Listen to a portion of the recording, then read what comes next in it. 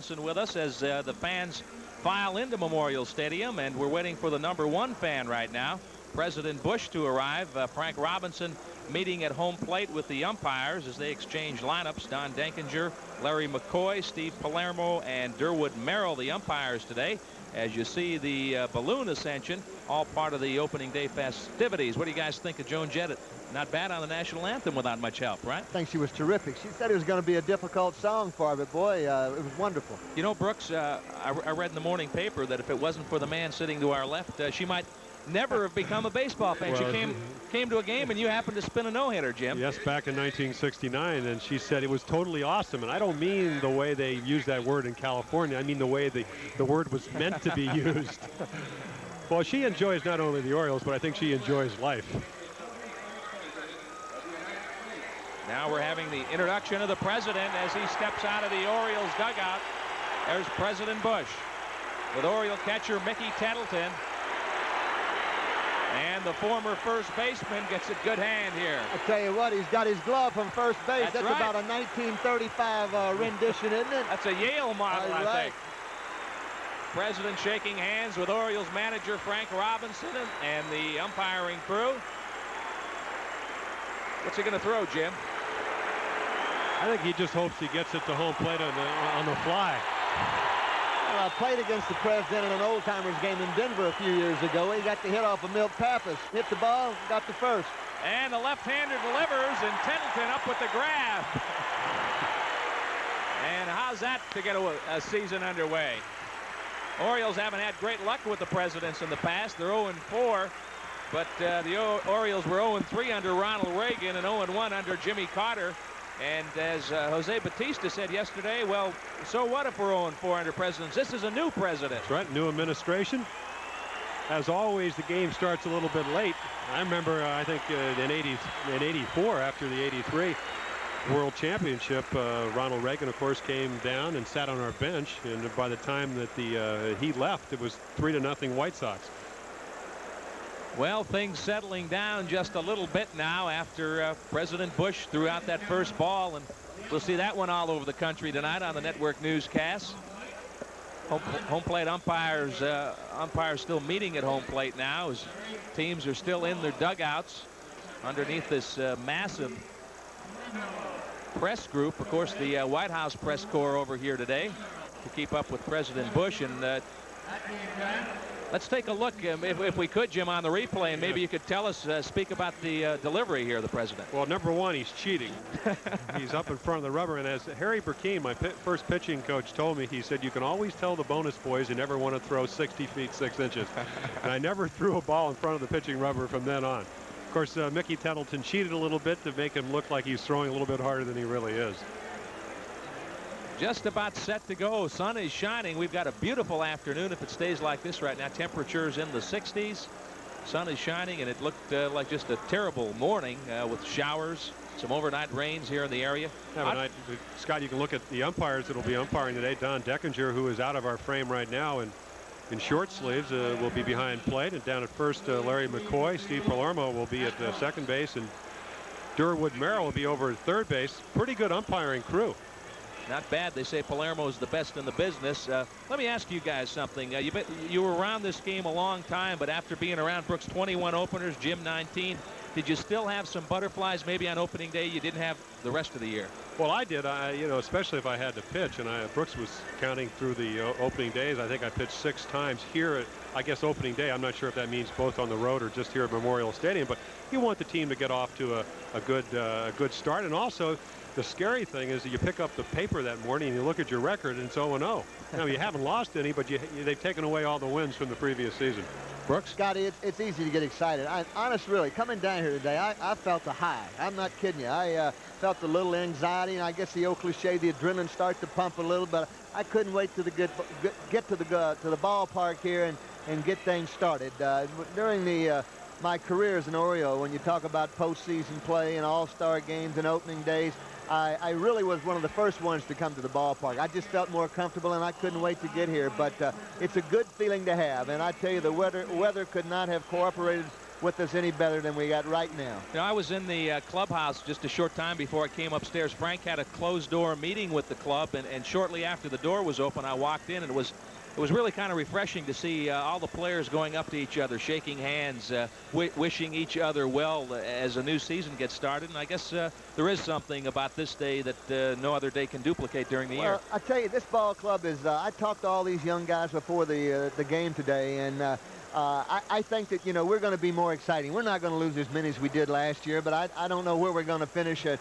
But these guys to the tee all feel like that they're going to do better than people expect them to do, and that's a good feeling. They're a young bunch. We've got 6 rookies this year. The last time we had that many was 1977. I think we had 7 rookies on the ball club. But that's a good feeling to have for these young guys that think that they're going to do better than everyone expects them to do. Jim, something was out. There's Marty Barrett, who's been an Oriole killer over the years with the Red Sox. What a great leader he is for that club. But so much was said about Oriole chemistry over the years, and when things went bad, I think the club got away from some of that. But Frank seems to think, and I know it's early in the season, but these young guys really like each other and are really pulling for each other. Well, and they also know that last year is past. Obviously, the specter, so to speak, of the 107 losses still looms over them because of I guess the lack of really confidence. But there's so many questions to answer this year. You know, how are they going to hit? Are they going to are they going to play defense well? And of course the answer is probably yes in that category, but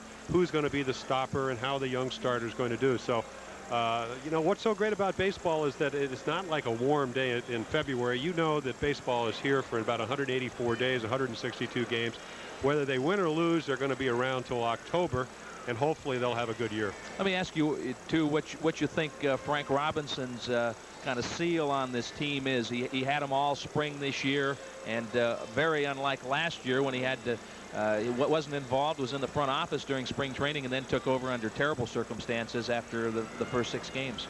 I think he's tried to, and I talked to him all spring. He said, I'm going to try to take my best 24 players north, the guys that perform the best. As you look at Frank and Mickey Tettleton, Cal Ripken, and it looks like Dave Smith saying, when's this game going to start? Yeah. But the point is, I think he brought the best club that he feels is going to do the best job for him, and they're going to be in him because they're going to be a good defensive ball club. The quality of play will be better this year. Whether they win more games is something we're going to have to wait and see. I tell you, I sense a new Frank Robinson, to tell you the truth, Jimmy. I've never seen him as open as he's been, as frank as he's been, and just the rapport he has with the players. This was not Frank Robinson. I think Frank Robinson, after last year, I thought he managed as good as he could with the club he had. And I just think this year, this is his group. This is his, he's put his mark on them, and we're going to see what happens. And here they go. All right, Orioles take the field. We'll turn it over to Jim for the play-by-play. Catch up with the lineups and Brooksy. Let's go get them.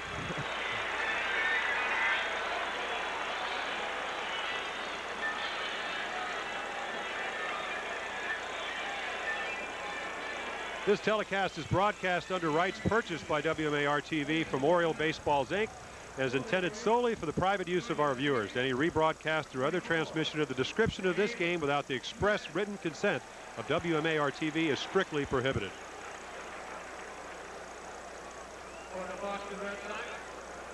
And as Scott said, a beautiful day for baseball. It rained early, temperature somewhere in the 60s. And let's go to our Bud Light Red Sox lineup.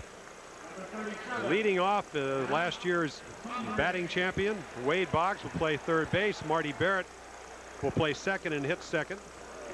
Dwight Evans in right field will hit third. Mike Green will play left field and hit fourth.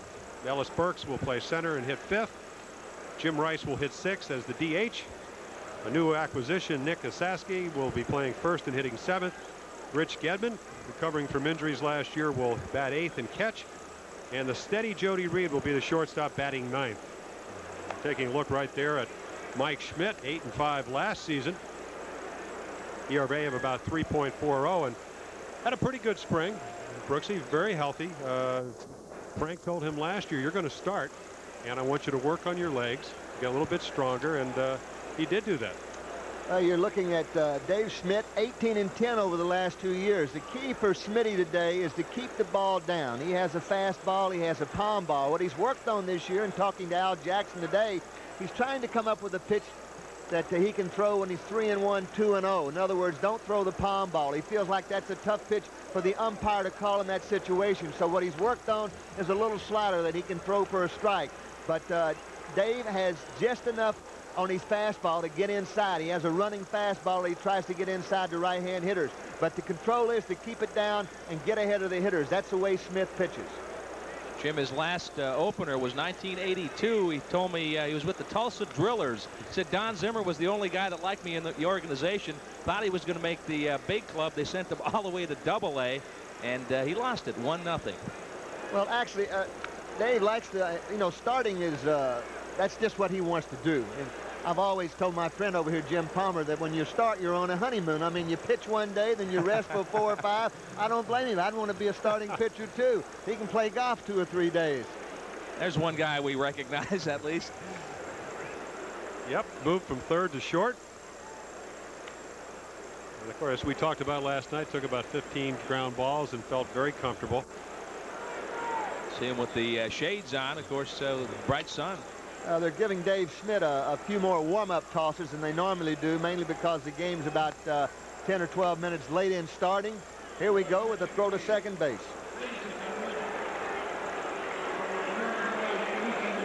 And leading it off for the Red Sox will be Wade Boggs. He's won a batting championship 4 out of the last 5 years. Excuse me, 5 out of the last 6 years, 4 straight times. So just an amazing hitter. Of course, has not been in the news strictly for. You hear the welcome hitting. too. Yes. Absolutely, Jimmy, the best pure hitter in this era, that's for sure. Just no way to pitching.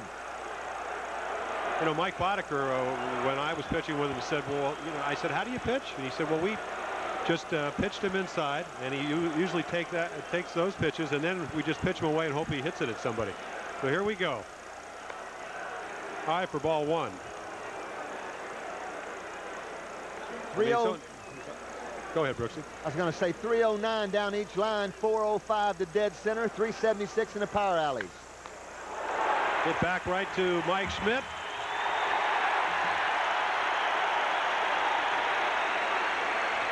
Excuse me, Dave Schmidt. It's like I know that I'm going to call Craig Worthington Cal Worthington, who sells Dodges out in Phoenix before the season's over. Of course, we did this in spring training. I guess that's what spring training for, to get into bad habits. So 1 up, 1 down. Marty Barrett will be the second hitter. Hit 283 last year with only a home run, but 65 RBIs, which is a phenomenal number. Well, he hit the Orioles pitching very well. 5 for 9 last year off of Dave Schmidt. But there's no place to play Barrett. Line to line, and he hits the ball the other way. Hit to Worthington. Knocks it down, and the long throw for out 2. You don't 2 think, up, 2 down, 2 grounders. You don't think that was a little opening day jitters there with Craig? He's got a good glove. Well, it was a big hopper to him. He took his eye off it right at the last second, but it stayed close to him, and he was able with a strong arm to throw Marty Barrett out. What do they say? It hit him in the wrong place, right in the middle of the pocket. And that'll bring up Dwight Evans. Ground balls, that's a good sign for Dave Schmidt. Certainly is. Evans coming off a 293 season, 21 home runs, 111 RBIs, which was 4th in the major league. So an incredible year. What's amazing is he seems to get better as he gets older. 17th year with the Red Sox, and you're absolutely right. Taken for strike 1. 2 down. Nobody on. No score here in the first. Evans played a lot of first base for the Red Sox last year. Had some hamstring problems and moved to right field, where he's won 8 Gold Gloves. 1-1 the count. I don't really think he's gotten the attention he deserved, Jimmy. He's been overlooked all these years. When you talk about fellas who have always seemed to be there outshining him. Swung on and missed. 1-2. That's the slider we were talking about. That's the first one he's thrown, and it's a good pitch for him. Just a real quick ball, breaks about 6 to 8 inches, and that's what the true slider is.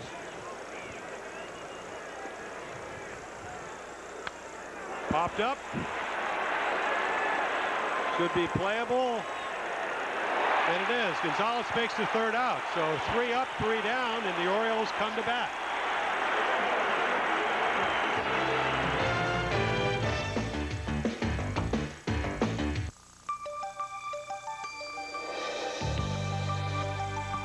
Giant, we care about quality, service, selection, and saving you money, like these half-price specials. Save this week on Glad 3-ply lawn and leaf bags. A box of 10, now $1.34. And Giant vegetable oil, a 38-ounce plastic bottle, now $1.24. At Giant Food, we care about you. This is not the commercial you were scheduled to see. Your Ford dealer has news so exciting he's preempting his regular message. Ford has just announced new low annual percentage rate financing, as low as 2.9%. 2.9%, or take cash back from Ford, depending on the model, up to $750 direct to you. Now there's a special program for the best-selling cars and trucks in America. Ford challenges you to find a better value anywhere. See your Ford dealer. Do it now. Getting foreign car repairs can be a problem. But you know what? When it comes to foreign car brakes and mufflers, nobody beats Midas. One foreign car dealer wanted him to make an appointment to fix his brakes. He didn't need one here. Another one wanted to keep his car all day. He'll be done here in no time. And neither of them could come close to our price. Midas guarantees brake shoes and pads for as long as he owns his car. Own a foreign car? Remember, nobody beats Midas. Nobody. Well, back at Memorial Stadium, opening day, 1989. Red Sox failed to score in the top of the first. And let's go to the Orioles Bud Light lineup right now. Leading off for the Orioles and playing in center field, Brady Anderson. It's 16 walks in spring training. Batting second, playing left field, will be Phil Bradley. Center fielder hitting third will be Steve Finley, last year's batting champ in the International League. Batting fourth will be Cal Ripken at shortstop. Larry Sheets will DH and bat fifth. Mickey Tettleman will catch and hit sixth. Jim Traber will be down at first base, batting seventh. Craig Worthington will be the third baseman and bat eighth. And Rene Gonzalez, subbing for the injured Billy Ripken, will be batting ninth. On the mound, Roger Clemens, 18-12 last year, Brooks. 291 strikeouts, ERA under 3, about 2.93. Well, he has exceptional year. Yeah, he has done that the last 3 years. Pitched 250 innings or more and had an earned run average of under 3, and that does not happen that often, Jimmy. He is just a great combination of power and good control. You know, he was 0-5 last year in August, so he struggled at the end of the year. But he is certainly could be this year the outstanding pitcher in the American League. First pitch to Anderson. The thing to watch with Clemens and over the years is if you watch Rich Gedman, you can almost see what kind of stuff he has, where he goes and where his glove is. Just where the ball, watch where the ball goes. Little changeup, strike two. Well, if he gets that pitch over with his fastball today and his little breaking ball, we are in trouble. Well, walked off the mound after only 3 innings. Joe Morgan said it. I don't know if he was throwing 98 miles per hour, but or it seemed like he was throwing 98 miles per hour. Said the mound was unpitchable. The 0-2 pitch, high for ball 1.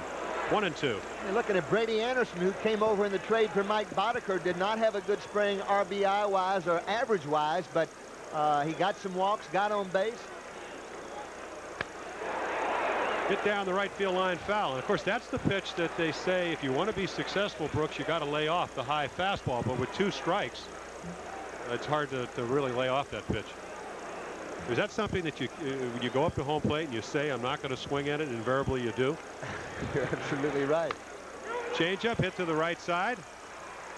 And Osaski takes the out himself at first. So Anderson bounds out to Osaski. It brings up Phil Bradley. Phil had a good spring this year, hitting over 325, over 300, well, 325 to be exact. But he comes to Baltimore with some good credentials from Philadelphia and Seattle.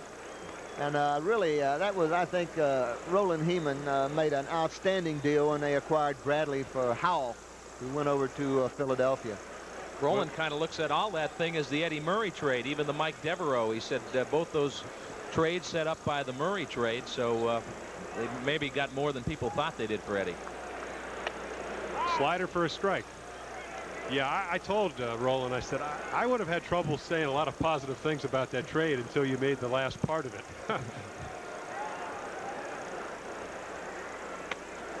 Strike two, fastball outside corner. 0-2. Of course, that original trade was Kenny Howell, Juan Bell, and Brian Holton for Eddie Murray.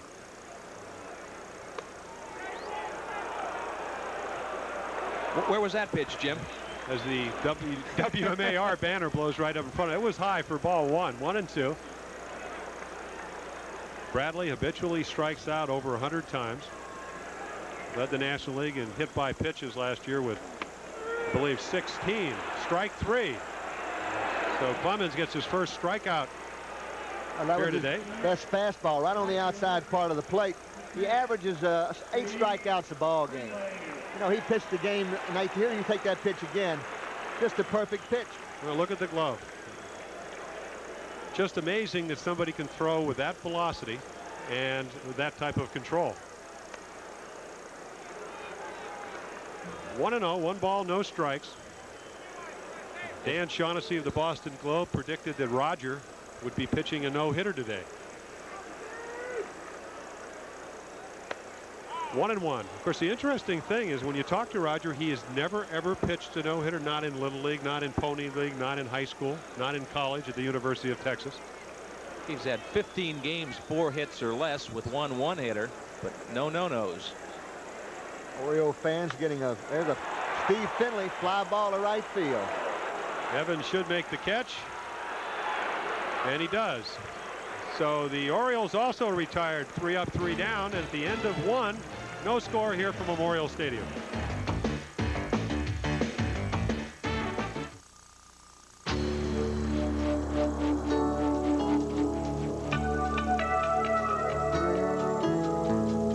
The Clydesdales, the symbol of Budweiser quality, of Beechwood aging, the choicest natural ingredients, and a genuine commitment to freshness and taste. One beer lives up to all this. Budweiser.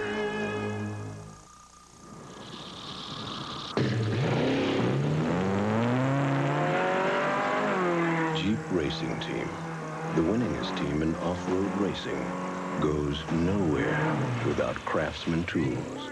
From their durable precision power tools to hand tools that are guaranteed forever. So, make sure it's a Craftsman, because you don't want to get stuck with anything else. Want a job? Sure, I got a job. Want to know why? Famous grilled chicken breast sandwich. Gonna be the biggest thing since the cheeseburger, they tell me. I got a brother-in-law makes $1 million selling fried chicken. That's not good enough for Hardee's. No, sir. We got a grill. So why bother? Because the customer will go someplace else. That's why I bother. You know what that's called?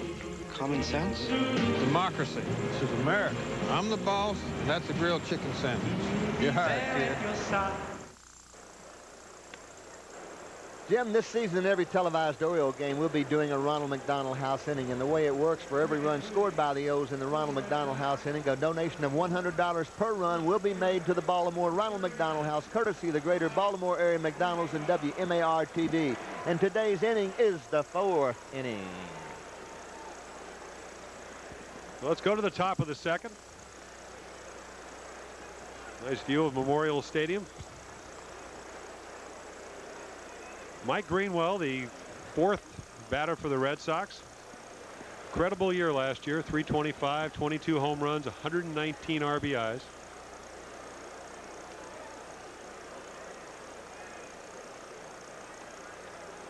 .31 RBIs in June alone, Brooks.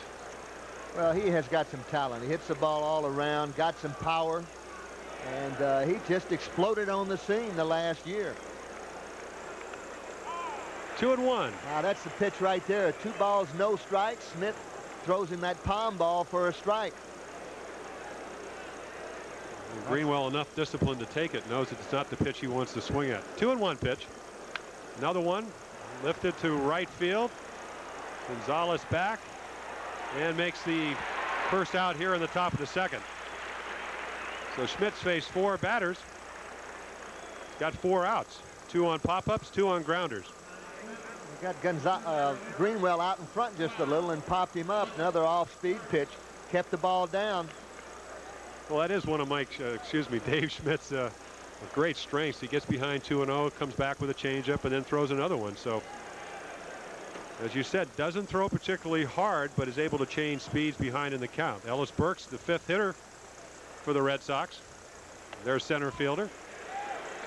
This guy has just loads of raw talent. It's about 200 pounds, 6'2", 28-inch waist.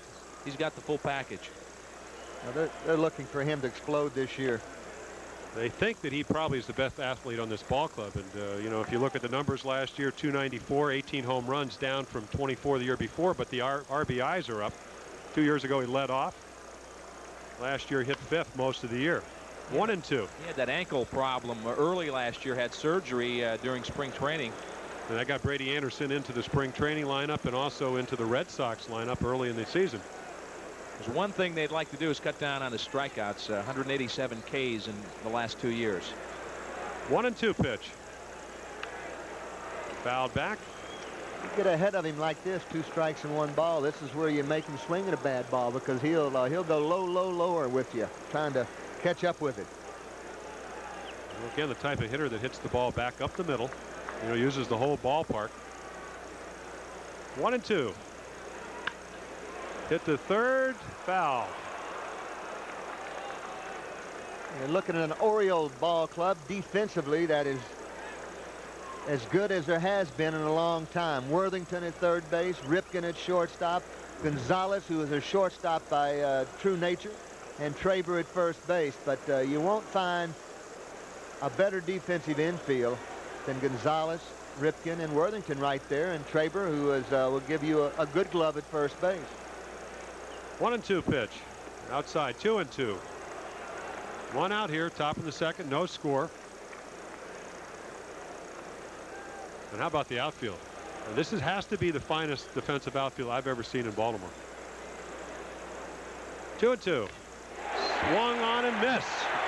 Well, there you have him chasing the bad ball. It was a ball a little out of the strike zone, but Schmidt put a little more. This is probably his best fastball of the day. He gets everything he has and goes right by him, out of the strike zone, upstairs, and Burks chases it.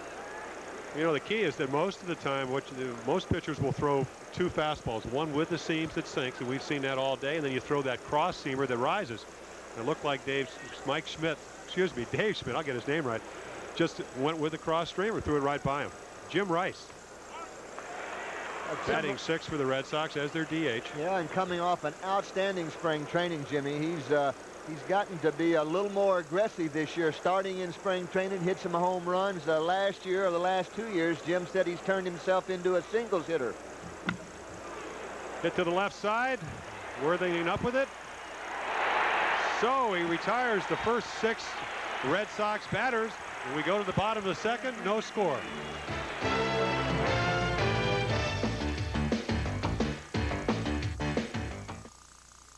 So what would have been so terrible if I had a small fortune? If I were a rich man, all day long I'd biddy-biddy-boom. If I were a wealthy man, hey, I wouldn't have to work hard. All day long I'd biddy-biddy-boom. If I were a wealthy man. This week's Lotto jackpot has an annuity value of $3 million for a single winner. There are a lot of gasoline credit cards, and a lot of them are the same. But this one is different. The difference is you don't pay more than the cash price. The difference is you get the best-selling gasolines in America. The difference is the people behind the card. Shell. Experience the difference.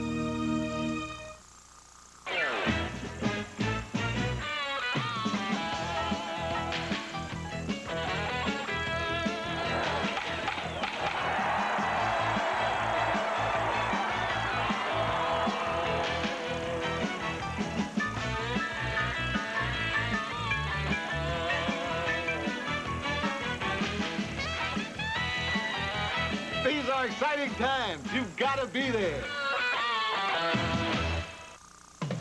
Bill will watch you, yeah, Bill will watch you. Tonight never looked better.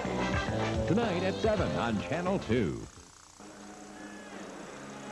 SK, maker of fine meat products since 1858, will bring you throughout the game the SK scoreboard. All the up-to-date minute scores and happenings from other games around the league. Compliments of SK. You can taste the difference quality makes. Well, back at Memorial Stadium. No score. The Orioles batting here in the bottom of the second. Roger Clemens on the mound for the Red Sox. Some incredible seasons last year, as you said, Brooks. 0-5 in August. Most likely would have won 20 for the third time in a row. 24-4 3 years ago. And still, if you go back to that year against the Seattle Mariners, 9 innings, 4 hits, no earned runs, no runs at all, no walks, and 20 strikeouts. 8 shutouts last year in 1988. Well, Jimmy, that's the way he did it right there. Starting player, you know, throws a breaking ball. He's not just a fastball pitcher. You can see he's got other pitches, changeup, slider, gets them over. It's just you've got nothing to look for. If you hit off of Clemens, you've got to look for something hard, the fastball. Another hard slider, perfect pitch. Last year, 12-4 on the road with a 2.09 ERA. Struggled in Fenway, 6-8 with a 3.91 ERA. Of course, a lot of that could have happened with the back strain in August when he did go 0-5. Well, this will be an interesting pitch here. Ripken with his new stance, open stance. Fouled off. Still 0-2. Cal's 250 lifetime against Clemens, which doesn't sound that great, but right-handers overall against Roger Clemens, career-wise, have hit 183. And when he gets 0-2, it's at I think 114. So good luck. He's 0-2 now. Oh. Swung on and missed. Well, you know, what do you do, really and truly? You know, someone said, well, how do you hit off Roger Clemens? And I said, look, when you hit off anyone who throws that hard, believe me, you just got to get it started a little sooner. Therefore, you're going to swing at a few more bad balls. Now, he just can't catch up with this fastball. This is outstanding. Good spot. Well, again, look at Gedman away, and he hits the glove. But I think a good point to make there, Brooks, is that if you have to get it started, when you see Cal not being able to get it started, doesn't it make you more susceptible to the breaking ball? Absolutely. So one down here in the bottom of the second. Larry Sheets, who likes to hit off Clemens, if that's a possible thing to say. He said mainly because his ball really doesn't have that much life. Now, of course, it has a little more life out of the strike zone up.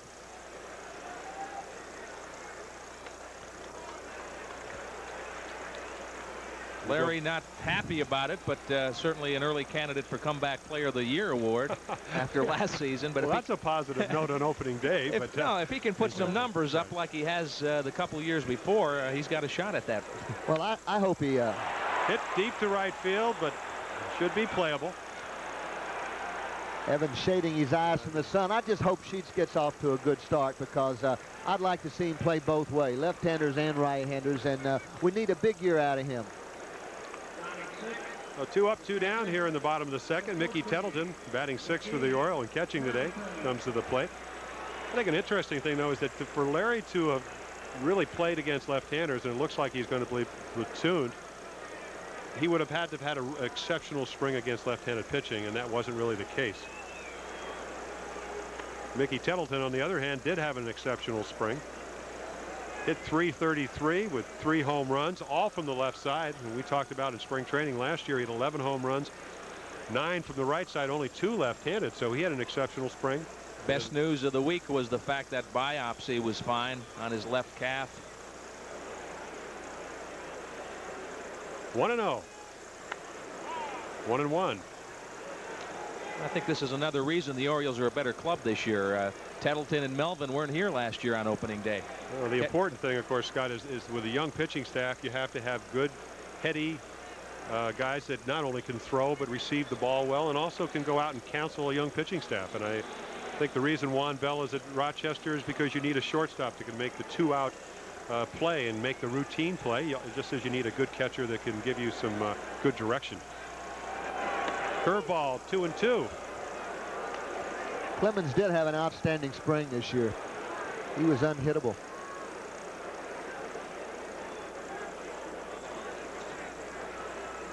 Two pitch. Hit off the fist. Over to Clemens for the third out. So both pitchers have had 6 up, 6 down, and we go to the third inning, no score.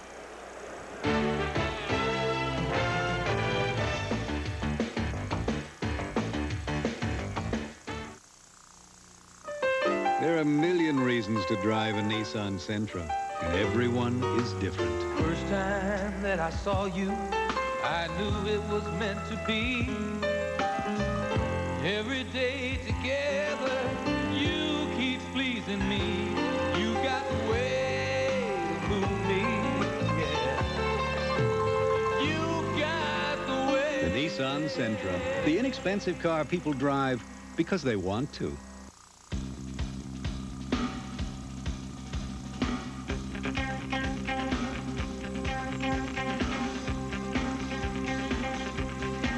It's just a pure and natural beer for you. So icy cold, so crisp, so clear for you. The king of beer, so fresh, so true for you. You got to taste this bud's for you.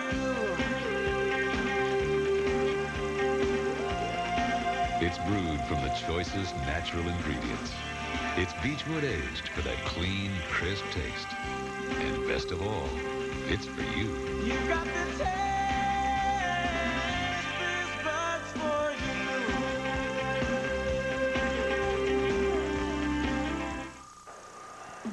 As part of a year-long campaign against cholesterol, Channel 2 has teamed up with Johns Hopkins to offer cholesterol screenings at a mall near you. For more information, call 955-7671 or 955-8397.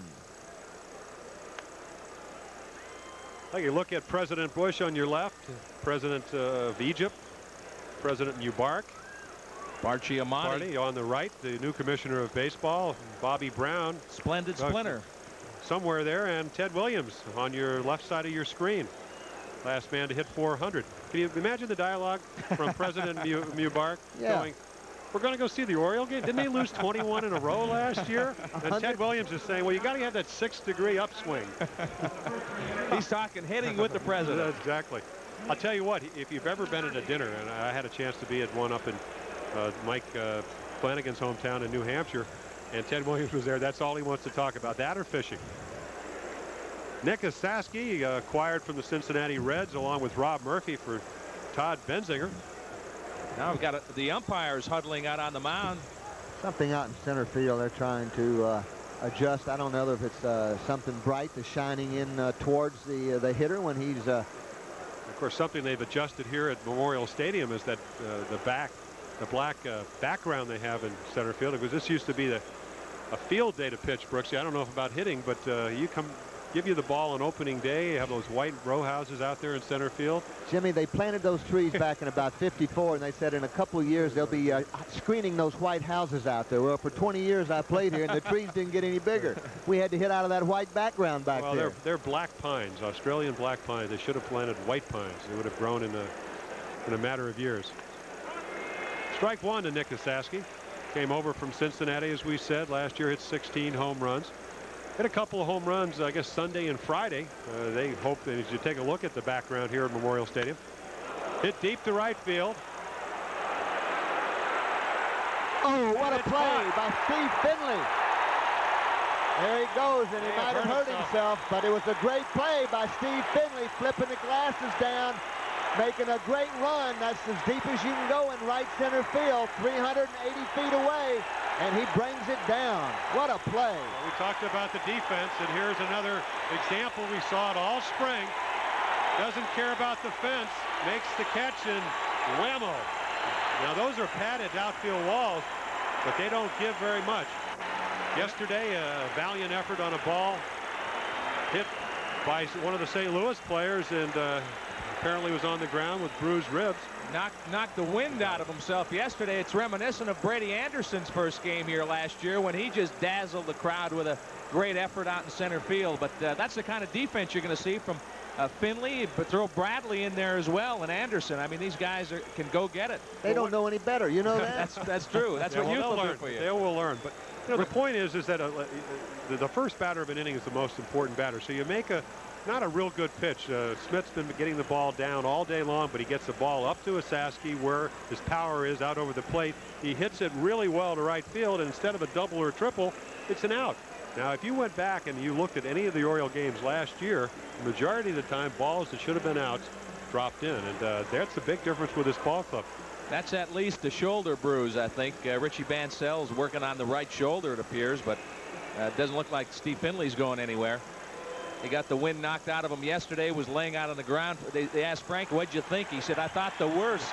Oh, no, not now. Well, Finley throws with his left arm, obviously. Had some elbow problems in spring training. It took a while to sort themselves out. But an excellent spring, both offensively and defensively, and you saw the defensive capabilities right there. I thought he broke a little late on the ball. Didn't realize it was hit as well as it did, but that kind of speed can make up for that. Well, that's where you got a good little breeze blowing that way. Right center field is the place to hit it. And he got it up in the air, and Finley just outran it. That brings Rich Gedman to the plate. Take another look. Again, the outfielders this year will be playing a lot more shallower than they did in the past. They all go back well. First pitch, swung on and missed. Palm ball for a strike. Oh, that's a great pitch right there by Schmidt. Someone asked him, well, what do you think about pitching against Clemens? Are you intimidated? He said, look, I'm not pitching against Clemens. I'm pitching against the Red Sox. I don't have to worry about Clemens. Well, I know that's what you're supposed to say, but it's one of those things where you know that if you go out and pitch against Roger Clemens or Frank Viola, you better not give up too many runs. Hit down the left side. Out of play, foul. Gedman's without his hitting guru, Walt Riniak, who was the Red Sox first base coach, kind of the one-arm Charlie Louth there. It may be a good idea, Scott, because, you know, last year, of course, he had an ankle problem early in the year, broke a bone in his ankle. You know, hit 231, 9 home runs, and struggled, 39 RBIs. Swung on and missed. That's the palm ball. You got the fast arm motion. The ball slips out of the strike zone, but Gedman already expends himself for strike 3. Well, what you swing at is the arm. Yeah, that's exactly right. You swing at the motion, and that ball goes down out of the strike zone, but you've already committed yourself. Again, the key to really Roger Clemens or any pitcher, Dave Schmidt today, is to get ahead and to have the hitters span the strike zone. You saw him swing at a ball that was out of the strike zone because he was fooled. It brings Jody Reed to the plate. One of the outstanding really surprises for the Red Sox. Well, when Joe Morgan took over last year, Spike Owen, who has been traded to Montreal, more or less sat down, and Jody Reed came along and just had a fabulous year, hit 293. No one expected him to hit that well. He's a decent fielder, fairly, you know, good range, pretty good arm, nothing sensational, but he gets the job done, and he really fit well into this Red Sox ball club. Contact hitter. 1 and 2. He's like Barrett in some respects. He can do a lot of little things that help you win. He can move up runners, and he had a couple of successful squeeze bunts last year that helped the Red Sox win games. He's a keeper. Well, again, makes the routine play, and you know that's why they originally got Spike Owen. So Schmidt once again ahead of Jody Reed. 2 outs, top of the 3rd. Slider fouled back. Spike Owens is a pretty good example of a guy who was a much better player on artificial turf than he was on natural grass. He was not the shortstop I thought he was after he left the artificial turf in Seattle. Would you say that it's, I mean, you played on some artificial turf. Isn't it harder to field on grass because of the bounces and so forth? No doubt about it. Time held up here. We got a beach ball rolling around on the warning track in right field. I mean, when you play on AstroTurf, you almost feel invincible. I mean, there's no bad hops. That's why you see on AstroTurf, you see a lot more catching and running. You know, ground balls, infielders catch the ball on the run and throw. You can't do that on the grass. 1 and 2 the count. 2 outs. Top of the 3rd. No score here at Memorial Stadium. Dave Schmidt on the mound for the Orioles. Roger Clemens pitching for the Red Sox. Hit right at Ripken at short. Line right at him. So Schmidt has faced 9 batters, retired all 9. There's no score for Memorial Stadium as we go to the bottom of the 3rd.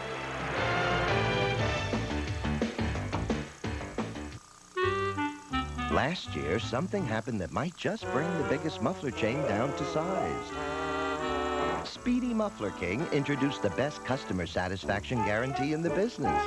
Compared to the big guys, only Speedy guarantees your satisfaction, or you'll get your money back plus 10%. So it's no wonder thousands of their customers made the move to Speedy instead. At Speedy, you're a somebody. 110% guaranteed. The real test of a power mower is starting it easily on the first pull. So Sears is putting 100 Craftsman Eager 1 mowers on the line. How many will start on the first pull?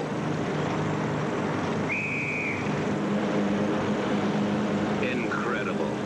99 first pull starts out of 100. What other power mower can beat that?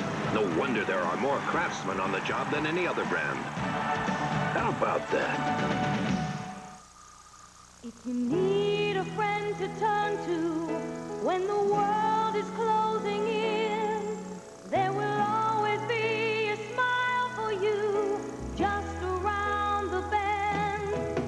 Well, most folks call him Tony, but even Pat will do.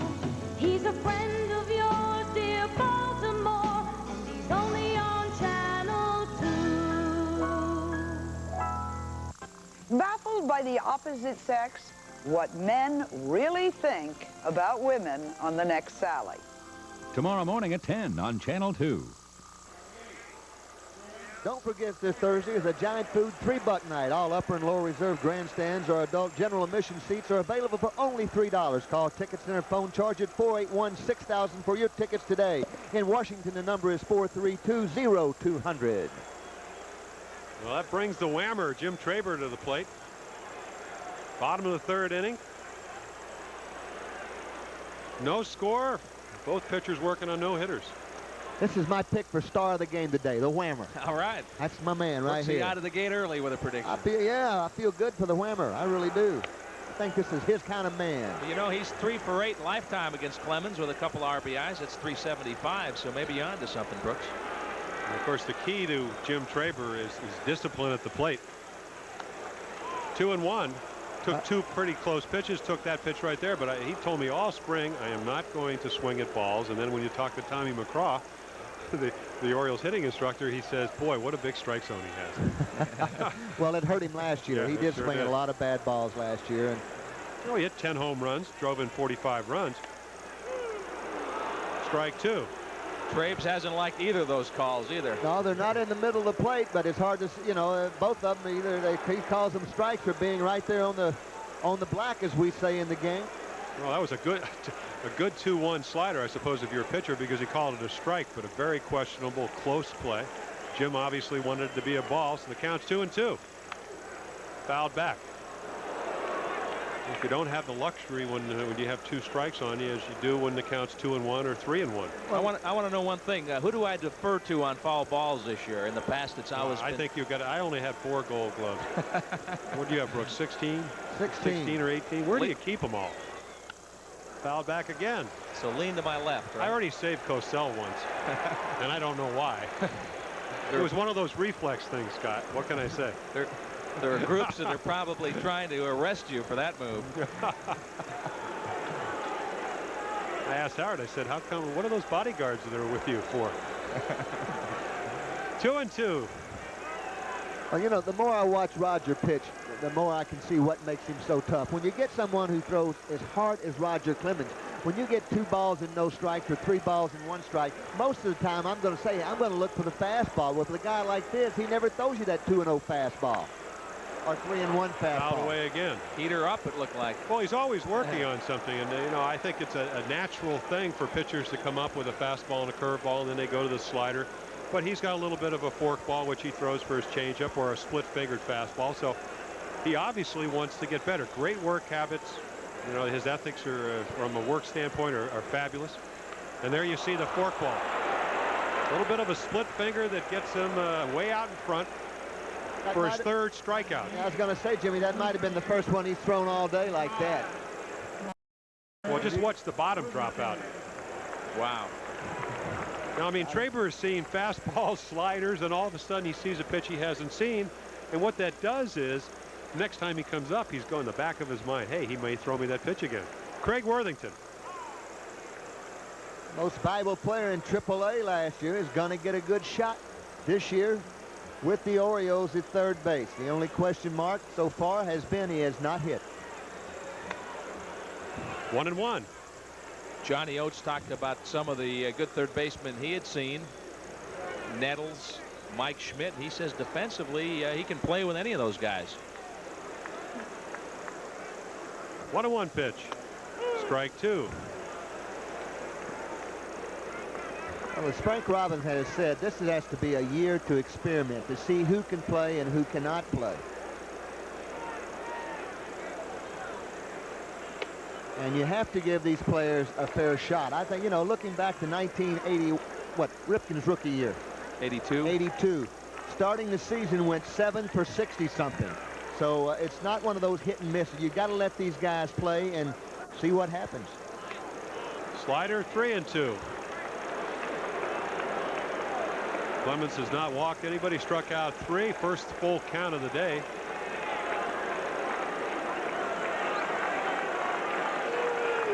Three-two pitch.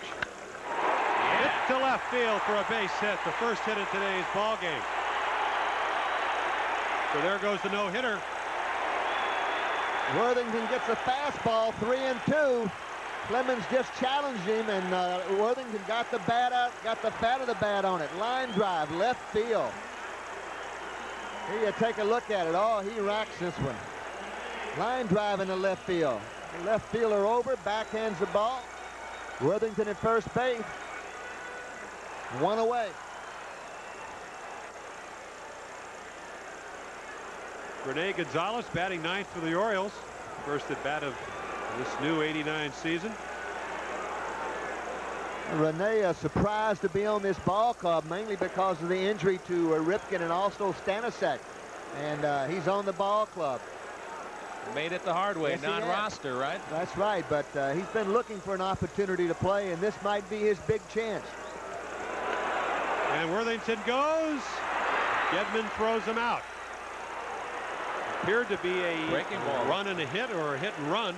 That's exactly what it was. It was a bad pitch to hit for number 1, way out of the strike zone. Gonzalez, you'll see it's a slider, and Gonzalez just did not get the bat on it.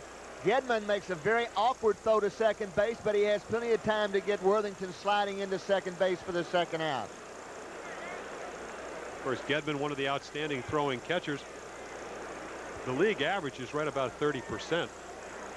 Last year, I think he threw about 38% out. In other years, he has thrown out as high as 40-some%. Of course, the best throwing catcher in baseball is Benito Santiago with the San Diego Padres. Apparently, he threw out 7 guys kneeling down from his knees last year.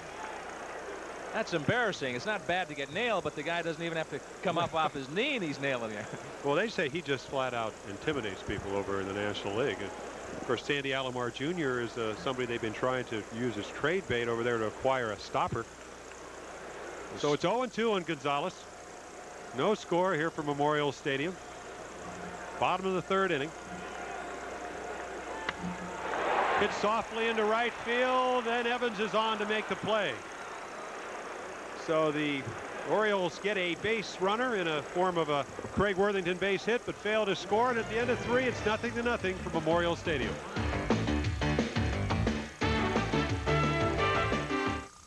Oh, Harold, it's lovely. I hope you like it.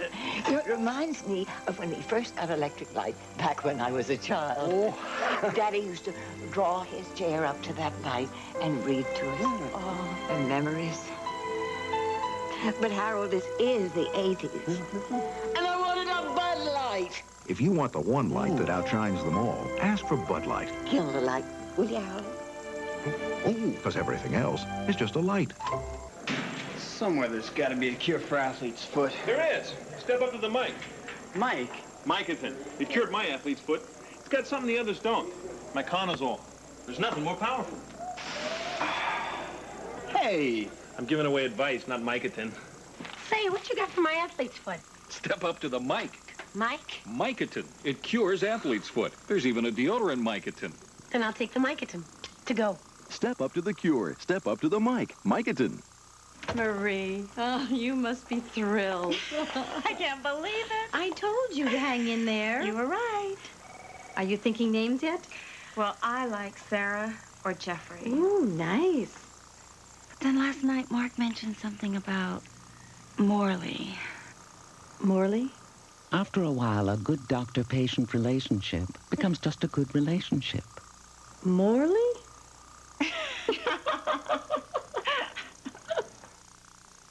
Orioles Baseball 89 is being brought to you in part by Jiffy Lube and by the Columbia Free State Health System.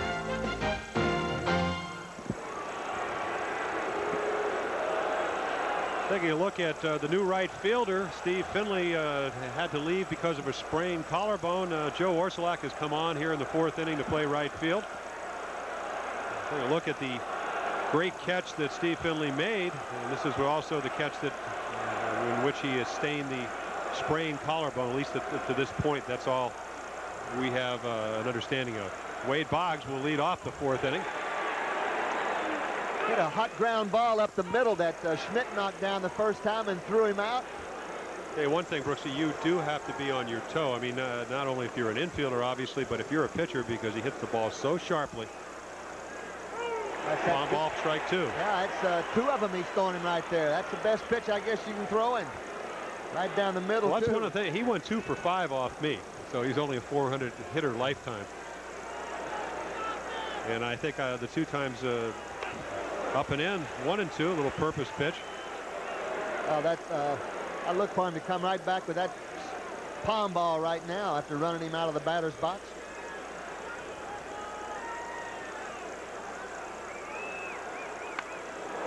Hit into right field for a base hit. So Schmidt gets ahead at first. Red Sox base hit. Unusual that Wade Boggs would get it. Well, I'll tell you, he looked like he didn't come back with a palm ball, Jimmy. Give him a fastball a little up. You'll see him try to go up. I think he wanted that ball up a little more, really, but it's a sinking line drive that Orsulak fields on the first hop. And your nearby Nissan dealers are donating $100 per Oriole broadcast to the favorite charity of the Nissan Player of the Game. The Oriole player will be selected at the end of the game. And during this Comeback 89 season, we'll hope you will choose along with us as we select the Nissan Player of the Game. The perfect situation for Marty Barrett here. Hits the ball the other way. Good bunter. Can do a lot of things. Red Sox don't steal many bases. But when this fella's at bat, a lot of things can happen. You're watching Orioles baseball on the WMAR Oriole Network. WMAR TV, Channel 2 in Baltimore. Well, I think that's why that's the opportune lineup is Boggs leading off. Barrett, who can handle the bat, hitting second. He takes ball 1, 1-1. Nobody out here in the top of the 4th. No score for Memorial Stadium. Well, when Clemens pitches for the Red Sox, believe me, they know they're going to win most of the time, Jimmy. It gives the whole team a little uplift. And the whole thing is, you don't have to have a lot of runs when he pitches. Well, it would be interesting to see if they do play for 1 run, either a sacrifice or hit and run or hitting the ball. Bunted back in front of the plate. Tettleton to second, gets Boggs. Great play, great instincts. Plays right in front of him, and he made it.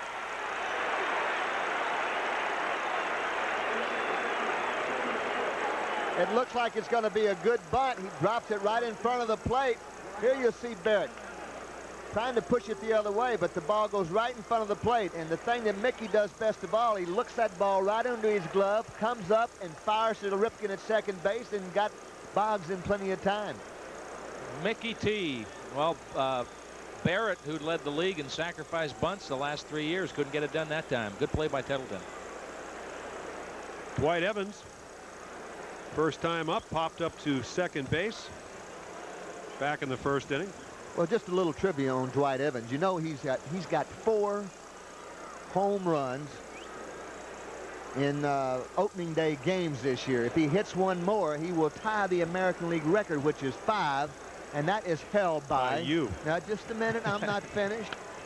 It's held by Babe Ruth, Carl Yastrzemski, and yours truly. A lot of guys who played a lot of years, yes, right? Sir. Do you know who holds the most opening day home runs? That is held by the manager, Frank Robinson. Hit 8 on opening day. got your stuff done today, Brooksy. I'm telling you, let's get on with it. What else did he have to do when he took that red eye last night from California? You want to pitch around him then here? Marty Barrett down at first, 1 out. Dwight Evans at the plate. Now tell me I don't get excited on opening day. You know You that? got your opening day numbers. Yes, sir.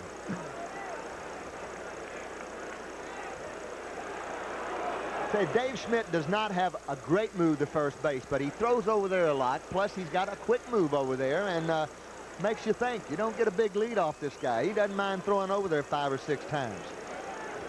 Plus a good delivery, quick delivery to home plate.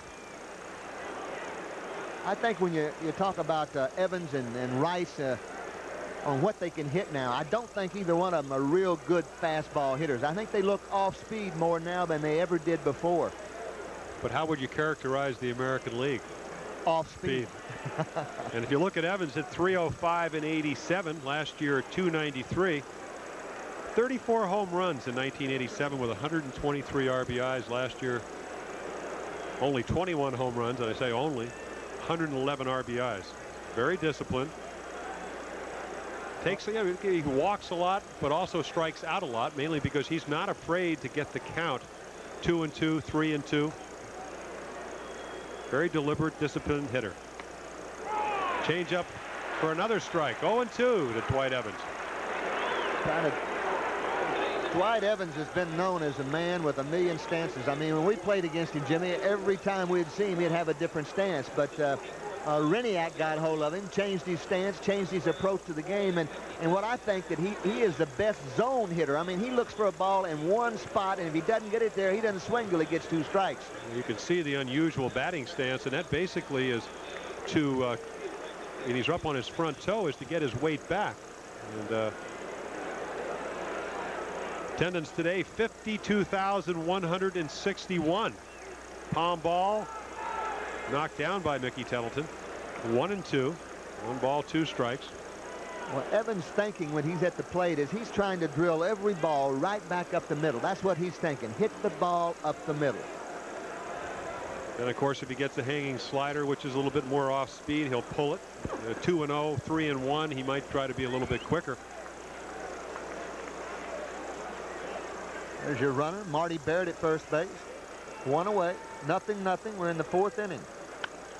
Popped up. Short center field. Brady Anderson underneath it. Makes the 2nd out here in the 4th inning. So Smith gives up a leadoff hit to Boggs, but the bunt attempt thwarted, and then a fly ball by Dwight Evans. Marty Barrett down at first. Brings up Mike Greenwell. Popped up to second base back in the 2nd inning, leading off the 2nd. Greenwell grew up in Fort Myers. That tells me one thing. He watched George Brett hit a lot spring training when the Royals were there, but he's got great balance at the plate. Well, again, disciples of Walt Reniak, who is now the hitting instructor with the Chicago White Sox. And I remember doing the '86 playoffs, and Mike Greenwell had come up at the end of the year, was used as a pinch hitter. And Reniak said, this kid's got a great stroke. And he certainly showed that. 119 RBIs last year. Hit the left center field. And Anderson makes the run and the catch. So a great running catch, yes, by Brady Anderson. Keeps Marty Barrett from scoring, and we go to the bottom of the 4th, 0-0 from Memorial Stadium.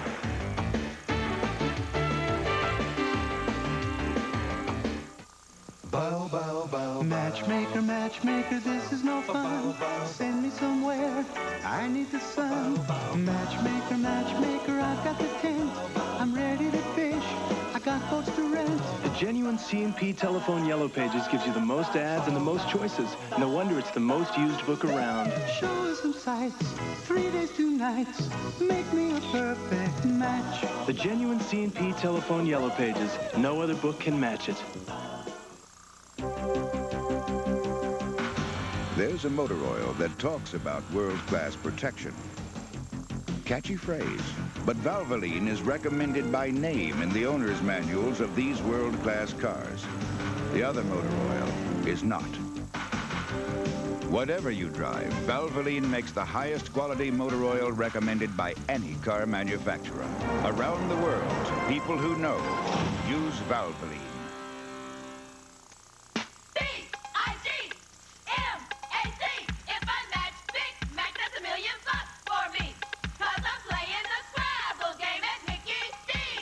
New game at McDonald's with over 70 million prizes. Enough for 1 out of 3 people to win. Delicious food prizes, a holiday and escape, $1 million. Get your game piece, win instantly, or collect letters to win. S-C-R-A-B-B-L-E. Oh, come on, play Scrabble at Mickey D's. A hard body can only last so long, but a brain with muscles is forever. Jeopardy! Tonight at 7:30. Brady Anderson will lead off the Ronald McDonald House inning. Remember, each run the Orioles score this inning means $100 to the Baltimore Ronald McDonald House, courtesy of the Greater Baltimore area McDonald's restaurants and WMAR TV. Brady Anderson bounced back to Roger Clemens in the first inning. Now it's the way it should be, Jim. Made the great catch, he leads off, right? Yes. That's the way it's supposed to be in baseball. We like tradition, especially on opening day. Of course, we don't like the tradition that President Bush here and the Orioles have been 0-4, but that could change. As our interpreter, Jose J.J. Batista, said, you know, this is a new administration. We didn't exactly say that, but he said we could go 4-0, didn't he? And remember, he's a left-hander as well. Those other presidents were right-handed. Exactly.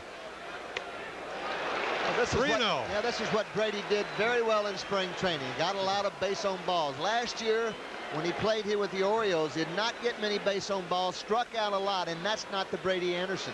16 base on balls in spring training to lead the major leagues. 3-1. Of course, you know, I talked to him. I said, is this a conscious thing you're doing? He said, no. He said, I'm not that type of hitter. I need to be aggressive. He said, they're just walking me. 72 plate appearances in the spring and only 2 strikeouts. Yes. Well, he's doing something. He's got to get a pitch to hit right here. I think.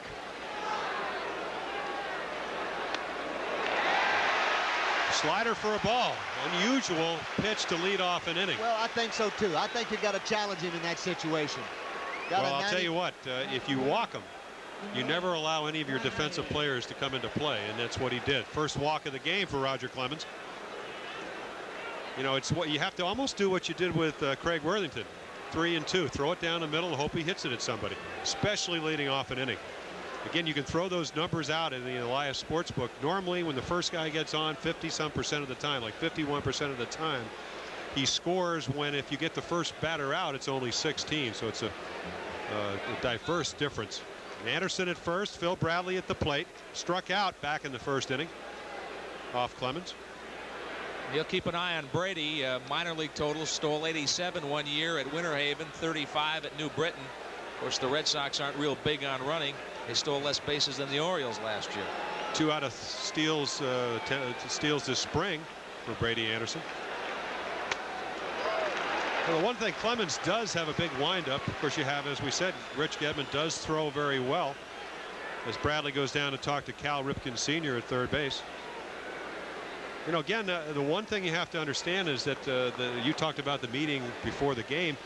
Normally on opening day, what happens is that you go into the locker room and you change the signs. So there are new signs, and I'm sure Cal Ripken Sr. wants to make sure that Phil Bradley knows what's on, if anything is indeed on. Ball 1, no strikes. Bottom of the 4th inning, nothing. Phil Bradley, a real good friend of Red Sox first base coach Al Bumbry, had a lot of influence on his career. Ouch. Bunted back off the side of his jaw, I believe. Came up on him. Looked like a bunt for a base hit. Did not square around a sacrifice. Well, the Orioles over the years have had the sacrifice and bunt for a base hit. The same at steal. They had a steal when you get a jump and steal on that particular pitch.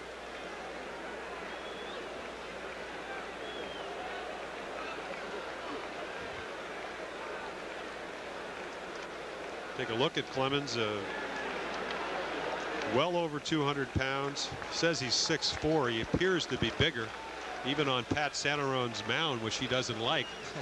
We talked about the fact that he left the ball game in Winter Haven the other day after 3 innings, throwing extremely well, said the mound was unpitchable. In fact, he complained about the mound here at Memorial Stadium. I always felt it was one of the best mound in baseball. In fact, I think the only time I would ever complain about the mound here is if you were in the second game of a doubleheader when I first started and Pat Santarone wasn't the groundskeeper, or going back to 1984 when I came in to pitch the 14th, 15th, and 16th innings. And there had been about 10 different pitchers all stepping on different spots. Pitch taken high. You can see Clemens wanted that pitch. The B. Well, Mike Boddicker sitting to Al Bumbrey's left. Yes. Not sure who that's in the foreground. Could be the bat boy. Richie Hebner is the Red Sox new hitting coach. He was always a character. Yeah, his philosophy is get a low fastball and hack. He'll be passing that on to others, I'm sure. 2-1 pitch to Phil Bradley. Swung on and missed. That's the one thing, Scott, that even 2-1, Clemens gets behind you. He still has that exceptional fastball that you can look for and still can't hit. Jimmy, for someone who throws as hard as he does, he keeps the ball down better than anyone I've seen. I mean, much better than you or Denny McLain or Nolan Ryan. Well, the strike zone has changed. It's come down. And again, what he tries to do is throw enough low strikes to get you out of the strike zone. Well, what do you do here now? 3-2? Start him up. Well, we've already seen him throw a 3-1 breaking ball to the leadoff batter, Brady Anderson. So 3-2 if you're Phil Bradley. You can't be sitting on anything. You got to be looking for the ball and I suppose swinging it. It's basically what you do, 3-2. Well, I think I got to run him, even though Bradley strikes out a lot. This is the type of ball game. We've already tried it one time. Anderson got some speed and get a good jump. There he goes. Swung on and missed the throw, and he's safe. Well, they talked about being aggressive. We've seen hit and runs. Frank knows, and if you look back at spring training, 31 ball games, 127 runs. That's a little over 3 runs a game. You're going to have to take some gambles, and he does. And it's a pretty good throw, let me tell you that. Close call at second base, and he gives a safe sign. That's going to bring up Joe Arcelak. You know, Brooks, there's no doubt in my mind they were going to run on that play. You said it right. He strikes out a lot. You got a strikeout pitcher, but I think Frank wants to set a tone for the club, for the fans, for everybody. This is going to be an aggressive club. They're going to have to take it to other teams. Also, when you swing at a pitch, it distracts the catcher. Takes a little bit longer. He's got to make sure he receives the ball. And also 3-2, you want to frame the pitch. You can't, you just can't take the pitch away from the umpire. So it's a good pitch to run on. Clemens, of course, wanted the out call at second base because I think he senses that there's not going to be a lot of runs scored. He's going to have to get every break he can. So Anderson at second. No score here at Memorial Stadium. Bottom of the 4th, 1 out. Joe Arcelak coming in for Steve Finley, who injured his shoulder in collision with a right center field fence. Joe, not an exceptional spring. He only hit .232 with a home run, a couple of RBIs. One of the real bright spots on this Oriole ball club last year, which had few bright spots. Arcelak's play. Swung on and fouled off. 0-2. Well, he had that sudden power surge from about August 9th through the early part of September, where he hit 7 out of his 9 home runs. Well, he said he got mad. You know, I mean, they play him to left field, pitch him outside, and he hits a little easy fly ball over there. So he said, well, I'm going to start doing something different. I'm going to start turning on that ball a little. And what do you know? He jacked the ball out of here a few times. Well, you can see the open stance. Makes you maybe be able to turn on the ball a little bit better inside. He's really an advocate of weight training. Did a lot in the offseason, much bigger in his upper body as he came back this year. Well, I'll tell you, this is also, we talked about outfield defense, solid infield defense. This is probably the best all-around conditioned team because of the acquisition of Al Johnson, the new strength coach, as he takes 2-2 outside. I think one thing Larry Lucchino, the new president of the Orioles, said is, hey, let's get some weight equipment. Let's get them working out on a year-round program. They gave the pitchers arm exercises. They had to do a 12-minute run, which Rene Gonzalez apparently had the best time in after spending the entire off-season in Australia, running mountains and through the rainforest, across the desert. Surfing. I think the count's 1-2. 1 out. Anderson, the potential go-ahead run. No score here. Down at second base. Fouled back. Well, you talk about that certain power surge. In his first 1,127 times at bat in the major leagues, Jimmy, he hit 3.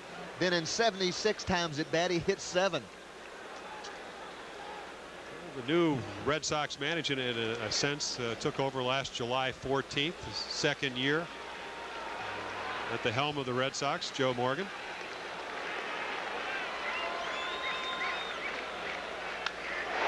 Hit back up the middle. Anderson should score as the ball gets by Ellis Burks. So the Orioles take the lead on their first run of the 1989 season. 1-0. Oh, there you have it. Arcelak, that's what he does best. Line drives, and he drills it right up the middle by Clemens into center field. Anderson scoring easily, and the Orioles are on the board, 1-0. Tell you, Brooksy, this is a changeup. Looks like a split-fingered fastball. What it was, yes, back up sir. the middle. And I'll tell you what, you never know how the game's going to turn out, but you like to get beat on your #1 pitch. I think that would rate about #4. I think the worst thing you can do to Arcelak is throw him anything off speed, and that's what he got that time. Of course, in defense of Roger, I'm sure he didn't try to throw it belt high down the middle. So the Orioles lead 1-0. Ripken at the plate, Arcelak at first. We got a long ways to go, but how ironic. Everybody, a lot of people talking about, gee, it doesn't look like Joe Orsulak's going to get his shot, and Finley runs into the wall. Orsulak comes in and drives in the game's only run thus far. Well, of course, in defense of Orsulak, you know, as Brooks said, an outstanding year last year. When you look at the makeup of this ball club, you only have really one left-handed guy on the bench when you start a right-handed hitter. So who do you want to have? A veteran to pinch hit, a guy like Orsulak, or a youngster like Finley? So Frank decided to start Finley, and because of the injury, Orsulak happens to get a base hit to put the Orioles ahead. 1-1 on Cal Ripken, 1 out. Orioles lead 1-0, bottom of the 4th. The Orioles with 2 hits, the Red Sox only 1.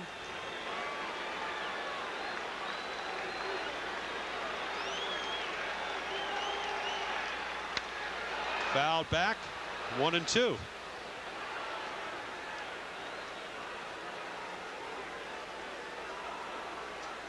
Cowell, that new open stance that he experimented with spring training. Had an excellent spring, hit .324 with 2 home runs, 9 RBIs.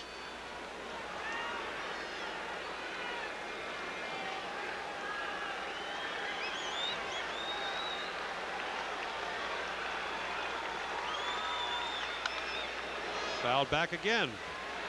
Well, you can 1-2. You can talk about the Red Sox, Jimmy, and all the controversy that has surrounded them this past year, and this has been going on for over a year now. But I think that the Red Sox are going to miss Hurst more than anyone else. Here's a guy, left-handed pitcher, 18-6 last year. I guess you could say he was the ace of this staff, and now he's with San Diego. So that's going to be the area that they're really going to be hurting more than anything else. Well, he did have the best record at 18-6 and 229 quality innings.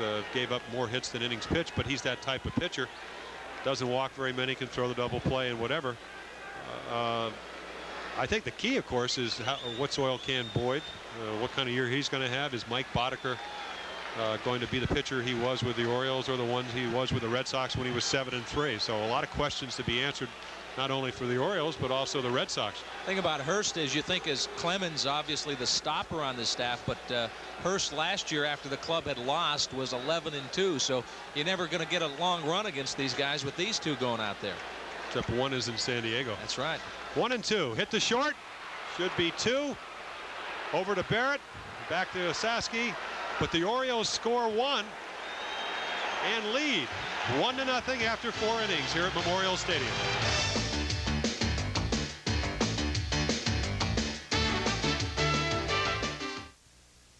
These are just some of the people who bought cars before visiting a Nissan dealer for his spring sales drive. They didn't know they could get a Sentra for $0 down and $750 cash back, or a hard body for $0 down and $750 cash back. They didn't realize they could save up to $3,000 on selected models. So don't miss the Nissan Spring Sales Drive. It could save you a lot of money and a lot of headaches. See your nearest Nissan dealer now. Nature's light. Bathing fields of grain, enriching full, fresh hops, giving life to sparkling streams, nourishing all the natural things that go into making Bud Light. The light beer that's Beechwood aged for a clean, fresh taste that makes Bud Light the one light that outshines them all. I'm Tony Pagnotti from Channel 2. And I'm Gary Murphy from B104. We're here at the fantastic new Disney MGM Studios theme park in Florida to announce a fabulous sweepstakes. Be among the first to experience the new Disney MGM Studios theme park. A whole day of Hollywood adventures. Winners will fly Delta Airlines, the official airline of Walt Disney World, and stay at the Disney Inn. The grand prize includes a new 1990 Chevy Lumina, the official car of the Disney MGM Studios. Send a postcard with your name, address, and phone number to B104 Baltimore. All of this could be yours. Enter now. Have an important message for you, Meineke. I am not going to pay a lot for this muffler. At Meineke, you get quality Everlast mufflers from just $18.93 installed.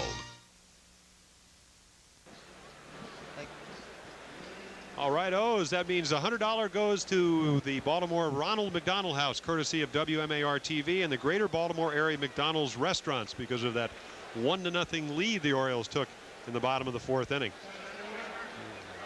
As you look at the crowd, you can see that the weather has turned very nice. The rain has stopped. Great playing conditions. As you look around Memorial Stadium, 52,161. As Dave Schmidt pitches to Ellis Burke, top of the 5th inning. Burke struck out back in the 2nd inning. Schmidt threw the high fastball right by him.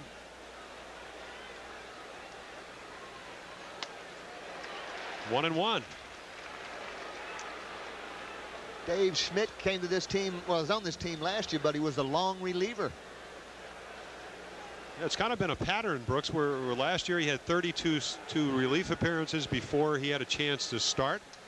The year before, 20 relief appearances before he had an opportunity to start. Well, it's kind of been, we'd love to have you in long relief, and then when the starters can't get past the 3rd inning, they hand them the ball around August. Well, never pitched over 129 innings. Ball bounced to Worthington in 3rd. And he's over to Traber for the first out, top of the 5th. I want to say hello to John Rosendahl, who's at Shady Grove Adventist Hospital in Gaithersburg.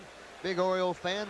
Just want to tell him we're thinking about him and get well soon. Also, Ed Schilling over in the Washington Adventist Hospital in Tacoma. So good luck to you gentlemen.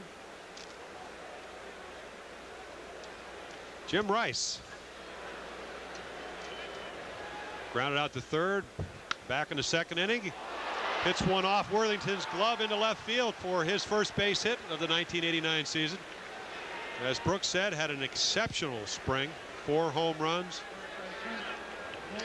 Hit 367 on the spring with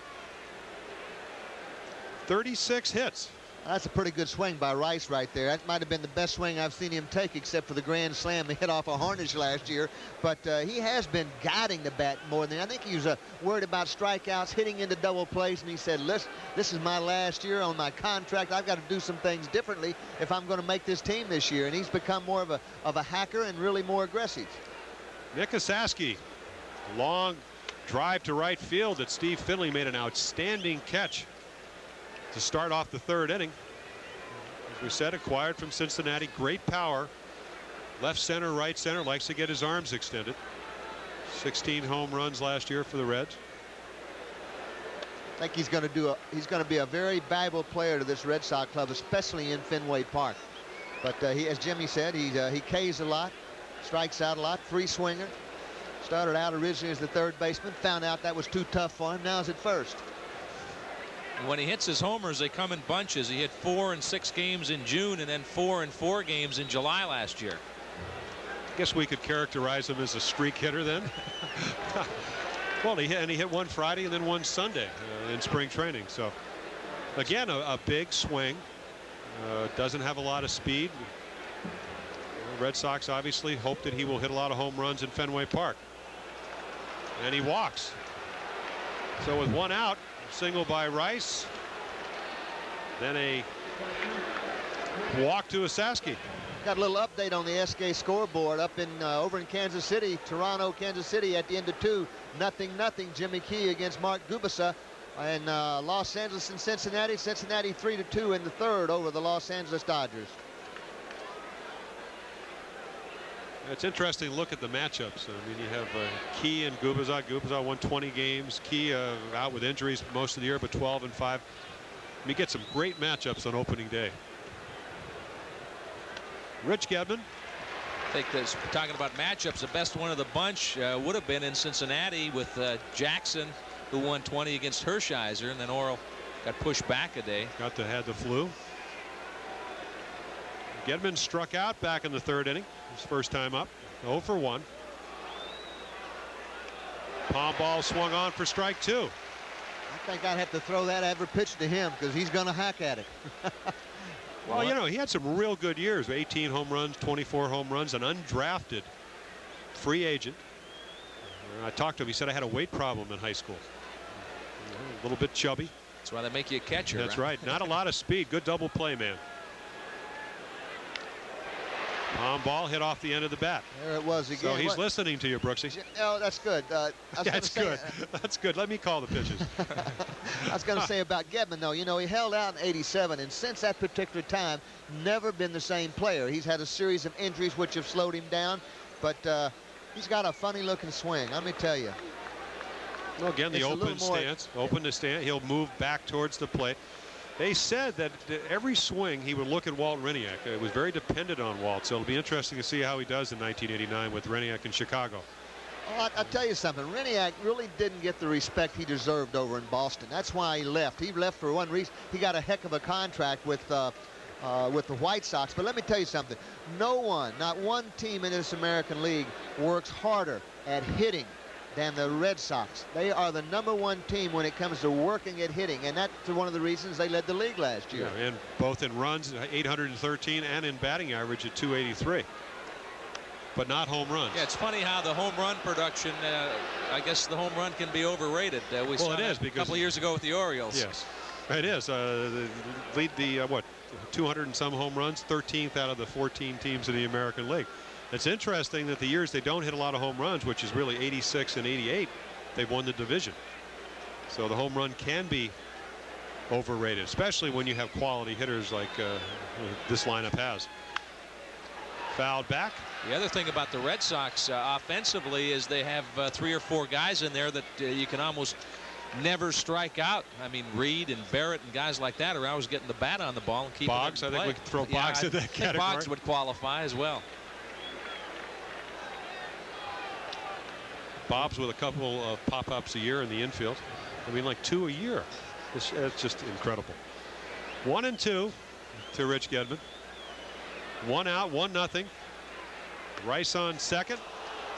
Asaski down at first base. As Gedman takes ball 2. 2-2 and 1 away. I think I'd bet my last dollar this is going to be the palm ball right here. Palm ball, ground ball, a second. Big out to if he short can get it. to first. I hope. The 2-2 pitch. Palm ball swung on and missed. Who's the pitcher up here, Brooks or Jim? Well, no, he's the catcher. See, the catcher calls for the pitches, Scott. Okay. And then Dave Schmidt throws it. Well, this pitch has a little action on it, but you can sure see it's the palm ball. Good spot, down and in. Gedman swings right through it, and that brings up Jody Reed. Right, lined out to short, hit the ball right on the nose, right to Cal Ripken.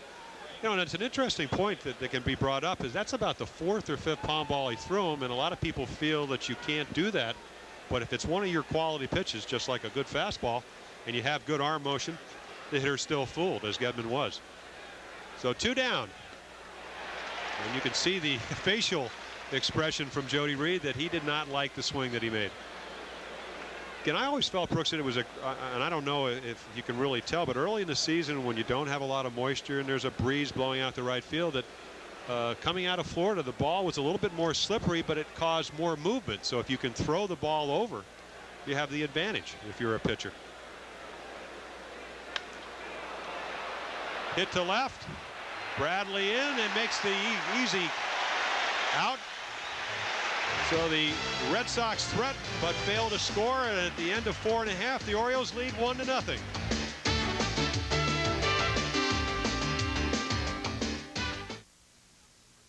This is not the commercial you were scheduled to see. Your Ford dealer has news so exciting he's preempting his regular message. Ford has just announced new low annual percentage rate financing, as low as 2.9%. 2.9%, or take cash back from Ford, depending on the model, up to $750 direct to you. Now there's a special program for the best-selling cars and trucks in America. Ford challenges you to find a better value anywhere. See your Ford dealer. Do it now. Alan, Frank Robinson, we need you. And bring your equipment. They need me.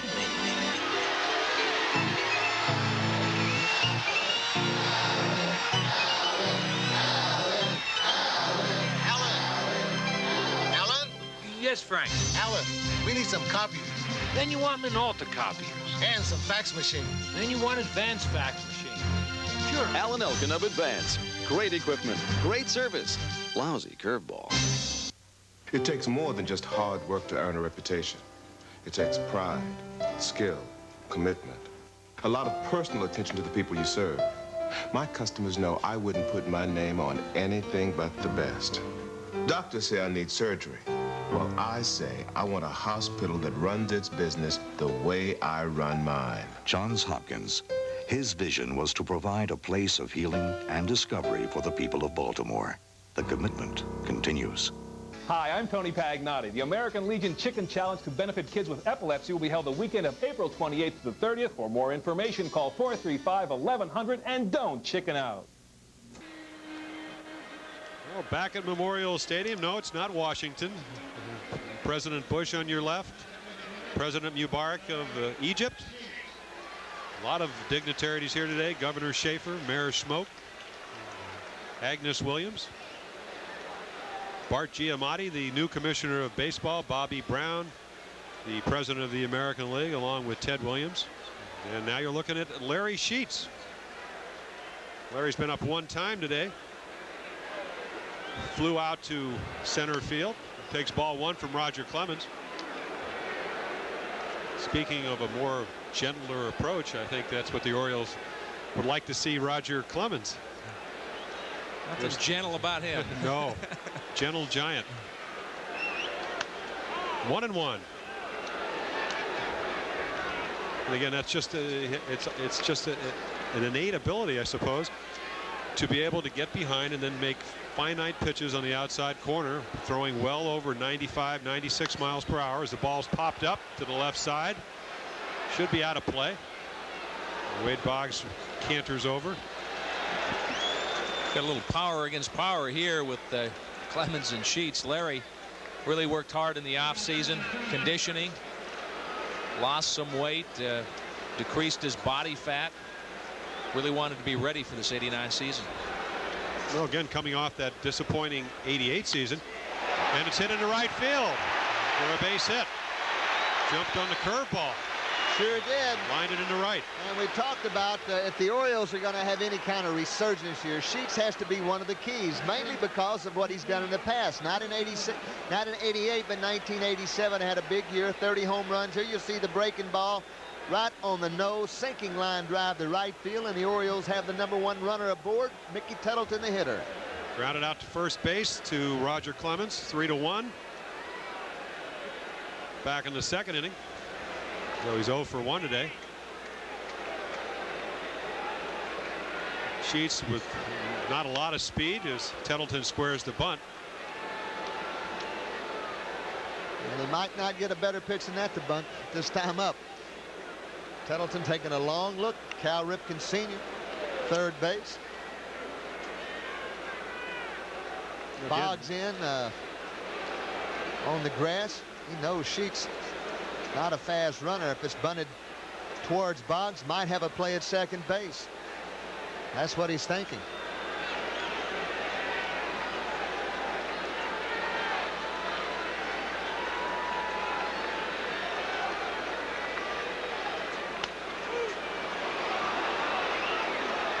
Oh, 0-2. Maybe his heart really isn't into bunting. Maybe he wants to. Well, he doesn't do it very often. And he said, I want to hit a home run. I don't want to bunt. Of course, that's not what he's saying, but he may be thinking that. See the belt loops there, part of the new Oriole look with the uniforms. It's more of a traditional look. Looks like the Giants. Brooks and I were talking. Just missed. 1-2. I guess players don't pay that much attention to uniforms. The last significant change was in '71, and neither of you guys remember what it was. Had to be the double knits. Yeah, but I can't. I mean, I guess in '70 we wore the flannels. 1-2 pitch. 2-2. Clemens gets right out in front and now misses with 2 successive pitches to Mickey Tettleton. Orioles leading 1-0. Scored on a walk to Brady Anderson and a single by Joe Orsulak back in the 4th. 3-2.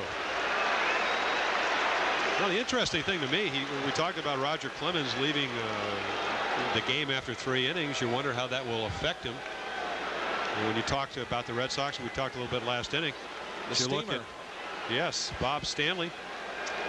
The secondary pitching of the Red Sox last year was something like 33 and 39. So Clemens and a lot of rain. As Sheets goes and Tettleton walks. So the Orioles have the first 2 runners on here in the top of the 5th. Well, I tell you, I like it. 3-2. Sheets at first base. Tettleton the hitter and no outs. Frank chose to send him, and it was ball 4. But I like that. Well, again, you know, Frank is not like a new kid on the block, and he realizes that here's Clemens, who's a control pitcher. Most likely he's going to throw a strike or try to. He wasn't able to. You know, even though Tettleton may strike out, you're doing something positive. Here comes Brooks, star of the game, with 2 on. The Whammer. Out. Is it time, Brooks? It's time. Well, after last time up, he struck out. Huh? Yes, he did. He's due. Back in the 3rd inning. This is a situation that Jimmy Traber likes best of all. Well, there's no doubt about it. Jim Traber is his own best fan and a very confident young man. He was hoping to get an opportunity and has. Will be part of the platoon situation at first base. And he takes strike 1. Randy Milligan will be playing first base against left-handed pitching. Jim Traber against right-handers, most likely, for the at least initially here into the '89 season. Look at the signs. Shortstop Jody Reed's going through. Well, he's going through all the different plays that they have on a bunt situation, and it'll take an awful good bunt by Jim Traber to advance Sheets and Tettleton. Sure got a big hole if he can pull the ball. 0-1 count to Traber. 1-1. It appeared that he was hitting. Looks like Roger humping up, knows he's in trouble right now, and this could be a key inning, bottom of the 5th. You know, that's what Rich Gedman says about, you know, in catching Clemens over the years. He said, hey, he said it's almost like sometimes he likes to get into the trouble so he can get out of it. But again, this is the first game of the season. The weather's a little bit different. Coming off only 3 innings the other day down in Florida. 1-1 count. Nobody out. Oh, boy, what a great pitch. Forkball. I'm telling 1-2. you. Rob Murphy's throwing now. Joins Stanley out there in the bullpen, the left-hander. Sensational pitch right there. There's no way you can swing at that ball. I mean, if you're hitting, got to look for something hard. Here he floats one up there like that, and you just take it. That's all. Well, that's a good idea, though, because Traber couldn't have hit it. 2 strikes. 1-2. Popped up to the left side. Boggs may have a play, and he does. So Traber tries to bunt and then pops out to Wade Boggs at third base in foul territory for the first out.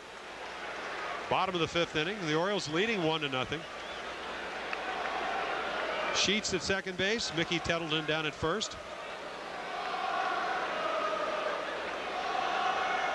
Craig Worthington up at the plate. Singled for the first Oriole hit back in the 3rd inning. Clemens went 3-2. Threw him a belt-high fastball, and he whacked it into left field.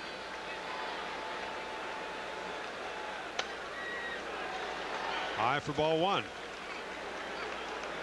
That's where Worthington's had some problems, too, is laying off of bad pitches.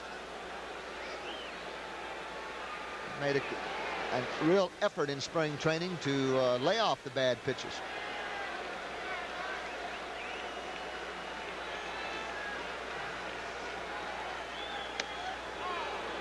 One and one. Wondering what kind of spring he had. He hit .211. Was up 76 times, 16 base hits, a home run and 10 RBIs.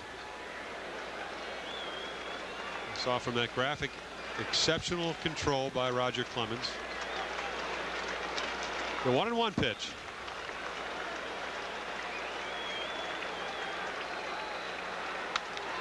Fouled back. Orioles trying to do here today what it took them a month to do last year, win a game. And Dave Schmidt figured into that one too. That he did. Came on in relief of Mark Williamson. Again, Clemens with 8 shutouts last year. He struck out 13 or more 6 times.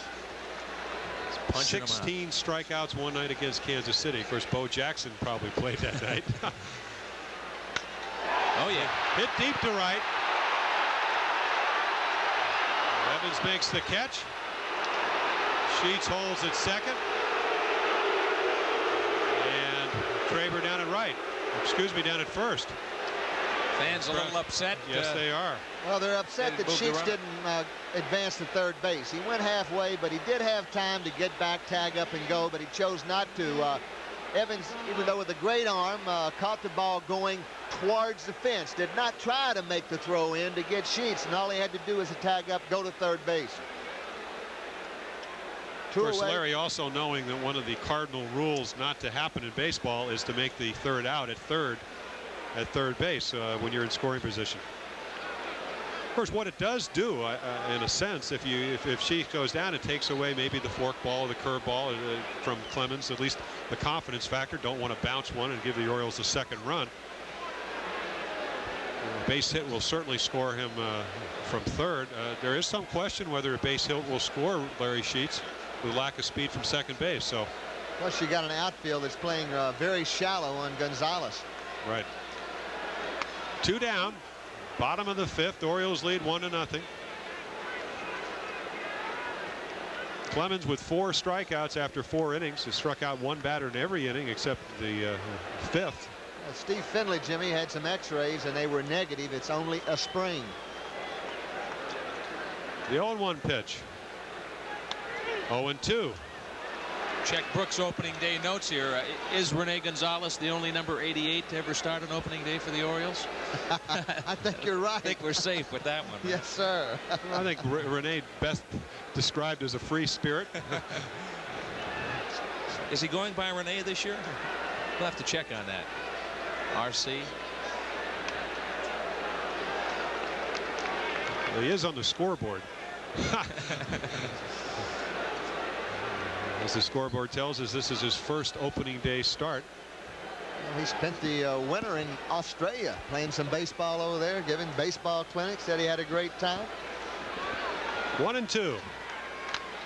Hit back to Clemens. And he'll make the throw to Osaski for the final out in the 5th. So the Orioles leave 2 runners, fail to score, but lead 1-0 after 5.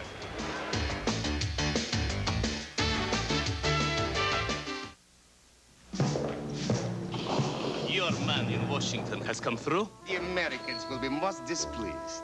Observe the argon-activated radio-optic laser light. Amusing, Boris, but the party demanded Bud Light. If you want the one light that outshines them all, ask for Bud Light. Where is Boris? He is enjoying a cold one. Bud Light, because everything else is just a light. Well, when we're together singing as the Everly Brothers, that's an identity all itself, and then we can go be ourselves by ourselves.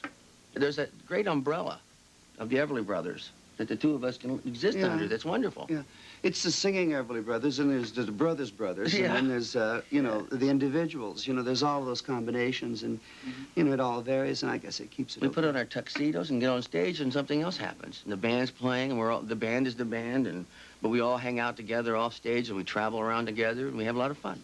Actually, it's real good. It We is. have a good time. I wouldn't wish this on anybody, right? Let's keep it quiet. We don't, We're overpaid for what we... Have a good time we're having. And it looks like we're going to be able to do it forever. Yeah, as long as we want. As long as we want, because we have this whole repertoire of material, you know, that we've known since... We almost know them all, too, 40 or 50 years now.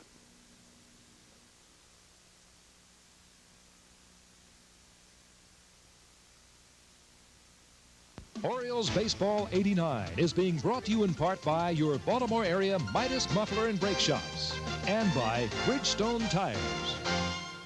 I'm sorry. You know, Jim, I travel quite a bit, and wherever I go, there are Oriole fans, which is why the WMAR Oriole Network was developed.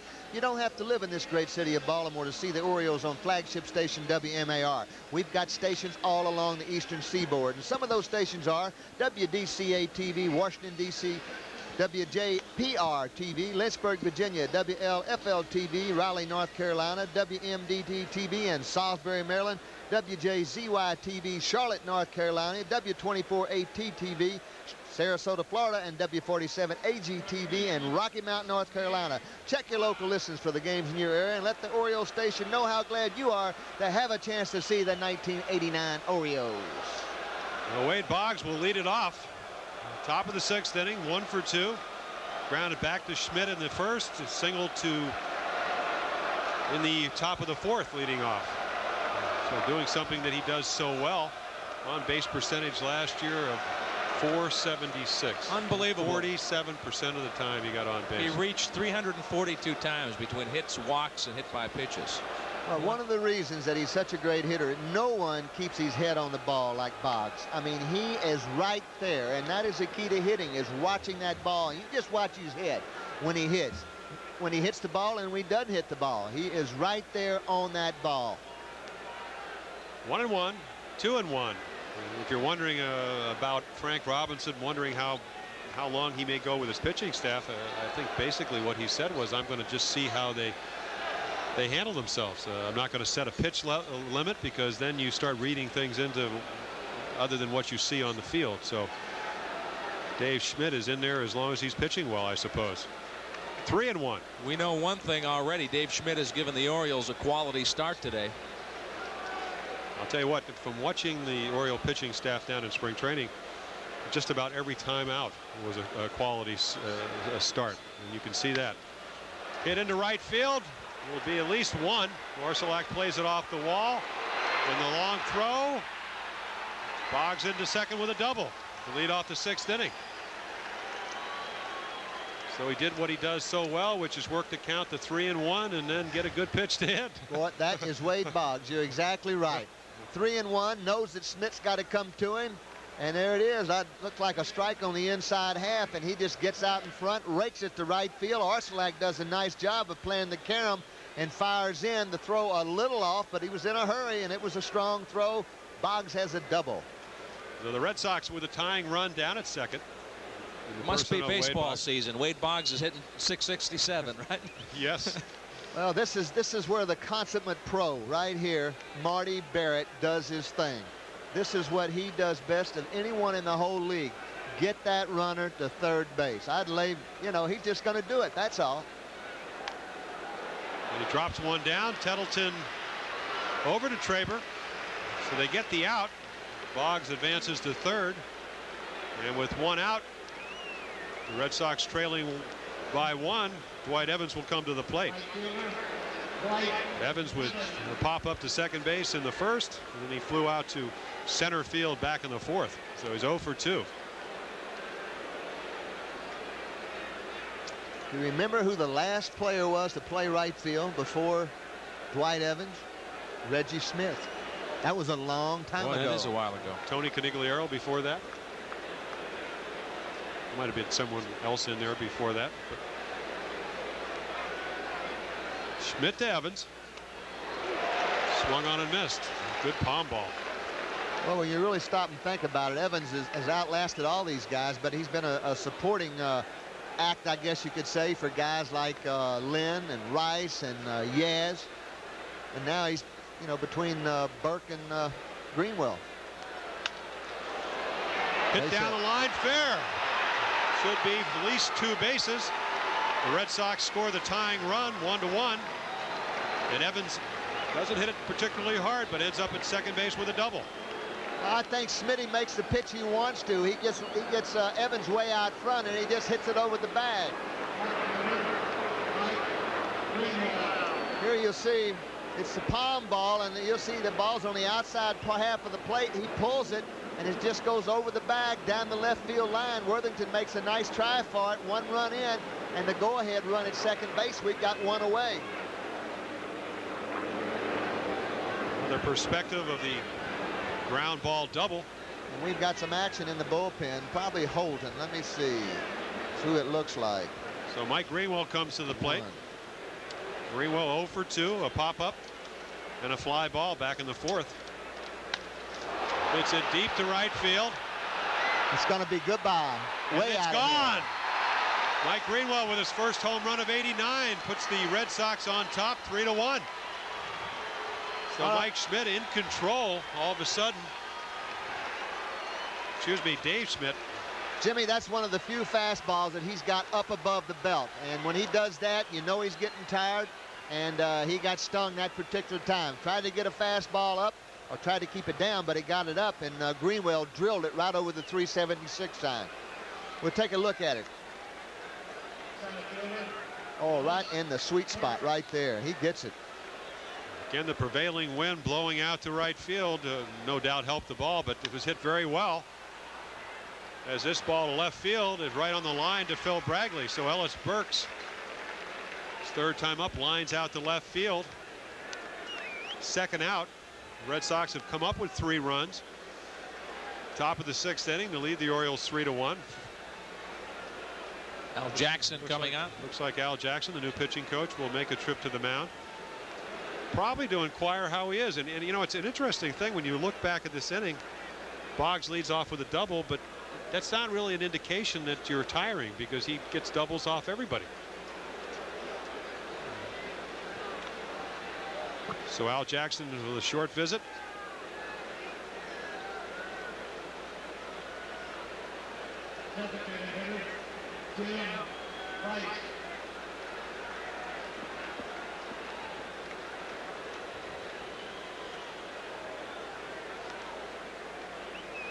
Jim Rice 1 for 2, grounded out to 3rd, singled the 2nd time up.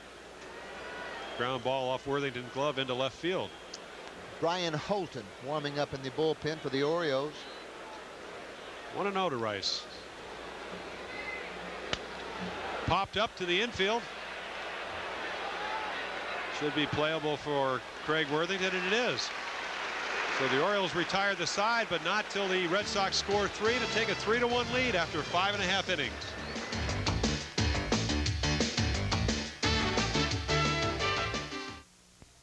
Own a foreign car, need new brakes or muffler, want to get dealer quality but at a good price? Then remember, nobody beats Midas. Nobody. To Nissan, a truck race is nothing more than a learning experience. It's just another day spent working out the bugs in a new suspension, tweaking an engine to get more horsepower, or figuring out which chassis design can withstand the most stress. Well, sure, we've won a couple of 100 races, including the championship at the last Baja 1000. But the fact is, as long as we learn something, we don't really care if we win. Yeah, right.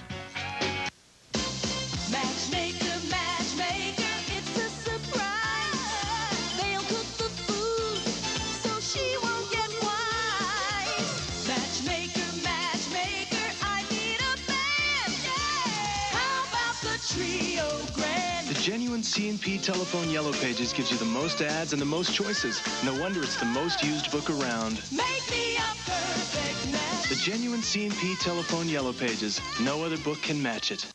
This is a test of the Jeopardy broadcast system. This station is conducting a test of your skill at Jeopardy. This is only a test. The category, television. This talk show host was once Miss Black Tennessee. Good luck. This was only a test, but if you said, "Who is Oprah Winfrey?" you're ready for an actual Jeopardy game and are advised to tune to this station. Jeopardy! Tonight at 7:30 on Channel 2. Now back to regular programming. Give him a little wave out there. Hey, Jimmy, I want to congratulate you, too, on your engagement. I mean, you're going to break a lot of women's hearts out there. I hope so. All right. Thank you. Congratulations. That's a scoop. Listen. Scoop, Brooksy? I scooped him. He's got it all. Well, I think Clemens it's wonderful, though. Thank you.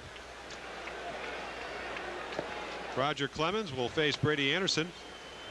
Clemens walked Anderson back in the 4th inning, and Brady went on to score the first and only Oriole run as the Red Sox lead here at the end of 5 1/2, 3-1. 1-1. You're watching Orioles baseball on the WMAR Orioles Network.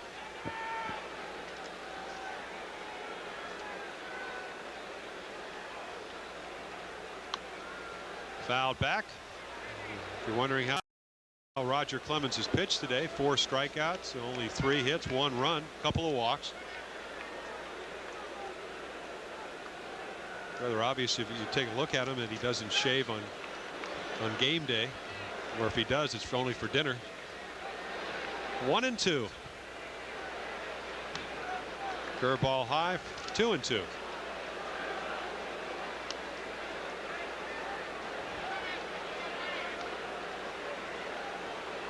See where Mattingly's going to miss the first series for the Yankees. Had a pleasant spring. Along with Dave Winfield. Santana. Hit to the right side, foul. Now, the Yankees have their problems. People talk about maybe the Orioles having a chance to catch the Indians. I think their chances might be better to catch the Yankees, especially if the back flares up on Mattingly, because they lost a lot of run production. No, Ricky Henderson says he wants $3 million a year. Said they have 2 months to negotiate his contract. So as usual, there's a lot of conflict. Hit deep to right center. Nobody's going to get it as it goes to the wall. Anderson with great speed, but 2 runs down, stops at second. So Clemens gets behind Anderson, and Brady jumps all over it. Yes, he does. He gets the ball out and up and over the plate, and you'll see him rack it right center field, going all the way. 1 hop off the wall. Evans there to make the play. Anderson in the second with the leadoff double. Good swing by the young outfielder. You know, we talk about Evans, or not Evans, but Anderson, and here's a guy who only played around 300 games in the minor leagues, and so really inexperienced. A lot of people wonder why he is really here. Did not have a good spring. Some people conjecture, obviously, is this Kurt Schilling and Brady Anderson for Mike Boddicker last July 30th. Is this the reason he's here? But he does a lot of things well. Taken for ball 1. Good defensive player. Did walk a lot. Has great speed. And they hope he'll hit. He made contact, as Brooks said, only struck out 2 times and 72 times at the plate in spring training, but did not make solid contact. He did there, and he's on second base. Bradley, the potential tying run. Swung on and missed. 1-1. Phil struck out both trips. I'm sure his first game in an Oriole uniform, he'd like to get something done here. Yeah, they want to avoid the hat trick on opening day.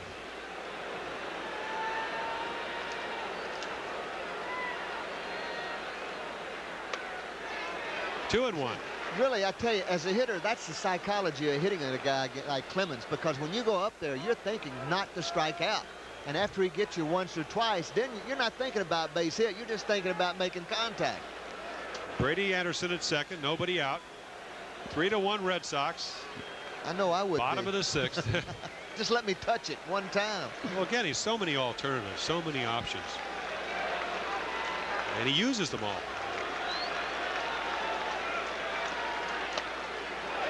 Three and one. And a big question for Joe Morgan is, you know, during the regular season, it's pretty tough. It's a tough decision to make to relieve a Roger Clemens. Able to pitch well into the 8th and 9th innings on a regular basis.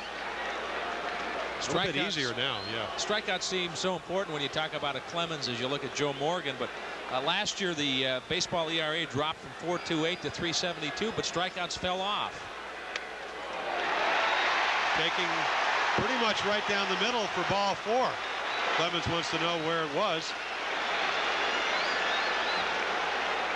So the Orioles have their leadoff runners. Anderson at second. Phil Bradley down at first. And that brings George Orsilat. Well, you take a look at this ball. He calls it for high, and I think it's borderline high. Well, it came down a little right there for second, so I don't know. I think I'd ask where it was, too. Well, this situation is almost a dead bunt situation, mainly because Orsilat's a good bunter. You got Ripken, Sheets coming up next. There's the bullpen. Rob Murphy, the left-hander they acquired from Cincinnati, along with Asaski. I think he might be their only left-hander. He is, as a matter of fact. Let me tell you. They do not also have a left-handed starter, which apparently is some people feel they don't have any right-handed starters once you get by Clemens because of, you know, John Dobson, acquired from Montreal, pitched very well, but did not win with a very low ERA. Oil Can Boyd coming off blood clot in his right arm. Did not pitch that well this spring, but was able to go out there on a regular basis. Mike Smithson, who pitched very well against the Orioles last year, popped up. I can tell you, guys who throw this hard are not easy to bunt. They are very difficult to bunt. And he's not going to let up. He's going to be throwing hard as he can to Orsilat, knowing it's a bunt situation. Like to get him over. Ripken and Sheets coming up next. And of course, you wonder why, and I've had this question asked, why can't people bunt? Why can't they sacrifice? Number one, you never get a chance to bunt off a guy like Roger Clemens. You know, you can go down in the cage, but they don't throw with the movement, the velocity, moving the ball around. 1-1. 2-1. We saw what Orsilat did that time. He gave himself up a little earlier just to make sure he gets the ball down. Now, what he wants to do is make Boggs field the ball. He's going to try to bunt this ball down the third baseline. First and second, no one out. If you make Boggs field the ball and it's not bunted too hard, then he's only got one place to go. That's the first base. I guess from a pitching standpoint, Jim, you like to go up in a bunt situation, but when you're behind 2-1, you got to throw a strike. Well, you got to throw the ball right for the middle of the plate, hope it doesn't end there, and hope he bunts it. And you don't know he's bunting. So 2-1. And he isn't. Hits it to Asaski, and he takes the out at first. So Orsilat does not sacrifice, but in a sense moves the runners to second and third. Good aggressive play. Clemens, you got to give him credit. Got the ball in on his fist. Probably broke his bat. Well, I tell you, I've got to give Frank Robinson a little credit too in that situation, because he almost guessed. Here you'll see Orsilat going to swing. He's hoping that Asaski at first base is going to be charging that ball. The second baseman went to cover shortstop. You got a big hole there. If he hits it anywhere except right at him, then you got a base hit and you got to run in. The tying run at second base right now with Ripken and Sheets coming up. Frank's playing all these games against one of the best strikeout pitchers in the history of the game, too. Well, 291 last year. And this is a situation we've talked about all year, Scotty. What are you going to do with Ripken hitting right now with Sheets coming up behind him? Do you give Ripken something to hit, or do you put him on, even though he's the go-ahead run? Cal been up twice. He struck out in the second inning, bounced into a double play back in the fourth. That's why it's important for the guy behind Ripken to be able to hit and have that good year. And right now it's Larry Sheets. 2-0. And as careful as Clemens might be with Cal here, I'm sure he remembers that Sheets had a base hit his last trip. Not only that, but if you go back to last year, Larry Sheets 7 for 22, or at least lifetime off of Clemens. Not talking last year only, but so again, Larry says, hey, he's a tough pitcher, but I think I can hit him, and of course that's the way you have to feel. 2-0. 2-1. Obviously, Frank showed some confidence in Sheets too by trying to move those runners up with the bunts. He knew first base would be open if he got him up. Of course, that is the winning run, or at least the potential winning run in Ripken. So here in the sixth inning, while you're thinking of, if you take a look at Frank Robinson, the Oriole manager, you're thinking about possibly pitching around him, but you don't want to lose either. No, I think he's going to go right after him. Yeah, I would think so. 2-1. And of course, that's the thing that Ripken is going to have to exhibit all year, talking about Cal. He's going to have to lay off not only that pitch, because that's Clemens' strength, but sometimes take that walk and hope that Sheets can deliver. Well, he's swung at a couple of real bad balls today, Ripken, yes, so far. Well, again, the tendency when you talk to Cal is he says, you know, I still want to put up good numbers as you look at the consecutive game streak. 1,089 straight ball games he's been able to play in. You don't want to give yourself up, but again, if this is a team game, and he exemplifies the team attitude, moving from third to short. 2-2. Fork ball. Good defense. You know what that reminds me of? It reminds me of the no-hitter that Nolan Ryan pitched against the Orioles. He ran the count in Anaheim to 2-2 against Bobby Grich. You know, he's throwing about 98 miles per hour. He's got a curveball that's dropping off the table. He strikes him out on a changeup. His third best pitch, and Grich couldn't get the bat off his shoulder. Paralyzed him. Ripken did a good job just to foul that one off. 2-2.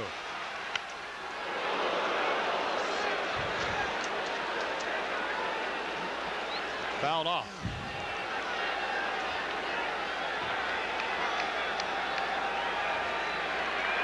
Clemens had been working Cal away. That time he went in on him. Well, again, the ability to do that, Scott. You can pitch away, can pitch inside. And still with a 2-2 count, you have the luxury to be able to do that. 3-2, of course, you might change your thinking a little bit. 2-2 count. One out. Orioles on second and third. Hit deep to left. Could be over Greenwell's head. It's gone! 3-run home run, Cal Ripken.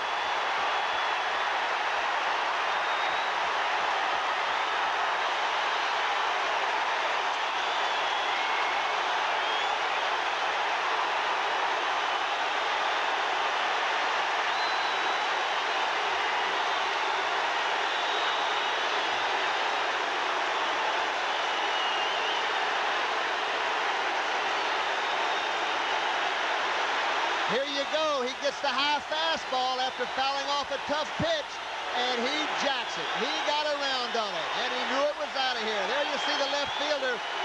He's going to hold up and take a look at it. Orioles 4-3. Cal Ripken, this bud's for you because of your home run. A donation in your name will be made by Anheuser-Busch to the John Hopkins Children's Center. Take another look. Well, Scott, you talked about that fastball up and in. He tried to get it up and in. And Ripken got it up and over the fence. Maybe they'll pitch around him next time. Hit to the right side. Asaski over to Clemens. 2 down, bottom of the 6th.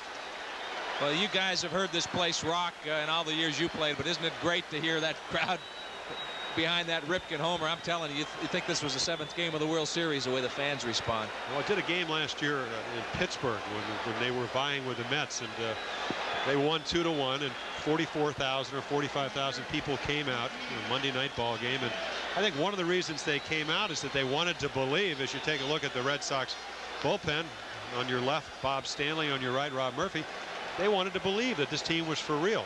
And I think you know, there are a lot of questions, but I tell you what, after such a successful spring training, the enthusiasm level not only from the fans, but they had 10,700 and some odd season ticket plans sold. The players are obviously very happy they're being so well supported. 0-2 to Mickey Tettleton. Tettleton been up twice. Bounced back to Clemens. Black bounced to first base and walked his second time up.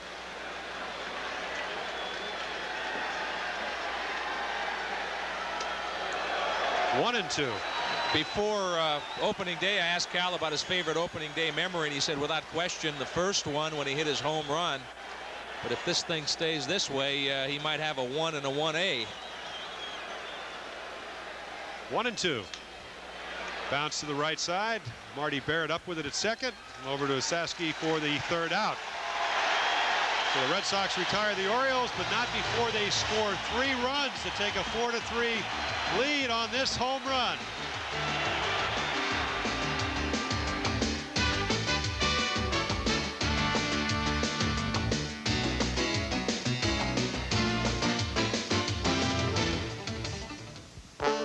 This is a Channel 2 News Update. Good afternoon, sports fans. I'm Sally Thorner. Thanks for joining us on Opening Day 89. After the ball game on Channel 2 News at 5, we'll, of course, have all of the Opening Day festivities from the first pitch to the last out. We'll tell you about a new no-smoking policy now in effect in all city-owned and operated buildings. We'll look at the problem of high cholesterol levels in children. Plus, we'll share with you the inspiring story of a very special bat boy. See you at 5. I knew he was gonna be here. This is gonna be one great party. You know why Spuds McKenzie has so much fun at parties? Because he's always in control. He knows how to make the party last. It takes good sense to have a good time. Spuds knows it's cool to live by one simple rule. Know when to say when. A reminder from Anheuser-Busch. You want a job? Sure, I got a job. Want to know why? Famous grilled chicken breast sandwich. Gonna be the biggest thing since the cheeseburger, they tell me. I got a brother-in-law makes $1 million selling fried chickens. That's not good enough for Harvest. No, sir. We got to grill it. So why bother? Because the customer goes someplace else. That's why I bother. You know what that's called? Common sense? Democracy. This is America. I'm the boss, and that's a grilled chicken sandwich. You're hired, kid. You can help save the Chesapeake Bay and our wildlife by donating online 63 of our own income tax return. Check the box online 63 and give something back to our bay and wildlife. Don't forget this Thursday is Giant Food $3 night. All upper and lower reserve grandstand or adult general admission seats are available for only $3. Call Ticket Center phone charge as 481-6000 for your tickets today. In Washington, the number is 432-0200.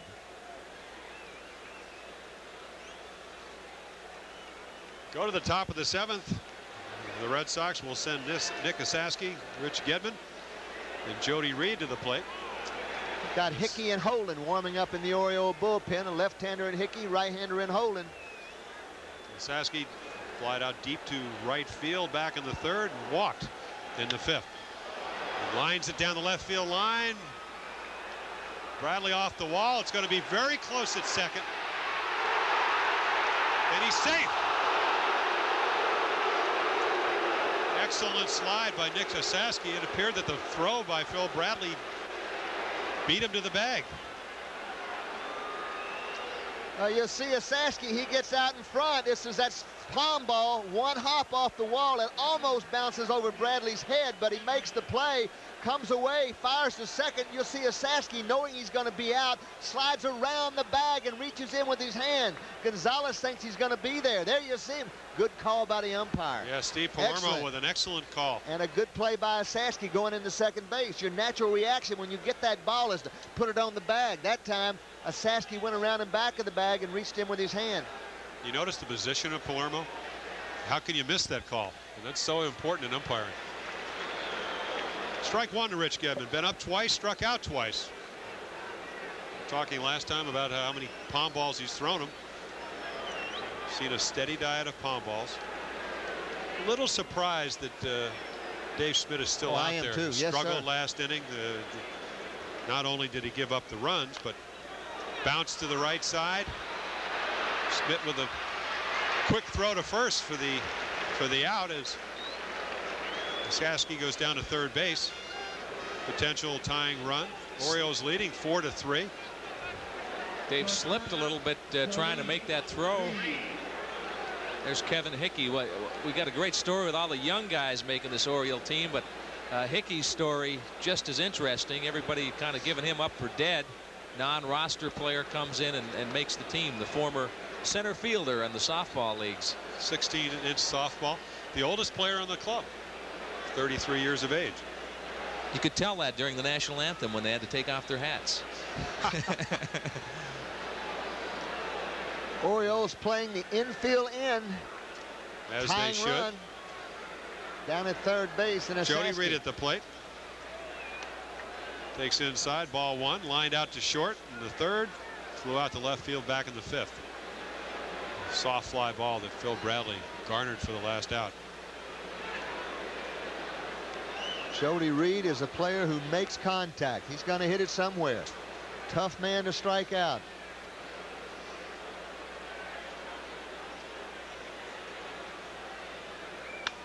Get back up the middle for a base hit. So the Red Sox score the tying run. And it's Osaski's double. Jody Reed single.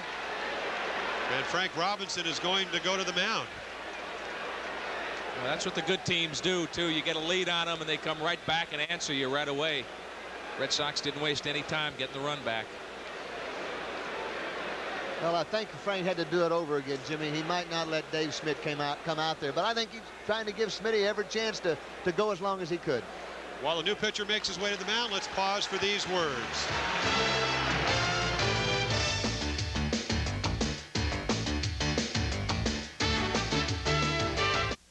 Here at our plant, we build quality cars. This engine's good for miles and miles, if you take care of it. That means changing the oil every 3,000 miles, and Jiffy Lube makes it easy. They give you an oil change with quality Pennzoil, chassis lube, and complete fluid service in 10 minutes. Please, see Jiffy Lube for an oil change with Pennzoil every 3,000 miles. We're proud of our work. We want it to last. Go, baby! Jiffy Lube. We give more cars more miles and miles. I can drive for miles and miles. Marie, oh, you must be thrilled. I can't believe it. I told you to hang in there. You were right. Are you thinking names yet? Well, I like Sarah or Jeffrey. Ooh, nice. But then last night, Mark mentioned something about Morley. Morley? After a while, a good doctor-patient relationship becomes just a good relationship. Morley?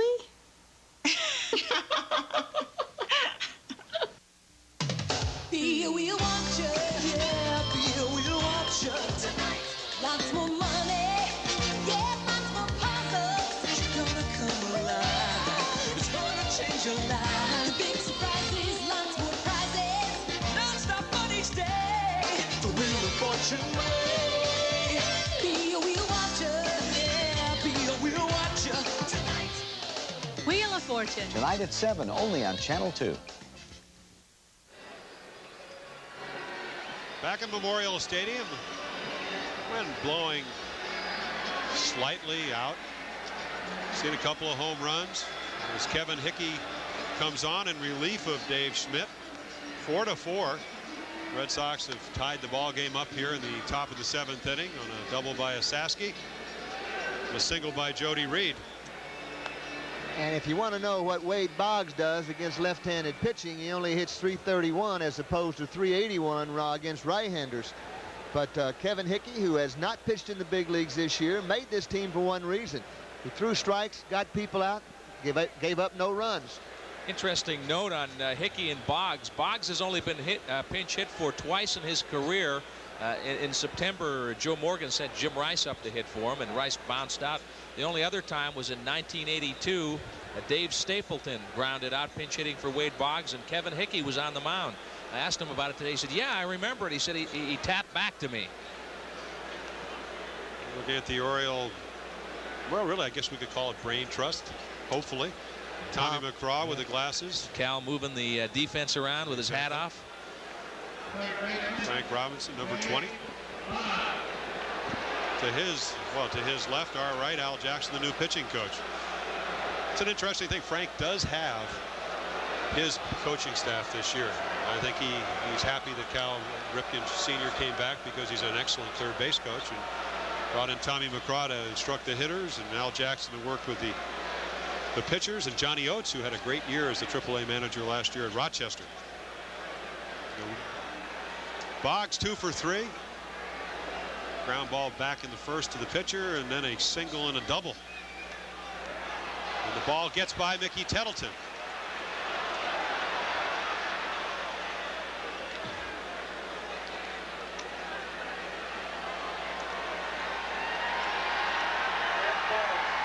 It's going to be a pass ball on Tettleton. I don't know if he they're talking it over. May have crossed him up. May have crossed him up on the signs, but with Wade Boggs bunting, Mickey might have taken his eye off the ball, just trying to get out and get the bunt if he does lay it down. But anyway, it's a ball that should have been handled by Tettleton. Go ahead run goes to second base. And it does. Hickey 1-1 in this spring. 12 innings, 9 hits, 7 walks, 8 strikeouts. As we said, 33 years of age. Throws harder than I thought, Brooksy. His fastball's up in the high 80s.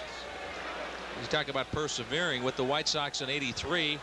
Then Denver, Columbus, Albany, Reading, Portland, Hawaii, Phoenix, Charlotte, Rochester.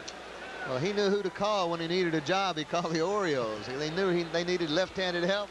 And also Roland Heeman, the general manager, who was at Chicago.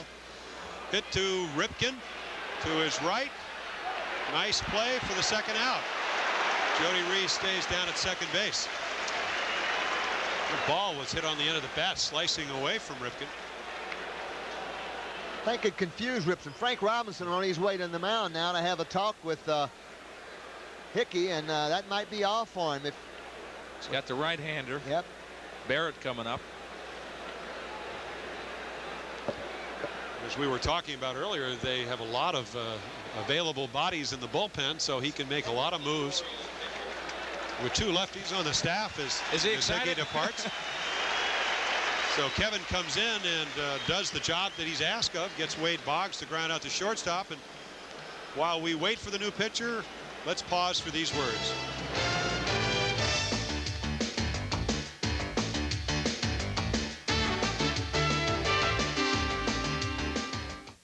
Marie, oh, you must be thrilled. I can't believe it. I told you to hang in there. You were right. Are you thinking names yet? Well, I like Sarah or Jeffrey. Ooh, nice. But then last night, Mark mentioned something about Morley. Morley?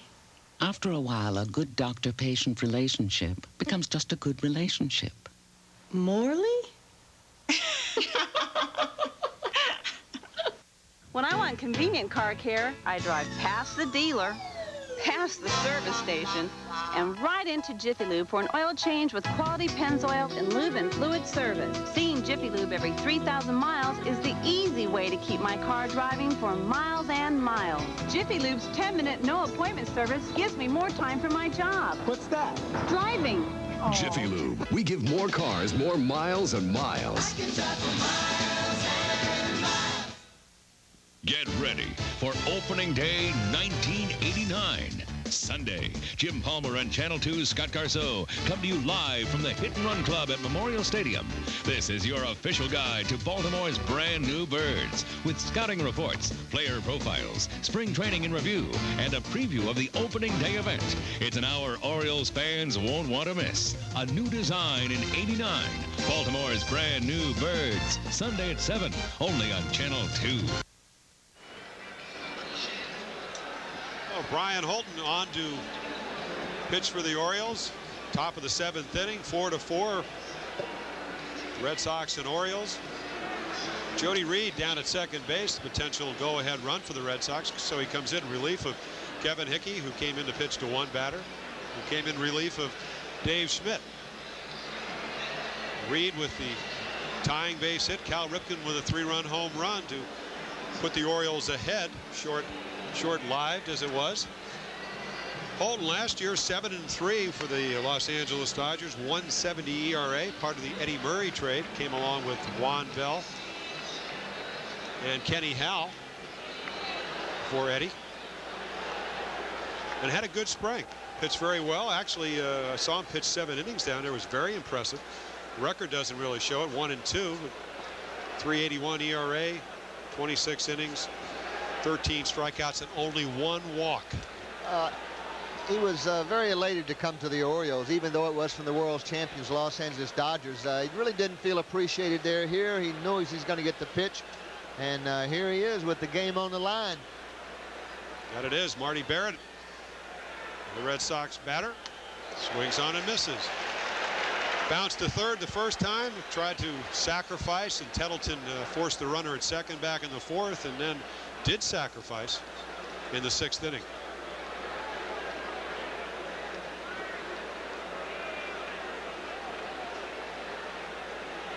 Oh for 2. Red Sox 7 hits, 1-1. Orioles 5. Jimmy, and listening to you talk about the Orioles, I think that probably one of the areas that you worry most about is short reliever, 7th, 8th, and 9th. Who's going to do the job? And I guess it's just been determined there's going to be a bullpen by committee, which we're seeing here today. Well, and that works very well. Of course, it worked well in St. Louis back in 1985. Of course, Todd Morrell, who became an outstanding as Barrett fouls off the curveball. One of the outstanding relievers in the National League, but at that time he was used let's see, they had Daly and they had another left-hander and they had the 2 right-handers. So Whitey Herzog did an excellent job. And I think right now, Brooks, looking at spring training, Greg Olson had a fantastic spring, a spring where he did not give up any earned runs. But right now they're going to go with Holton and use Olson when they have a chance. Well, also right now in the bullpen, you got Ballard, who's left-handed, who hopefully won't be used, but you also have Olson and Williamson, 2 right-handers. 1-2 to Marty Barrett. 2 outs, top of the 7th. Hit foul down the left field line. Well, Brian Holton was hoping maybe he'd have a chance to be that starter in the rotation, and Orioles had promised him that look. And I think if Pete Harnisch, if they felt he wasn't ready, Brian would have been the 5th starter, and he could always go back into that role. But Frank said he needs him in the late innings now. Last year used as a setup man with the Los Angeles Dodgers. That's the job Mike Morgan's trying to fill as a spot starter, and also that middle relief. Fastball, curveball, occasional changeup. I doubt if he'll use that in crisis situations, and we're looking at one of those situations right now. The 1-2 pitch. Curveball low, 2-2. Marty Barrett been up 3 times and got 3 ground balls. At least that's what I got on my 2 bunts, yeah. Okay. Bouncer to 3rd. Barrett, remember last year against the Orioles, pulled the hidden ball trick on Traber, came up with a short slide and reached 2nd on Bill Ripken. Did that to the whammer? He does so many things that win games. I think they've said in his career he's pulled off the hidden ball play 3 or 4 times. Doesn't get a lot of write-ups, but I want to tell you something. He is a ball player, and he hits the Orioles like he owns them. Of course, he looked at Steve Sax's contract to sign with the I'll take Yankees, one just like it, right? And he said, that's what I want next year. And I think Sax signed for, what, about $4.5 million for 3 years, something like that. 3-2. Misses again with a curveball. Went to Mesa Community College for a couple of years. Talking about Marty Barrett. He's the kind of guy you would expect to be the quarterback on the football team. He was, or the point guard on the basketball team, and he was, and kind of the leader on the Red Sox infield. He's a born leader. Well, doesn't do anything really great, but does everything well. You know, good hands. Probably be a good manager someday. Full count, 2 outs, 4-4. Top of the 7th.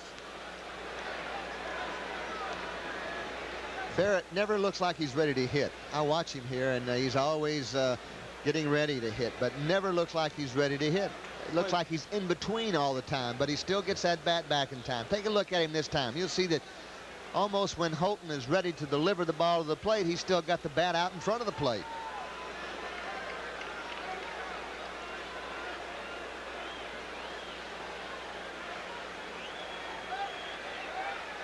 Curveball hit to Worthington. He's got it, the long throw, he's out. So Holton comes in and does a fine job. 1 batter, 1 out. At the end of 6½, 4-4.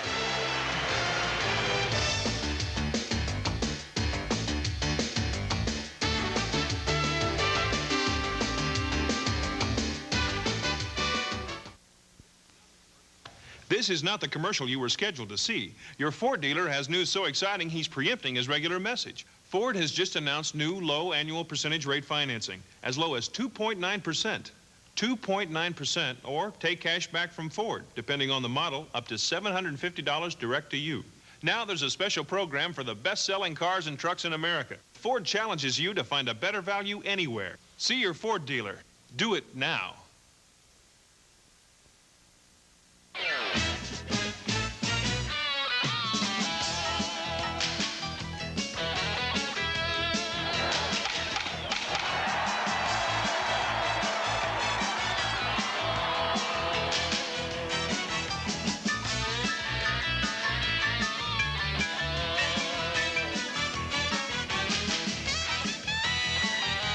These are exciting times. You've got to be there. Marie, oh, you must be thrilled. I can't believe it. I told you to hang in there. You were right. Are you thinking names yet? Well, I like Sarah or Jeffrey. Ooh, nice. But then last night, Mark mentioned something about Morley. Morley? After a while, a good doctor-patient relationship becomes just a good relationship. Morley?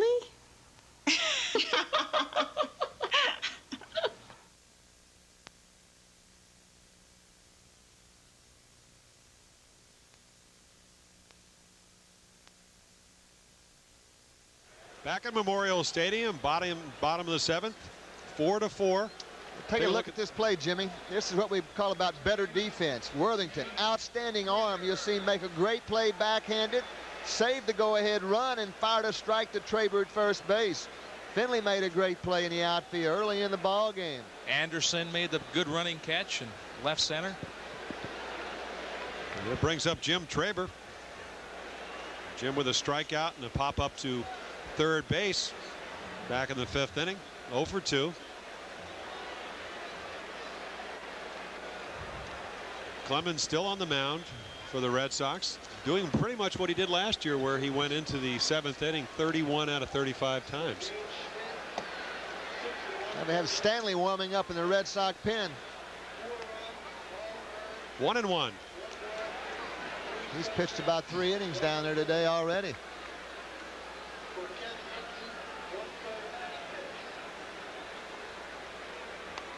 One and 2.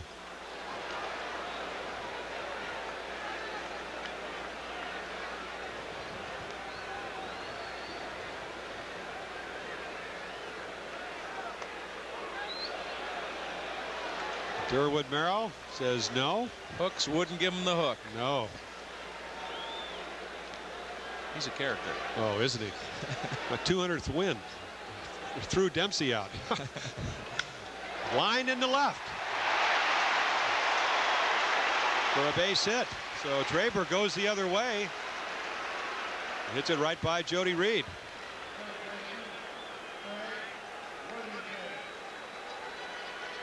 Comes Joe Morgan, too. Manager of the Red Sox. Bill Fisher's the pitching coach, and with Morgan out there.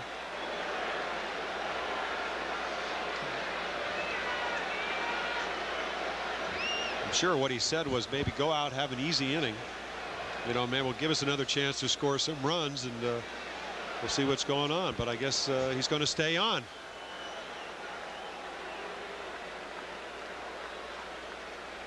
I think the conversation would probably go, Roger, how you feeling? He says, fine, Joe, go back, have a seat. Everything's under control. I remember Mayo Smith went out to get the ball from Denny McClain one time, and Denny said, get out of here. I'm not giving you this ball. Mayo turned around and went back and sat down. Craig Worthington.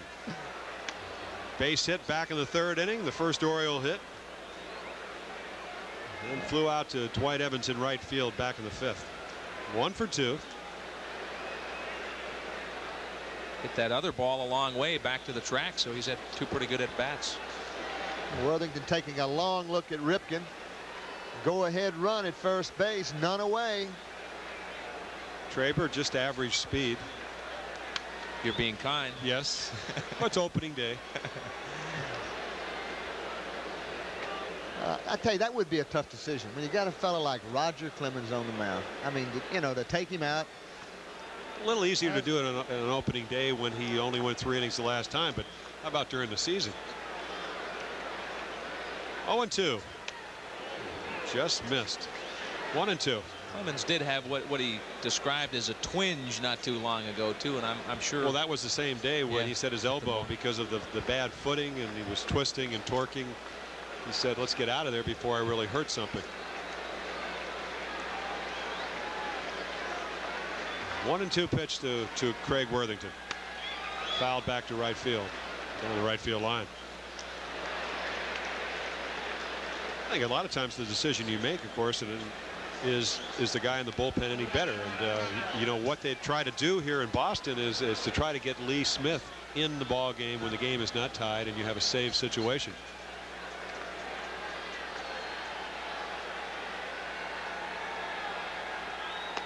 Two and two.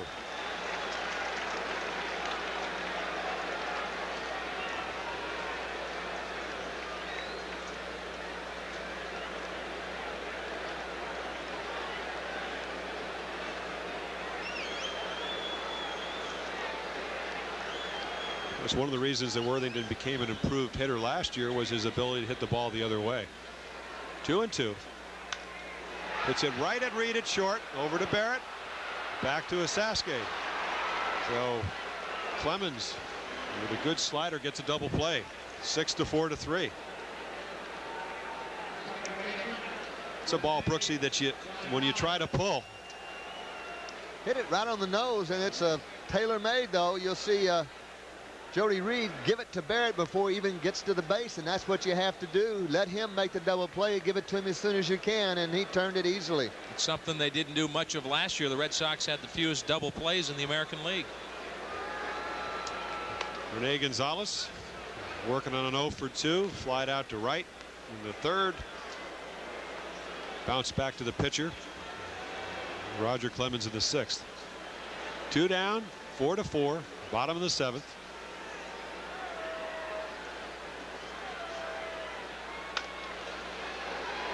Hit to the shortstop, Reed. The long throw. He's got him. So Clemens, lead off base hit, settles down.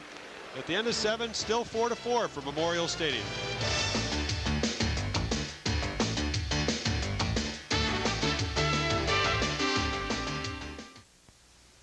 These are just some of the people who bought cars before visiting a Nissan dealer for his spring sales drive. They didn't know they could get a new Pulsar for 7.9 financing or $750 cash back. They didn't realize they could get a new Stanza for 7.9 financing or $1,000 cash back. So don't miss the Nissan Spring Sales Drive. It could save you a lot of money and a lot of headaches. See your nearest Nissan dealer now.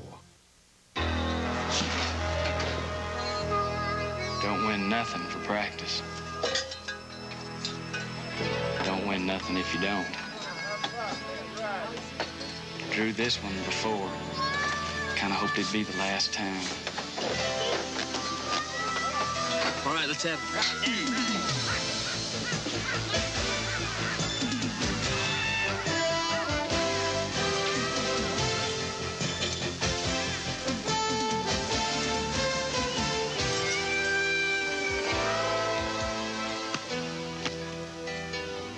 That's right.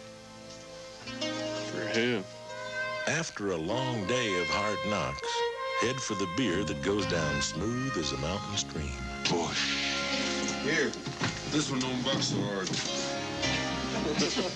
Head for the mountains of Bush. As part of a year-long campaign against cholesterol, Channel 2 has teamed up with Johns Hopkins to offer cholesterol screenings at a mall near you. For more information, call 955-7671 or 955-8397. Looking at the Oriole dugout. Score tied 4-4. 8th inning, top of the 8th. Dwight Evans to lead it off for the Red Sox. 1 for 3, popped up. And the first flew out to center, or flied out to center. Somebody corrected me on that. You can't flew out. If you fly out, if he flew out, then he would have flown out here with wings.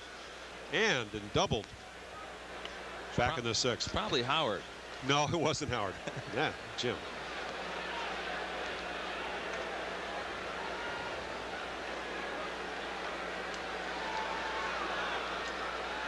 Brian Holton on to pitch for the Orioles. I see definite improvement in the Orioles. I'll tell you, last year opening day, this time it was about 9-0 by now, right? At least. I was on my way home. Did a Phil Rizzuto act. Well, this is what it's all about. Good pitching, good defense. And keep them in the game. And score some runs. Let's not forget about those runs. 1 and 2. Of course, if you play good defense, you get good pitching. You can be more aggressive. You can take chances. The Orioles have speed, but they're not the type of team that's going to run 2 or 3 runs down like, say, the Cardinals do, a team they played yesterday. Hit deep to left, but foul. 1 and 2 the count.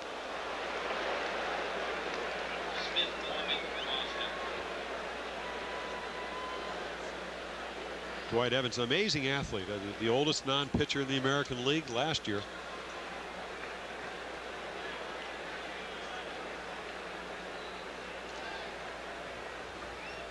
Two and 2.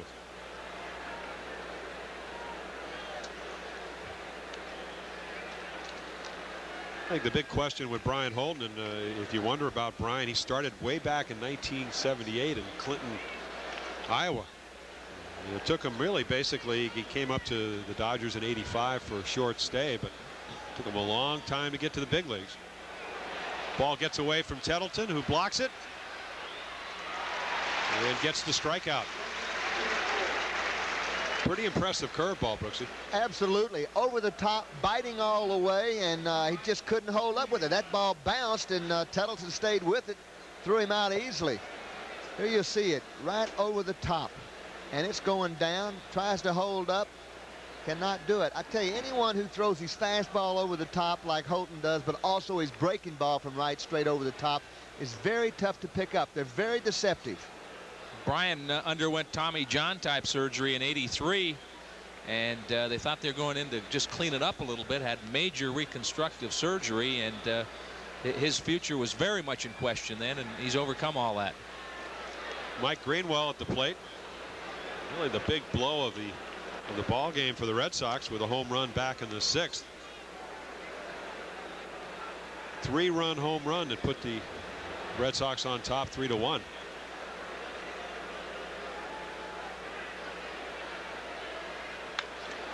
Hit into right field for a base hit. So he jumps on the curveball. Just amazing. I mean, he hits all kinds of pitches. He hit the fastball for the home run, and then he just waits on a curveball and spanks it into right field. He just got great balance. He's never out front, off stride. That time he looked like he just knew what was coming. Now just watch this. You know, you'll see him get out there, but he stays back, keeps that bat back, and boy, he's still got everything left in that swing. He just popped it. Ellis Burks to the plate. 0 for 3. Struck out, grounded to third, and lined out to left field.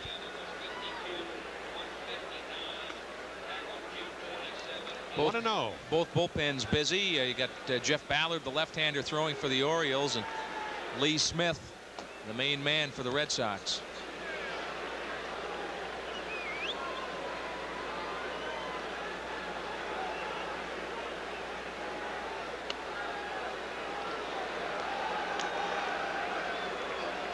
Two 2-0. Burks with excellent power, 18 home runs last year, 92 RBIs. .294 batting average in 1988. 24 steals. As we said, probably the best all-around athlete on this ball club. Well, they're talking about Burks in terms of becoming a superstar. I mean, I've heard guys say this guy's going to be the next superstar in the American League. Also an outstanding center fielder.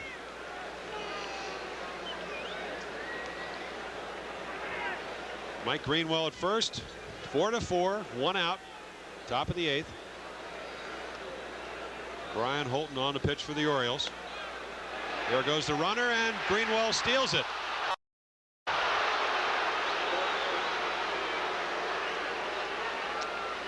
Well, surprises you with his speed.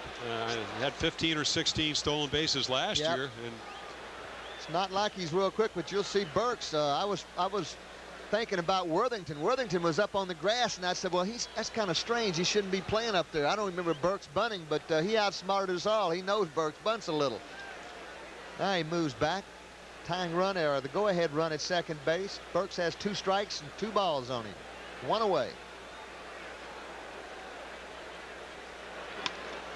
Hit to Worthington at third.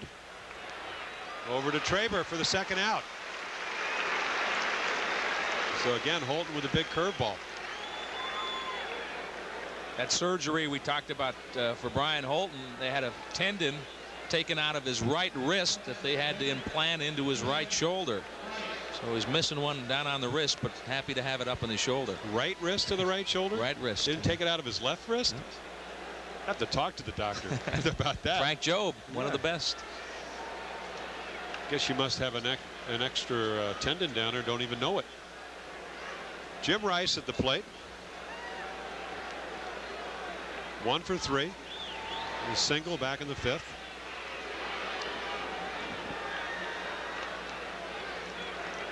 Rice went the first 49 games last year. Was really in a power drought before he hit his first home run, and then he hit 2 against the Yankees. Of course, when you talk to the writers in Boston, they're still rather skeptical whether Rice's spring was just a mirage. Hit 4 home runs this spring. Popped up to the left side, shallow left field. Bill Bradley on to make the final out. So the Red Sox leave 1, fail to score, and at the end of 7 1/2, It's all tied up, 4-4.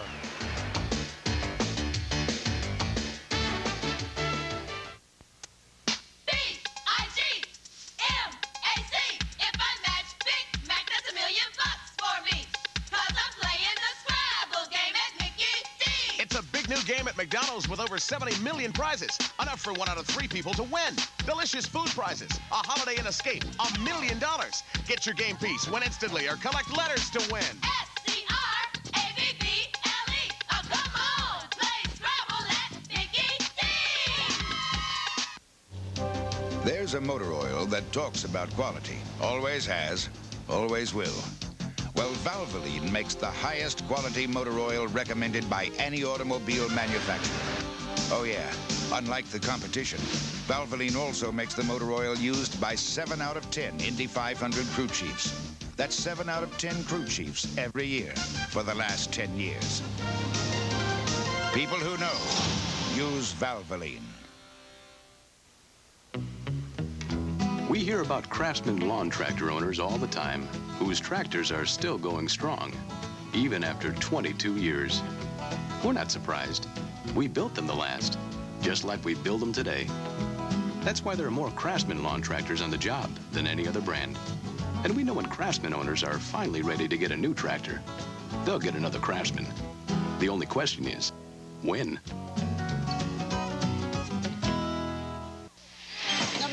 You're on the road. You can depend on brakes from Meineke. I do. At Meineke, we do brakes. We analyze the whole system, pinpoint the problem, and fix it. Quick update on the SK scoreboard. In Kansas City, Toronto leads Kansas City 4-3. That game's in the 8th. Milwaukee and Cleveland just started 0-0 after 1. Cincinnati 6, the Dodgers 4. That game's in the 7th inning. And the New York Mets lead the St. Louis Cardinals 7-3. That's in the 5th inning. And we're back to the bottom of the 8th, 4-4. Brady Anderson will lead it off for the Orioles. Grounded back to Clemens, walked and doubled. Started the big 3-run inning. Back in the 6th inning for the Orioles. Double up the gap in right center field that Dwight Evans was unable to catch up with. So Brady's 1 for 2.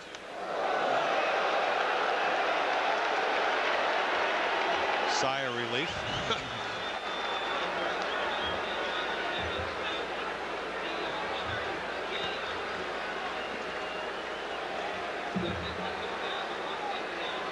Looks like Rogers talking to himself. I have to get the ball down. And he does, but it's too low for ball 2. 2-1. Change up, park ball. Pretty good pitch, just missed. Don Denkinger, the home plate umpire. 2-1 pitch. 3-1. Lee Smith has sat down in the bullpen, but we'll see someone if Roger is not successful with Brady Anderson. Well, this is how the 6th inning started off. 3-1 count. Anderson got a good pitch to hit and hit a double. He took that one for strike 2. So it's 3-2. Nobody out, bottom of the 8th.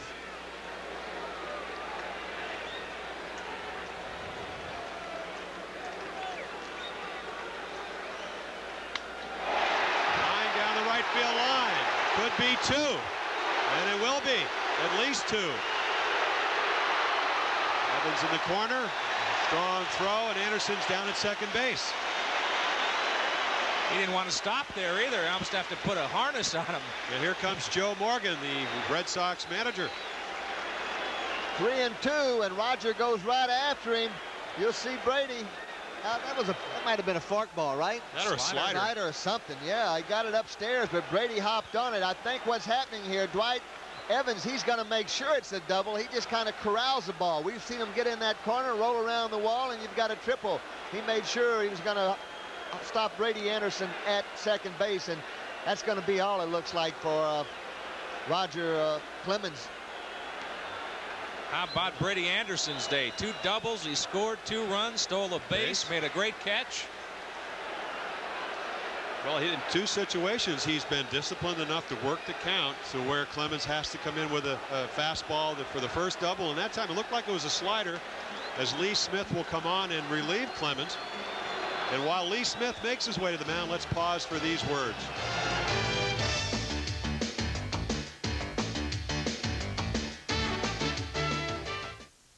Here at our plant, we build quality cars. This engine's good for miles and miles, if you take care of it. That means changing the oil every 3,000 miles, and Jiffy Lube makes it easy. They give you an oil change with quality Pennzoil, chassis lube, and complete fluid service in 10 minutes. Please, see Jiffy Lube for an oil change with Pennzoil every 3,000 miles. We're proud of our work. We want it to last. Go, baby! Jiffy Lube. We give more cars more miles and miles. I can drive for miles and miles. Marie, oh, you must be thrilled. I can't believe it. I told you to hang in there. You were right. Are you thinking names yet? Well, I like Sarah or Jeffrey. Ooh, nice. But then last night, Mark mentioned something about Morley. Morley? After a while, a good doctor-patient relationship becomes just a good relationship. Morley? Every so often, I get a call from Sadie. She wants to know if it's going to rain. Of course, Sadie could just wait for my next weather forecast, but she has arthritis. And that's why I don't mind one bit when she calls. You know, behind every statistic I report, there's a Sadie I'm reporting it for.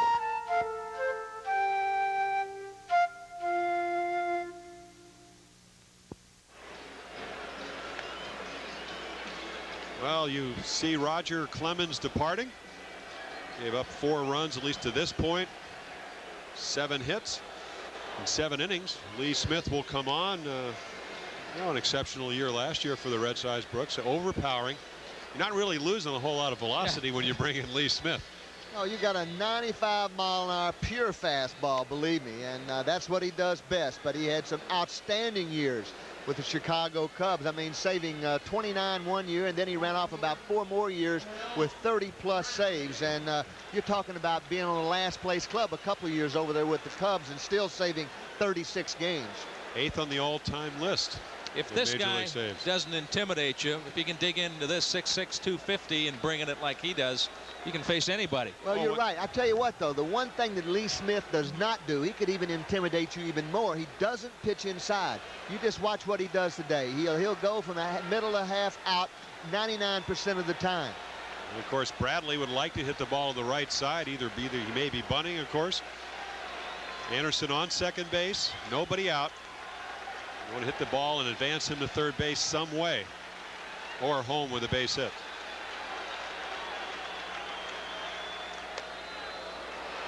One and 0. Didn't shorten up at all on that pitch. I think one of the reasons that Frank Robinson wanted to maybe use Bradley in the second position is because he can hit the ball to right field pretty well. One of the things the Orioles hitters they try to do is have Tommy McGraw, the batting instructor, tell them, okay, hit and run, hit the ball to right field in batting practice. Just don't go up there and try to hit the ball for home runs. 1 and 1. That's where he was headed with that pitch. Of course, Brooks, you may disagree with me, but isn't it the easiest ball to hit the other way, the ball inside? You know, just kind of collapse for some of the good hitters like Dick Groke and the guys that could really handle the bat. Inside out stroke. You hit it the other way. But I think that's a little unusual. I mean, if I'm up there hitting, I'd rather have the ball on the outside half of the plate to go the other way myself. 1 and 1. Fastball slider pitcher. I'll tell you. 2 and 1. That's some good heat right there. Yeah, that glove's popping down there, isn't it? He threw it right where he wanted. That'd be a tough pitch to lay off of right there. But, you know, it took Smith struggled the first part of last year, but he ended up having an outstanding year for the Red Sox. In 1987, the Sox only had 16 saves as a team. Last year, he had 29 himself. 6'6", 250 pounds. The 2-1 pitch. Fouled off again. I want to tell you, if Bradley hits Smith, it's going to go the other way anyway. He's a little late.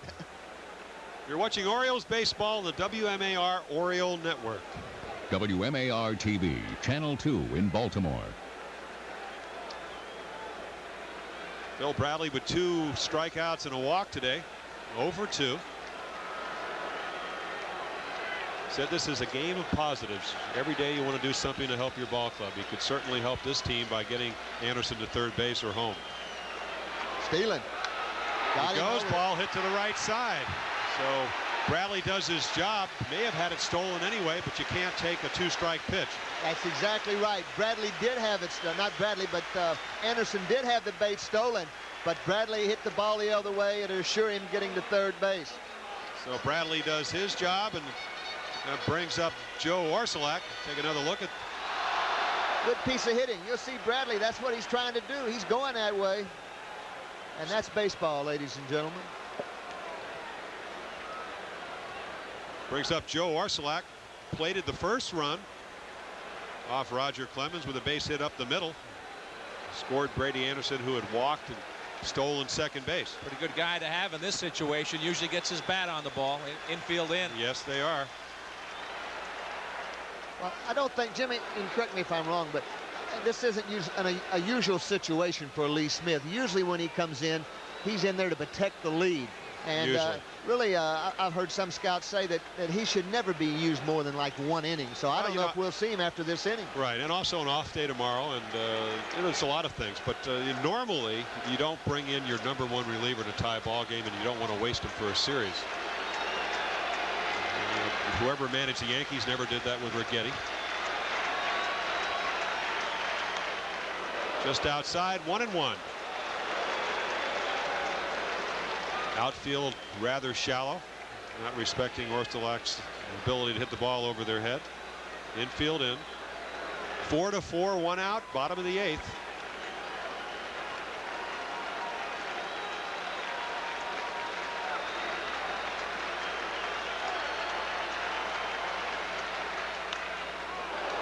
One and 2.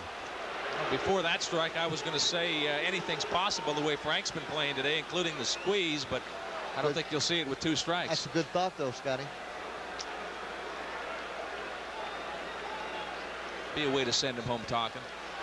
Yeah, you know, and I would say the only reason you might not squeeze is simply the fact that you got a guy throwing 95 miles an hour. 1 and 2. Just outside, 2 and 2. Had him leaning on a couple pitches out there. Well, as Brooks said, doesn't usually come in very often. So, you know, he certainly has him set up for the inside part of the plate. But #1, is that one of his strengths? And can he do it?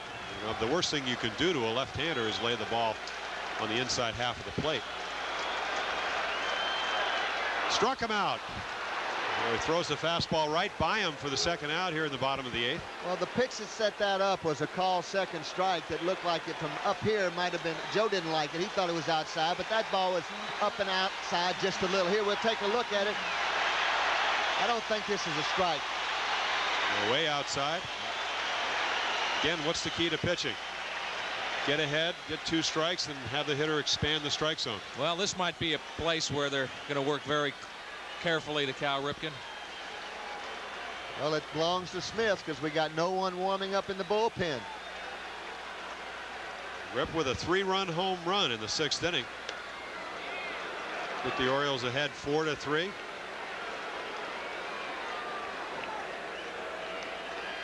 Red Sox came right back to tie it up with a double by Nick Osaski and a single RBI single by Jody Reed. There's been 2 3-run home runs, one by Greenwell, one by Ripken. Slider down and away, 1-1. Excuse me, 2-0. Might be the first time that someone would come in and throw harder than Clemens. Don't lose much, do you? Well, he may be throwing harder than today, but give Roger about a month to get loose.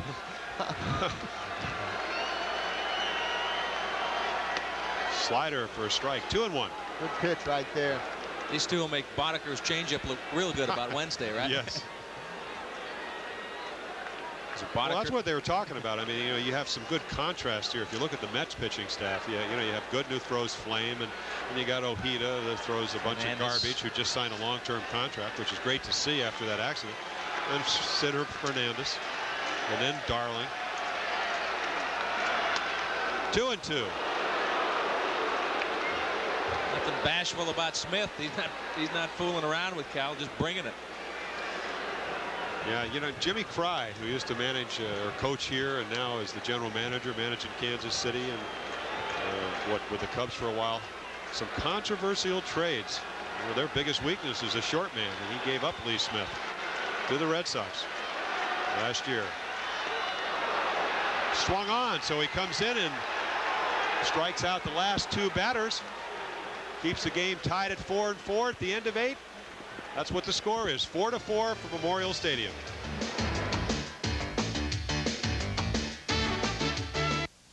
Matchmaker, matchmaker, make me your match. Find me a find, catch me a catch. Matchmaker, matchmaker, I'm really stuck. I've got the truck. The genuine C&P Telephone Yellow Pages gives you the most ads and the most choices. No wonder it's the most used book around. We need more space. I've got the place. Make me a perfect match. The genuine C&P Telephone Yellow Pages. No other book can match it.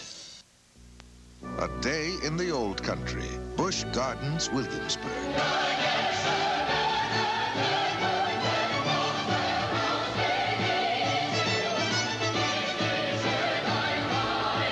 Spend an extraordinary day with your family, discovering all the excitement and pageantry of Italy, England, Germany, and France. Busch Gardens, Williamsburg. All the fun of Europe, only closer. I didn't know who to trust. Hey, there are a lot of muffler places. Especially with a foreign car.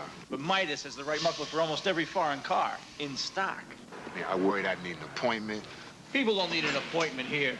And who guarantees foreign mufflers? And Midas guarantees foreign mufflers. And I worried about the price. With prices that are right on the money. Tell you one thing, I didn't want to end up someplace second rate.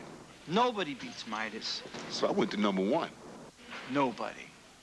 Hi, I'm Tony Pagnotti. The American Legion Chicken Challenge to benefit kids with epilepsy will be held the weekend of April 28th to the 30th. For more information, call 435-1100 and don't chicken out.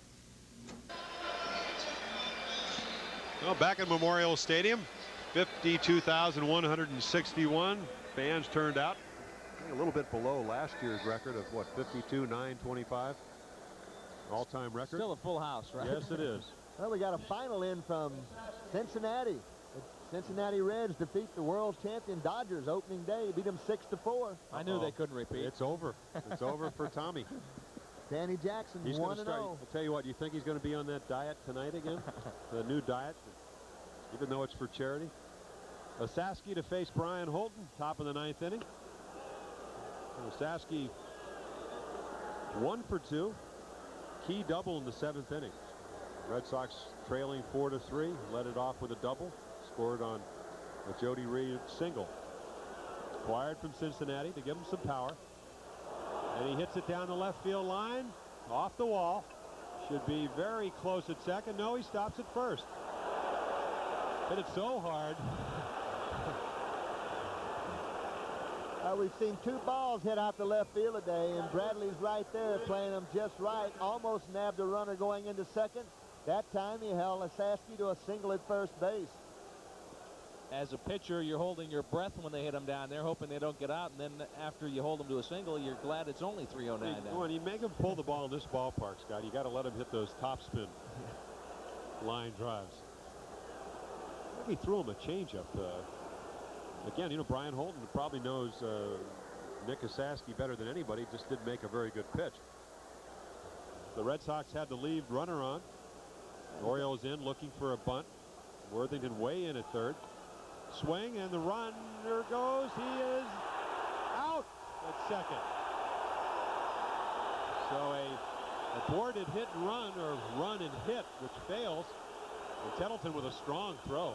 Well, absolutely a strong throw, but that's twice we've seen that today. This is just a pitch you can't hit. That's all. It's tailing away about 1.5 feet outside. Mickey gets rid of it, and there you'll see Ripken putting the tag on Osaski. Greg Olson warming up along with Mark Thurman in the Oriole bullpen. Popped up to the infield. Gonzalez should have it for the second out. And RC, Rene, whatever he's going to be called, does. 2 up, 2 down. Well, 2 up, Now there's 2 outs.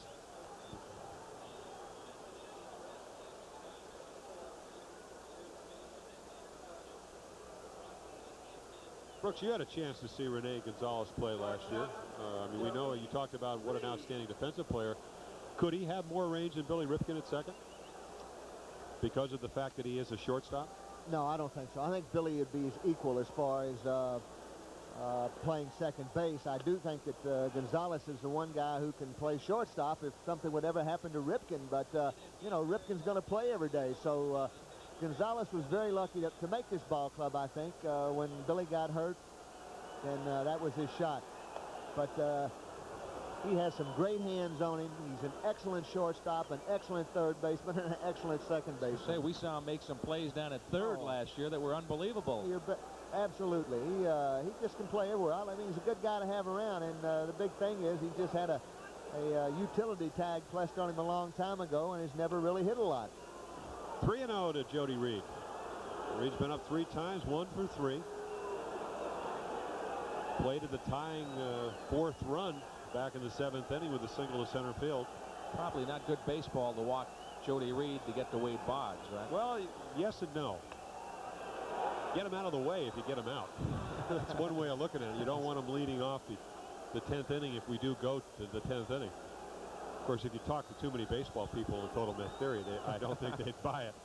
3-1 to Reed. Hit foul. Worthington playing right on the line.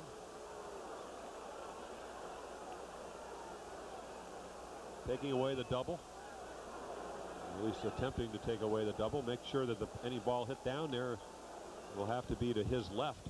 Well, it's Brooks, do you agree with that? I agree with it. Yes, it's a tough play. It's a tough play, really. I mean, because you're really only covering, you know, where you are right now. He's about 3 yards off the line, and anything hit to his left is almost a base hit. Strike 3 gets him with a curveball. So Holton gives up a leadoff single. They throw out the attempted hit and run, and at the end of 8½, 4-4 for Memorial Stadium.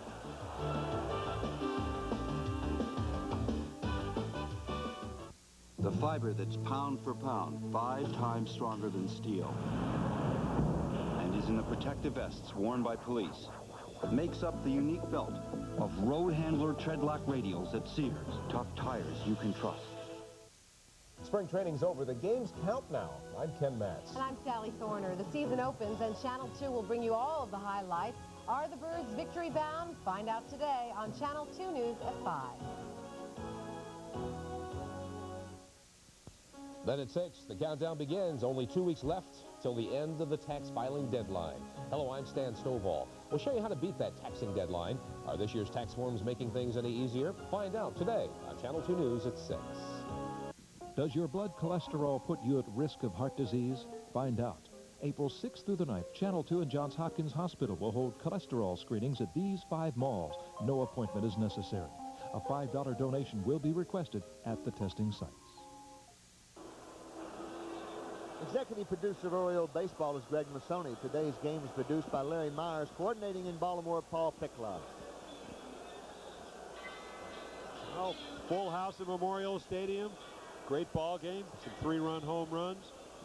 Wild Bill Hagee isn't around, but the Orioles may have a new cheerleader. Kevin Hickey's on the top step of the dugout, and he was running up and down, slapping high fives, getting everybody revved up.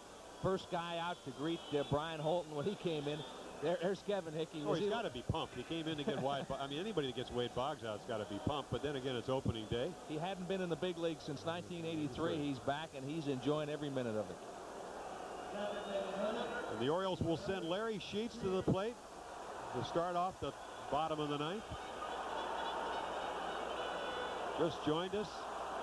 Good ball game. Good defense. Let's get a run and go home. Would end it in a hurry. Well, I think it's gone just like the Orioles had hoped it would go. Good defense, some exciting base running, key hits, and we got a whale of a game. 4-4 in the bottom of the 9th.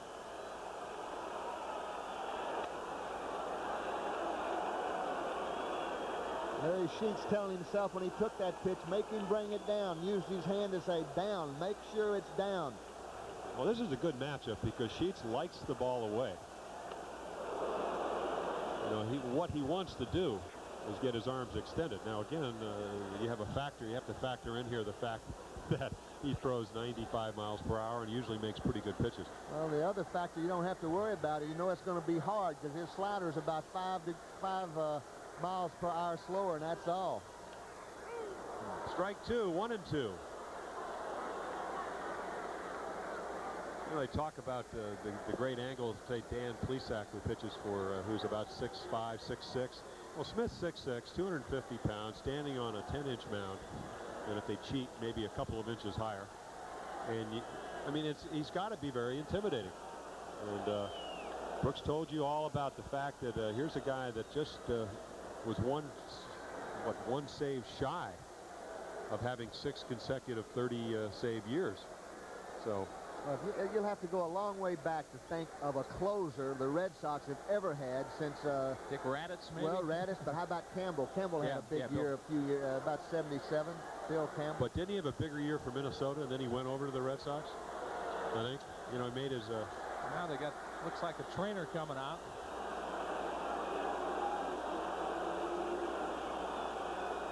Well, when Jimmy Fry, the general manager of the Cubs, made the trade for Calvin Schiraldi and Al Nipper, who was recently released, everybody said, wait a minute, Smith's got to be hurt. Bad knees. Yeah, bad knees, bad backs. Overweight. He had a bad attitude. You know, would only come out in the ball game to you know, in the 7th, 8th innings when he needed to save games, and it looks like he's in some kind of distress. He's got a pull, Jimmy. He's got a leg pull, I think. I saw him motion to the trainer, and he pulled something when he strided on one of the pitches. Could be Rob Murphy time.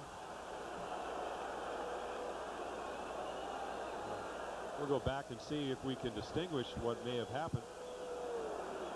Boy, he drives through there, doesn't he? And you'll see him grab it. Yep. Pull something right then. Right side, maybe? And it's one of the more difficult decisions you have to make, which is to ever come off a mound, because basically, you look at the scoreboard, it's 4-4. You know you're the stopper. You don't want to come out of the ball game, but what you have to do, it's opening day. You don't want to hurt yourself and then hurt the ball club for the entire season. Joe Morgan's got some trouble. He's got to hope that that's a minor injury. Doesn't want to go too long without his man. Looks like Rob Murphy, the guy they got from the Reds, made 76 appearances with Cincinnati last year. Well, they took a guy that drove in 70 runs for him, and Todd Benzinger, and traded him over to Cincinnati. As you said, not exactly what you'd call a save type of guy. More of a setup guy man for Franco. For John Franco, who had, what, 40-some saves last year, 39 the year before, one of the outstanding, if not the outstanding left-handed relievers. He is a strikeout pitcher. 238 innings on his career. He struck out 210 and only walked 93, so that's a heck of a ratio, strikeouts to walks. Of course, again, if you go off of spring training, and a lot of times guys would never ever stay in the big leagues if you did, Murphy has had a horrendous spring. Hasn't been able to throw the ball over the plate. It was 0-4 with a 9.64 ERA, and if you go back to last year, one of the turning points of the Red Sox season, of course, is when Joe Morgan took over, but also the insertion of Todd Benzinger into the lineup. So I was trying to find out, and nobody really wanted to give me a direct answer. Did Joe Morgan want to make this trade? But I think the pitching situation with Hurst leaving and whatever dictated that they try to help their pitching staff. So Murphy's on in relief of Lee Smith. I guess he was up earlier, Brooks, but had been sitting down for a while, so he may take a while until he's ready. With the injury, he'll have as long as he wants. Pitched a couple innings down that bullpen. We got some Stanley now pitching, warming in the bullpen also, who's been up and down 2 or 3 times. I think one of the things that, of course, Frank Robinson is hoping, maybe wondering if he's going to make a move here. Now, one thing with Frank, he's pretty limited with that injury earlier, having to insert Orsolak. Of course, he has the 2 catchers, and he has Mike Devereaux as an extra outfielder, but that's about it. And, of course, if you put Devereaux in for a DH, then you lose the possibility of moving him to a defensive position, or if you do, your pitcher has to bat. There's all kinds of complications. So Larry Sheets is really going to get an opportunity to do what he wants to do, which is to hit off left-handers. Frank is placing a call to Brooks up here to see what to do in this situation. He's on the phone. Come on now.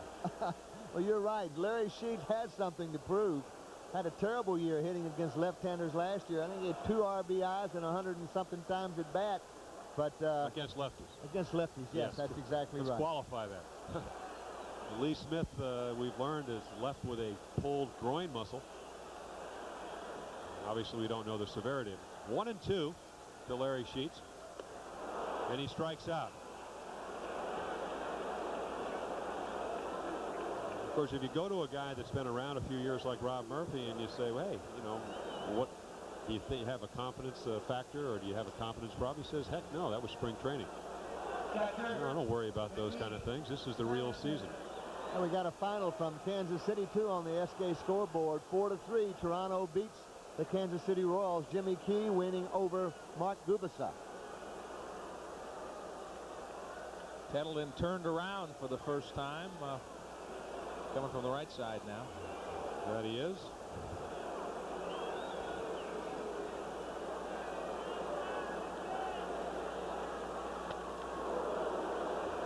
Murphy with a live arm.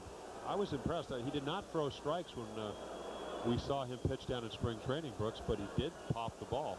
I didn't realize he threw as hard as he does. Goes from the classic relievers, the pitching stretch. 2-1. He would qualify under what we call a short armor. Just kind of. Randy Milligan has come on deck to hit for the Orioles. Hit foul down the left field line. And remember, even though this spring, I think all of Tettleton's home runs were from the left side. Last year, of the 11 home runs, 9 were hit right-handed. So his better power is from this side. 2-2.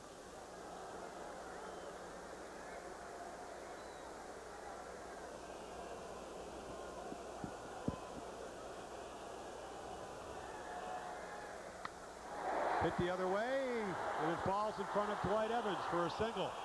So with 1 out, Tettleton singles to right field. Just joined us, 4-4 from Memorial Stadium, bottom of the 9th. Orioles have the potential winning run at first. If you get them to scoring position, guys, do you consider pinch running? Take a look at that right there. First, it was a low fastball, and Mickey just went right with it. Base hit to right field, and the Oriole fans are going to get their first look at Randy Milligan. And here comes Joe Morgan, the Red Sox skipper, out to make the change or have a talk. I think he's already signaled. Again, knowing the roster probably as we do, knowing that the Orioles do not have another left-handed hitter on the bench, Morgan decides to come in and bring Bob Stanley, who's right-handed, in to face Randy Milligan. So as Bob Stanley makes his way to the mound, let's pause for these words.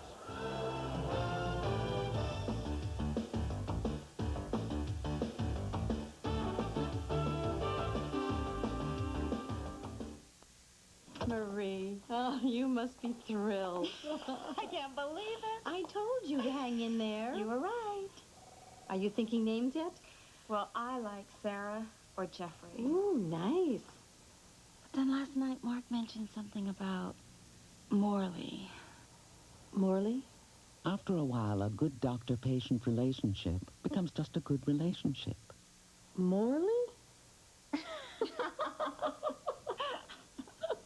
When I want convenient car care, I drive past the dealer, past the service station, and right into Jiffy Lube for an oil change with quality Pennzoil and lube and fluid service. Seeing Jiffy Lube every 3,000 miles is the easy way to keep my car driving for miles and miles. Jiffy Lube's 10-minute no-appointment service gives me more time for my job. What's that?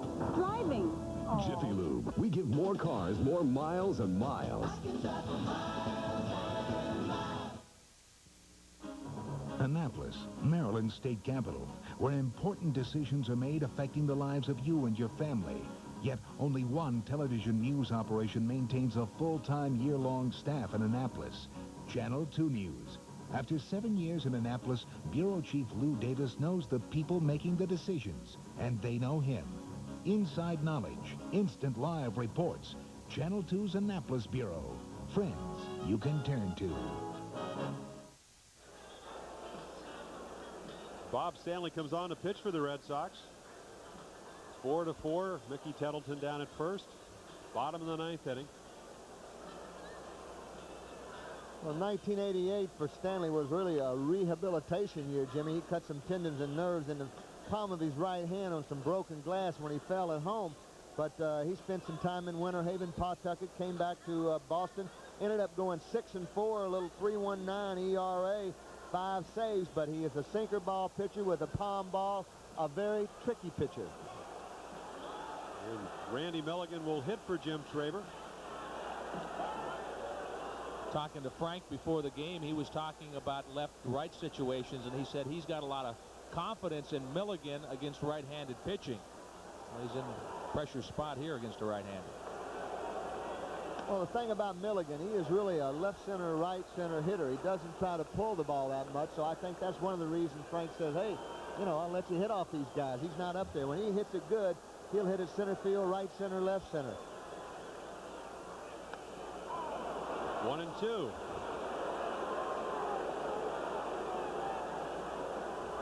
Stanley's always been a workhorse. Last year, over 100 innings.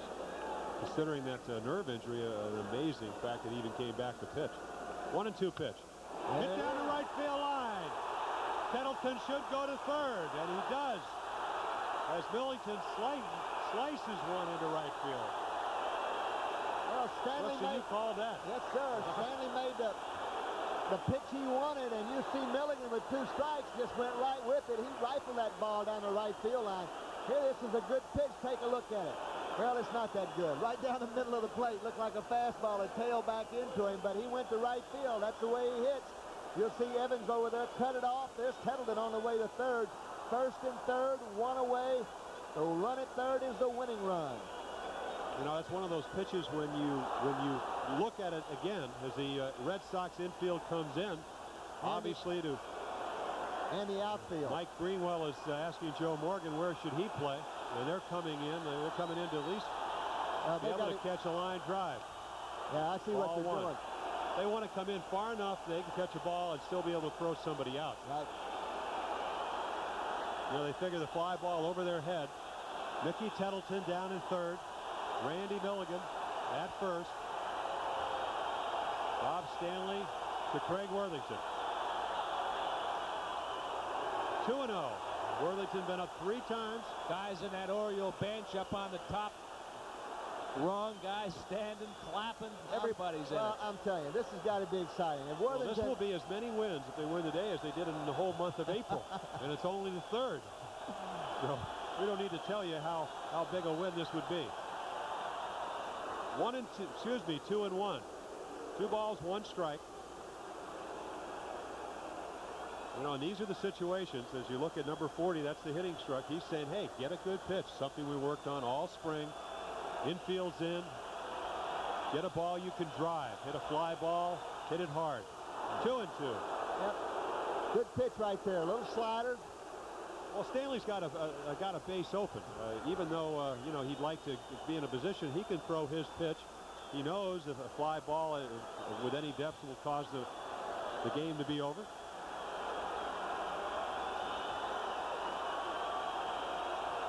Two and 2 pitch. Hit back in front of the plate. Gedman to first for the 2nd out. So Stanley falls behind 2-0 and then makes 3 outstanding pitches. Well, Frank trying to make something happen, had Milligan running on the pitch, and it was not a good pitch to swing at. Stanley will keep throwing it lower and lower and lower if you will swing at it. I think what he tried to do to Milligan was that sinker, but it stayed up a little, didn't sink, and Milligan rifled it to right field. 2 away now. Rene Gonzalez at the plate, 0 for 3 today. A couple of ground outs and a fly to right field. So be a hero, Gonzo. That's right. Guy that hit 125 in spring training has that opportunity.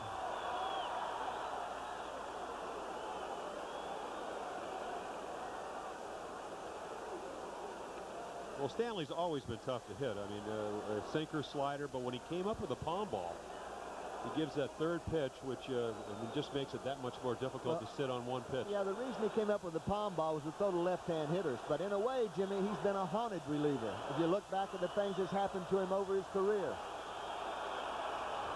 0-1. Hit down to third. Boggs over to Osaski. So the threat is over. And at the end of the 9, it's 4-4 here at Memorial Stadium.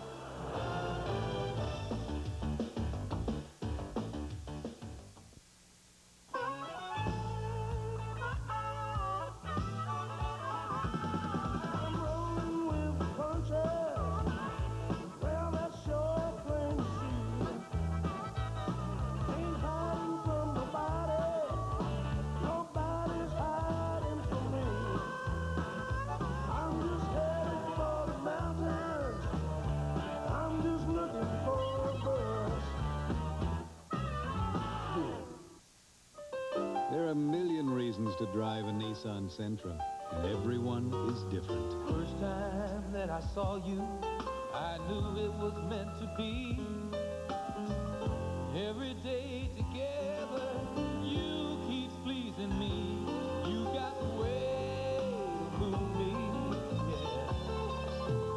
You got the way. The Nissan Sentra, the inexpensive car people drive because they want to.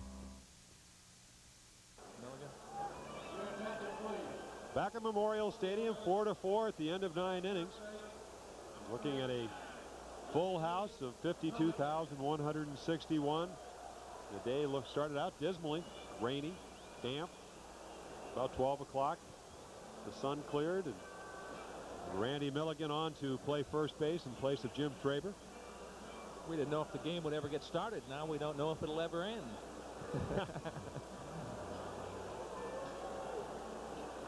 I think it'll end. We just don't know if that'll be today, right? I think the fans have got their money's worth already, though. There have been some great plays. A couple of 3-run homers. Looks like Brian Holton's coming again, up. It goes back to what I think that the popular perception is, that the Orioles are going to be a better ball club in the context of quality of play. And again, we've seen that. Good infield play, good outfield play, some clutch hitting. They pitch to Ripken. He hits a 3-run home run. And then, of course, when you look at the Red Sox, here's a club that trailed 4-3 and come right back and tie the ball game. So, how will they be? Will they come back and repeat as the American League Eastern champions? Brooks is getting his makeup redone as we go into extra innings. He'll be rejoining us shortly. Brian Holton still on to pitch for the Orioles in relief of Kevin Hickey, who relieved Dave Schmidt. Third baseman. Cal Ripken, 3-run home run. I told Brian the other day when he found out that he was going to the bullpen, I said, well, look at it this way. That's the only way you have a chance to pitch on opening day, and he's getting his work in. And Wade Boggs will lead off the 10th inning. 2 for 4 today. Takes ball 1. Grounded back to Schmidt in the first. Single to right in the 4th. Double to right in the 6th. And then a ground ball to Ripken by Kevin Hickey back in the 7th. 2-0.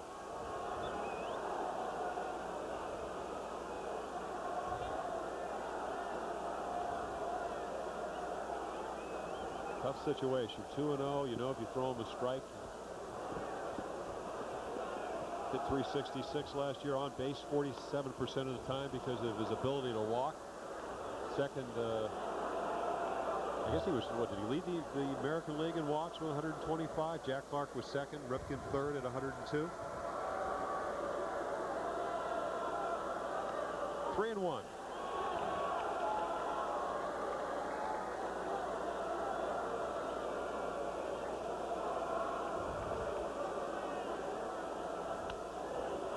Ball 4. So Boggs leads off the 10th with a walk. They'll bring up to the plate Marty Barrett.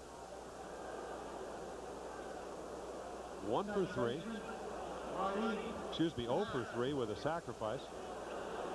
2 out of the 4 times he's been up, he's tried to sacrifice, something he does quite well. It's the second walk the Orioles have given up. Saskia walked back in the 5th.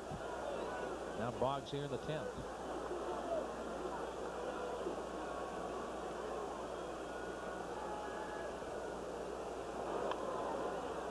Bunted down to Milligan, and he takes the out himself. So Marty Barrett does what Something that Scott Garceau said he does so well, which is sacrifice. He's had 3 attempts to sacrifice, laid down 2 successful bunts, and had a fielder's choice back in the 4th on a bunt. Dwight Evans will be the 3rd hitter here in the 10th inning. 1 for 4 today with a strikeout. This would be a good guy to get out right here with Greenwell coming up next.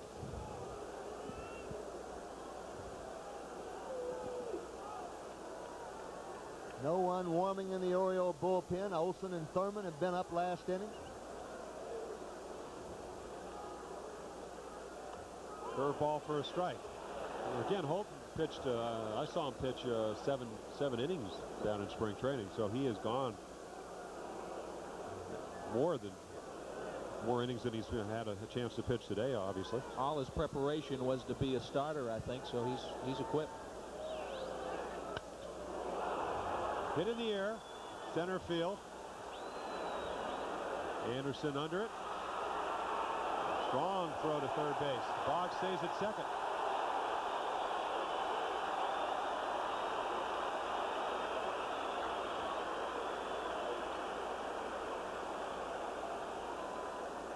Something you talked about, Brooks, earlier about Holton being right over the top is that when you throw right over the top, the definition of a good curveball is the one that you don't really pick up the spin. You would know. I mean, you don't, I suppose the bad curveball versus as we see, an intentional walk to Mike Greenwell.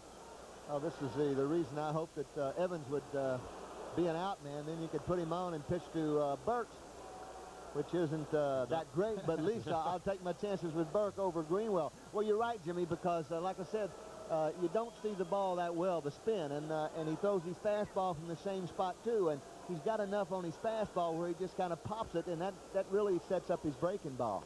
And he's got a good one that really bites. More or less an easy decision for Frank Robinson. Greenwell's been up 4 times with a home run and a single. Burks up 4 times with a strikeout, a couple of grounders, and a line out to left. So Burks 0 for 4, Greenwell 2 for 4. Play the percentage move. But as you said, no bargain. One of the good young ball players in the American League.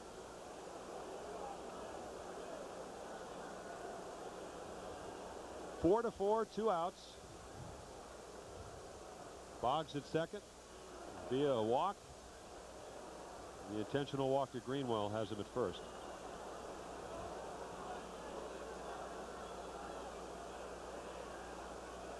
Curveball for a strike.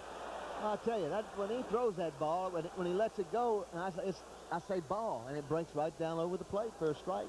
I was watching a game in spring training, and I was sitting right behind home plate. He said, I used you as a guideline. I throw it for your head because, I mean, and that's found funny, but you have to have a release point.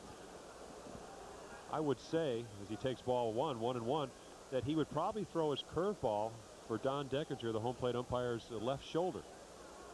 So you throw it there, you obviously put the spin on it with your hand and your wrist, and that's your guide point. Greenwell at first, Wade Boggs down at second. 2 outs, 4 to 4, 10th inning.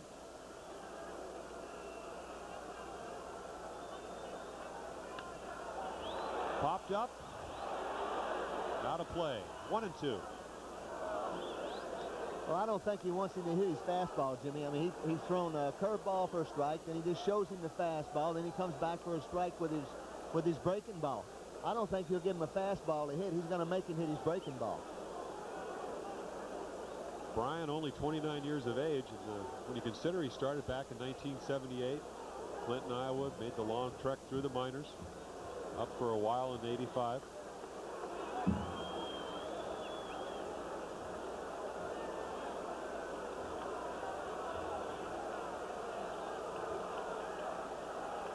One and two.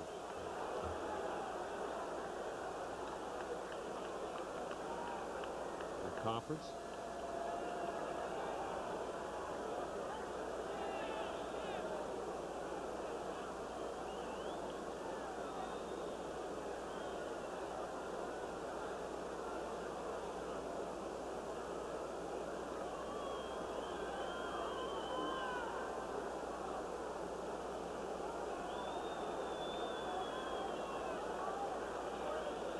Brooks, 24 years of age. 1-2 pitch. 2-2. Let's see other fastball now. Breaking ball for a strike. Fastball nowhere near the plate. Breaking ball for a strike. Fastball nowhere near the plate. This has got to be a curveball. But with 2 strikes on you, I mean, you know, you just got to look for the ball.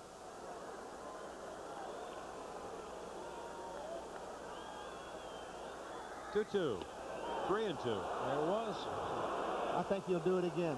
I don't think he'll give him a fastball a hit. Well, with the potential winning run on second, the runners and Greenwell at first, you have an open base. Runners will be going. 3-2, 2 outs. Hit to right field, should be playable for Orsolak. Joe's under it for the final out. So the Red Sox strand 2, and at the end of 9.5, it's all tied up, 4-4.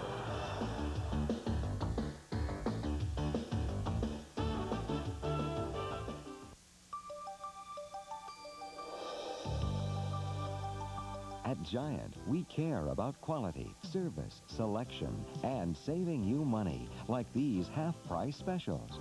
Save this week on Glad 3-ply lawn and leaf bags, a box of 10, now $1.34, and Giant vegetable oil, a 38-ounce plastic bottle, now $1.24. At Giant Food, we care about you.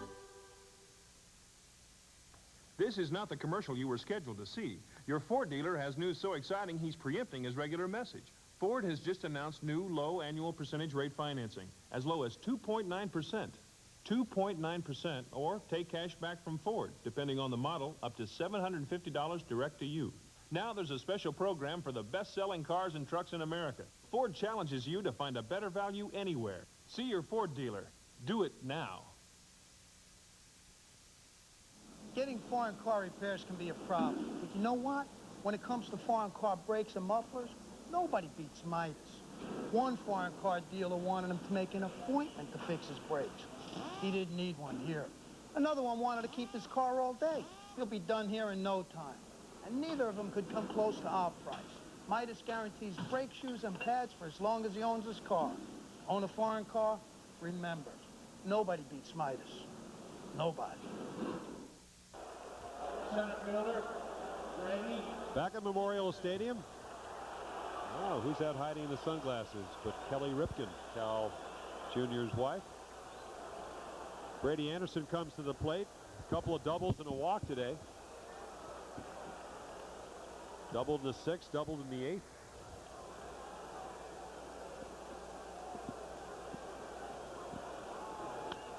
And singles to right, so he's got 3 base hits. 2 doubles and a single. Tough to figure this game out. The guy struggles all spring. They ring the bell, and he's ripping line drives everywhere. They said, look, he's not getting enough wood on the ball every time he comes up there today.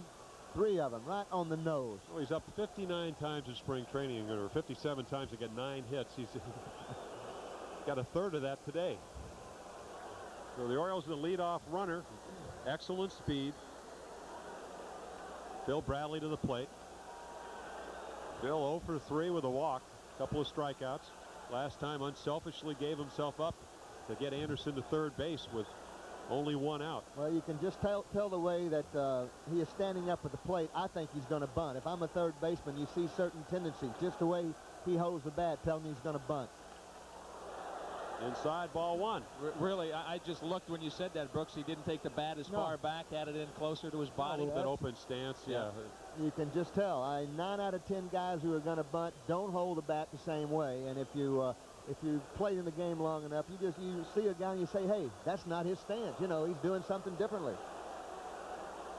Anderson now, what are the chances of him taking off? You don't have Clemens or Smith out there. Stanley throws a little more breaking stuff. We've seen run and hit, hit and run, bunt and runs today. We've seen it all. Bunted foul to Asaski.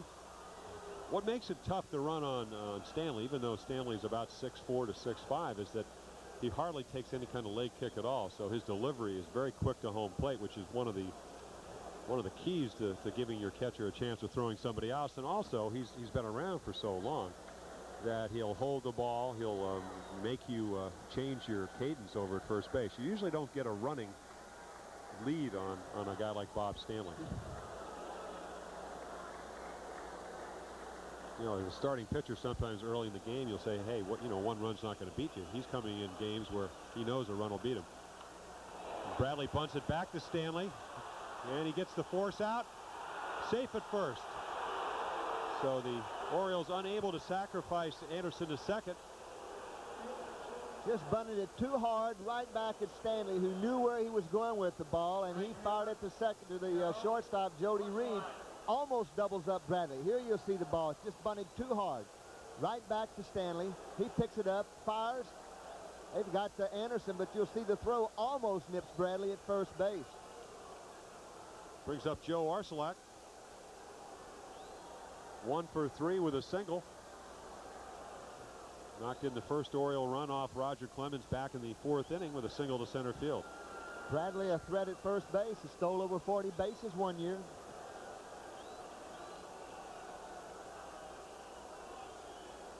If you go back to last year, not a very aggressive, of course it was kind of an up and down year. He hit over 300 the second half of the year, talking about Phil Bradley, but I believe he only stole like 11 bases and was caught 9 times.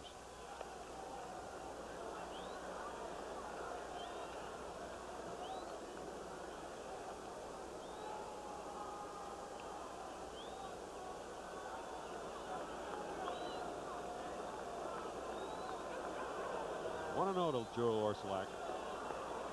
1 out. 4-4, bottom of the 10th. Phil Bradley down at first.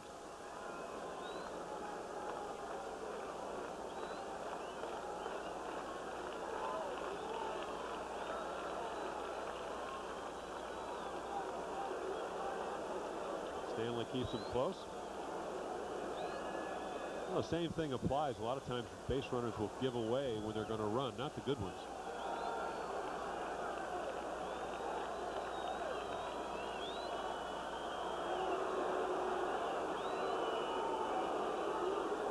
The theory is obviously you might tire out the runner. I did that once to Tommy Harper, who was an excellent base stealer, stole over 70 bases. Threw over there 8 times and he stole in the 9th. When I went home, he just took off the second. 1-1. So a lot of times that theory doesn't quite work. Did Earl talk to you about that? I don't recall. 1-1.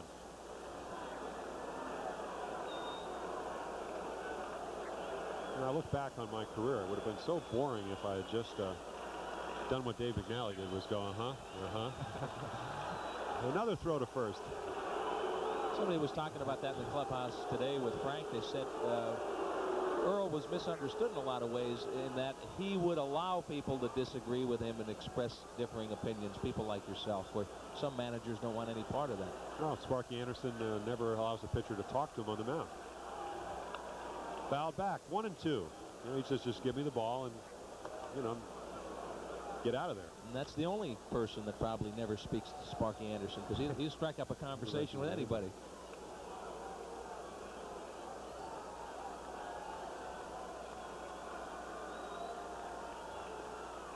Talked to Johnny Bench a couple of weeks ago and talked about Sparky. He said what that guy did last year was pure magic. He said they had no business being where they were, fighting for that thing right down to the wire. Pitch out. 2-2. So Stanley and Gedman thought they might have something going. Yeah, well, they talked about chemistry over there. And, you know, they feel that Darrell Evans, who's now with Atlanta, was a major part of that, not to mention the 22 home runs. Yes. And Brookins, too. This might be a good spot to go right here. Nope, he's not going. Hit in the air to right center. Burke should be able to make the play and does. I'd say it's a little slippery out there, too, in the outfield after raining all morning up to around 11:30 or 12. But Burke's had a little trouble running that one down. So Cal Ripken comes to the plate. 2 down. Tie ball game, bottom of the 10th. Rip today 1 for 4 with 2 strikeouts, a double play ball, and the big blow for the Orioles, a 3-run home run. Back in the 6th inning. Drive over the left field wall off of Roger Clemens.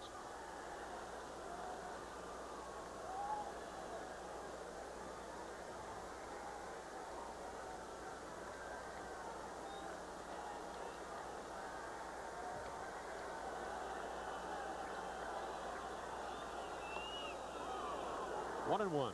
Of course, Sparky Anderson also said, you know, when Jack Morris pitches for the Tigers, said, gee, you know, I'm going to really miss Brookins. He meant a lot to this ball club. Sparky said if you kept all the guys you liked, you'd have guys who are hanging around till they're 50. Hit in the air to right field. And Dwight Evans will make the third out here in the bottom of the 10th. So let's go to the 11th with a score 4-4 for Memorial Stadium.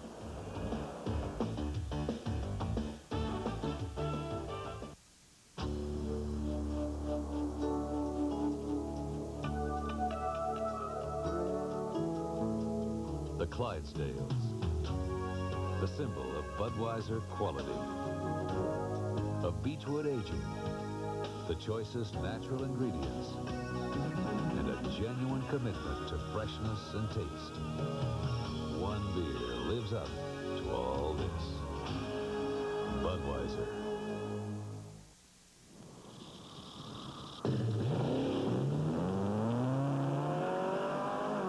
Jeep Racing Team, the winningest team in off-road racing, goes nowhere without Craftsman tools. From their durable precision power tools to hand tools that are guaranteed forever. So, make sure it's a Craftsman, because you don't want to get stuck with anything else. Want a job? Sure, I got a job. Want to know why? Famous grilled chicken breast sandwich. Gonna be the biggest thing since the cheeseburger, they tell me. I got a brother-in-law makes $1 million selling fried chicken. That's not good enough for Hart's. No, sir. We got a grill. So why bother? Because the customer will go. Famous grilled chicken breast sandwich. Gonna be the biggest thing since the cheeseburger, they tell me. I got a brother-in-law makes $1 million selling fried chicken. That's not good enough for Hart's. No, sir. We got a grill. So why bother? Because the customer will go someplace else. That's why I bother. You know what that's called? Common sense? Democracy. This is America. I'm the boss, and that's a grilled chicken sandwich. You're hired, kid. Back at Memorial Stadium, 4-4, 11th inning. Brian Holton still pitching for the Orioles. Done an outstanding job.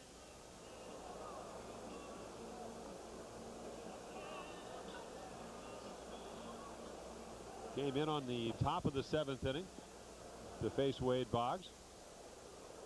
And Jim Rice will lead it off for the Red Sox. Jim 1 for 4 today with a single. Talked about that great spring.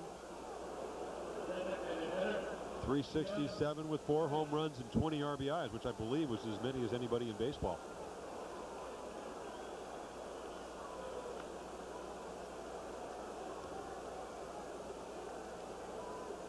Had a couple of good swings at balls that he popped up today, just hitting him a long way. Well, you talked about earlier about being defensive. He said, I was trying to protect my 300 lifetime average. And right there, he pops up another ball that Cal Ripken should be under, and does for the first out. He said, I just became defensive. And the thing that's impressing me today about Brian Holton, Brooks, is, again, you would think the second, third time around, they would start looking for curveballs, and yet he keeps throwing them, and they can't hit them. Nick Osaski, 2 for 3 with a walk. First fastball he's thrown for a strike in a long time. Osaski looks like he's got a good, strong stroke.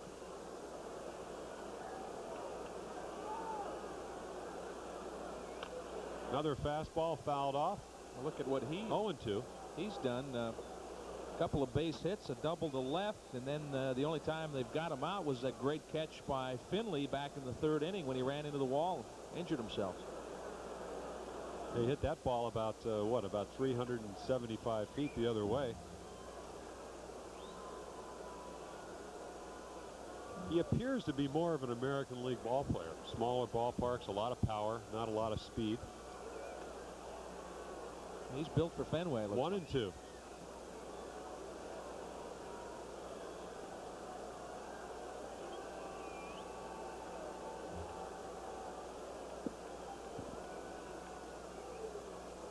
Curveball, ball 2, 2-2.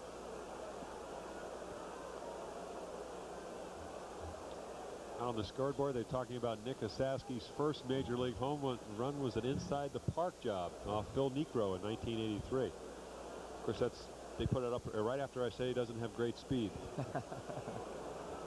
2-2. Hit deep to left. Bradley back and makes the second out. 2 up, 2 down in the top of the 11th inning. He didn't miss that one by much. Oh, he did not. Big swing.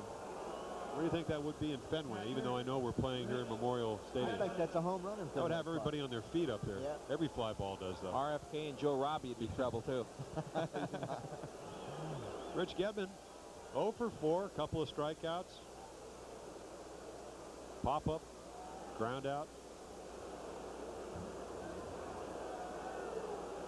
Takes a curveball for ball 1.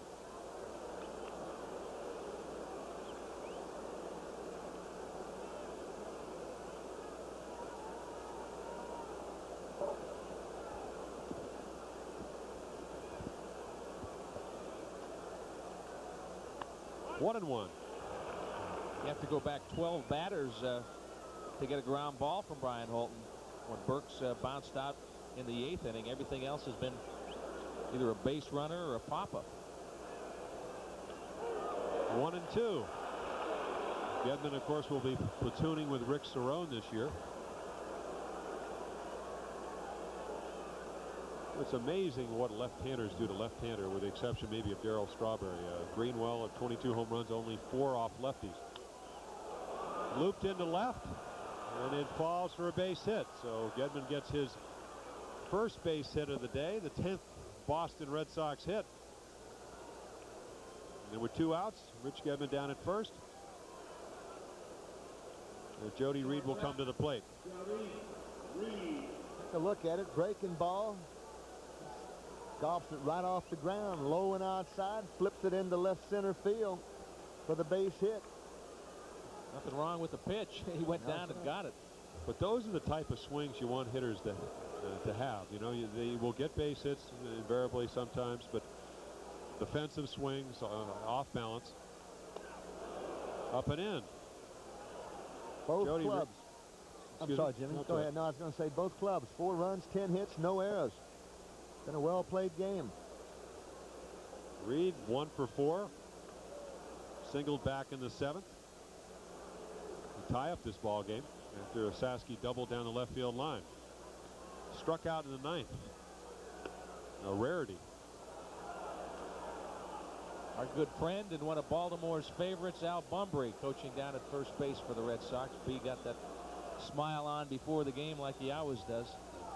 Quality guy. The Orioles tried to see if they could possibly have him come back here last year, and the Red Sox can't talk to him. 1-2. Well, the fans gave him a 32nd standing up. Well, not only a popular but good player. I mean, great.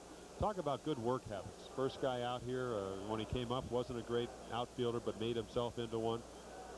But hit 330-something his rookie of the year. 2-2. Snapped a couple of good curves those last 2 pitches. Well, again, the ability to throw the curveball when you're behind in the count. And, one of the great strengths of anybody is to be able to ascertain what you can and what you can't do. Reed hits it to Ripken. Over to Gonzalez, and the 11th, at least the top of the 11th, is over. And we'll be back in a moment. 4-4 from Memorial Stadium.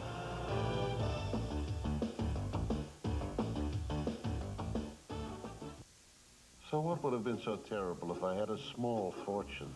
If I were a rich man, all day long I'd biddy-biddy boom. If I were a wealthy man, hey, ho, Don't have to work hard. All day long I'd biddy bum if I were a wealthy man. This week's Lotto jackpot has an annuity value of $3 million for a single winner. There are a lot of gasoline credit cards, and a lot of them are the same. But this one is different. The difference is you don't pay more than the cash price. The difference is you get the best-selling gasolines in America. The difference is the people behind the card. Shell. Experience the difference.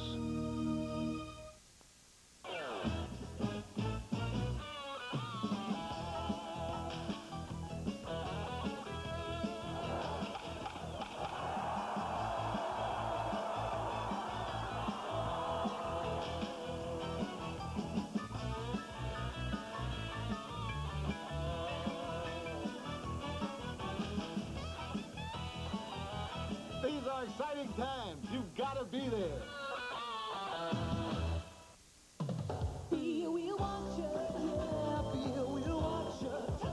The wheel never looked better. Tonight at 7 on Channel 2. 4-4, bottom of the 11th inning, and you're watching Orioles baseball on the WMAR Oriole Network. WMAR Memory TV. jog for you.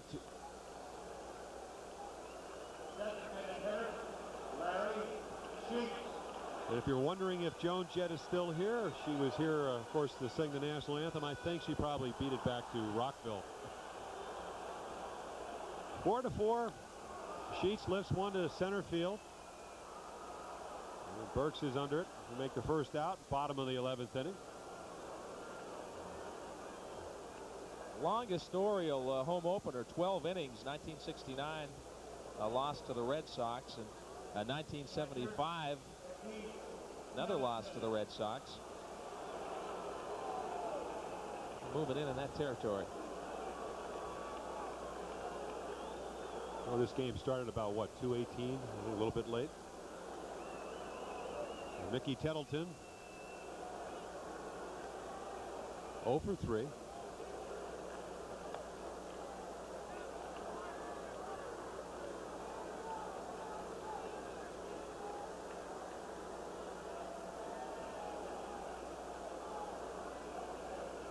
Excuse me. We're looking at 1 for 2 with a walk. 2-1 to Mickey.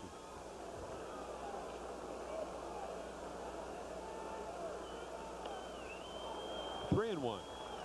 Excuse me, 3-0.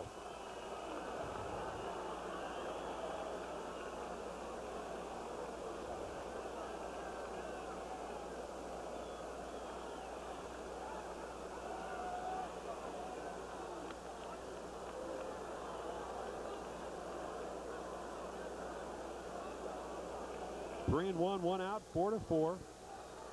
Bottom of the 11th inning. Ball 4.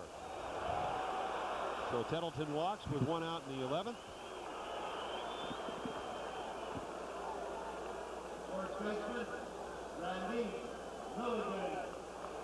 Third Oriole walk today. That Bill Fisher, the Red Sox pitching coach, coming out to have a chat with Stanley. Gedman got some bullpen warm-ups going. Looks like number 41 for John the Dobson, maybe?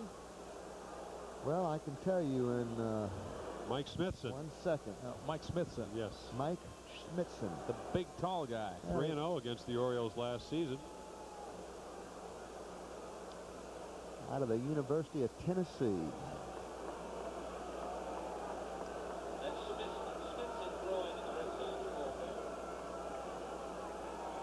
So Randy Milliken will come to the plate. Sliced a single in the 9th inning down the right field line to put the possible winning run at third base. Orioles were unable to score that run. Takes outside for ball 1. Well, we've seen some very good pitching today on both sides. Coming out of the bullpen. Around the plate, not too many walks. Of course, nice weather.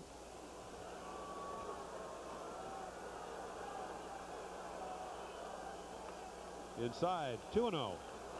The Orioles' longest opener ever. We talked about the 2 12-inning games, but they played a 13-inning game in Boston in 1966. 5-4 win.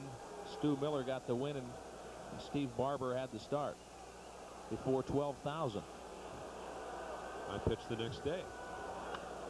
Hit again to right field. Tettleton on his way around second. We'll at least get to third. There's your winning run. So Milligan wraps another single to right field. And he did wrap it. Good piece of hitting by Randy Milligan. A bullet right by a first baseman into right field. First and third, one away. Here, take this. Ball up and out. I want to tell you, no one's going to do that any better. No. Brooks and Jim, this is the identical situation we had in the 9th. First and third, one out. And Worthington at the plate. That time he bounced out 2-3.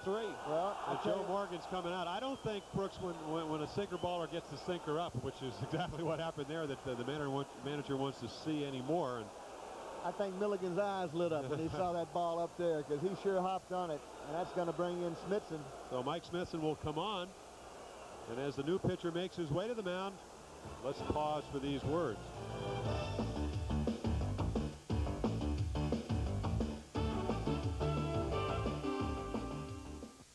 Here at our plant, we build quality cars. This engine's good for miles and miles, if you take care of it. That means changing the oil every 3,000 miles, and Jiffy Lube makes it easy.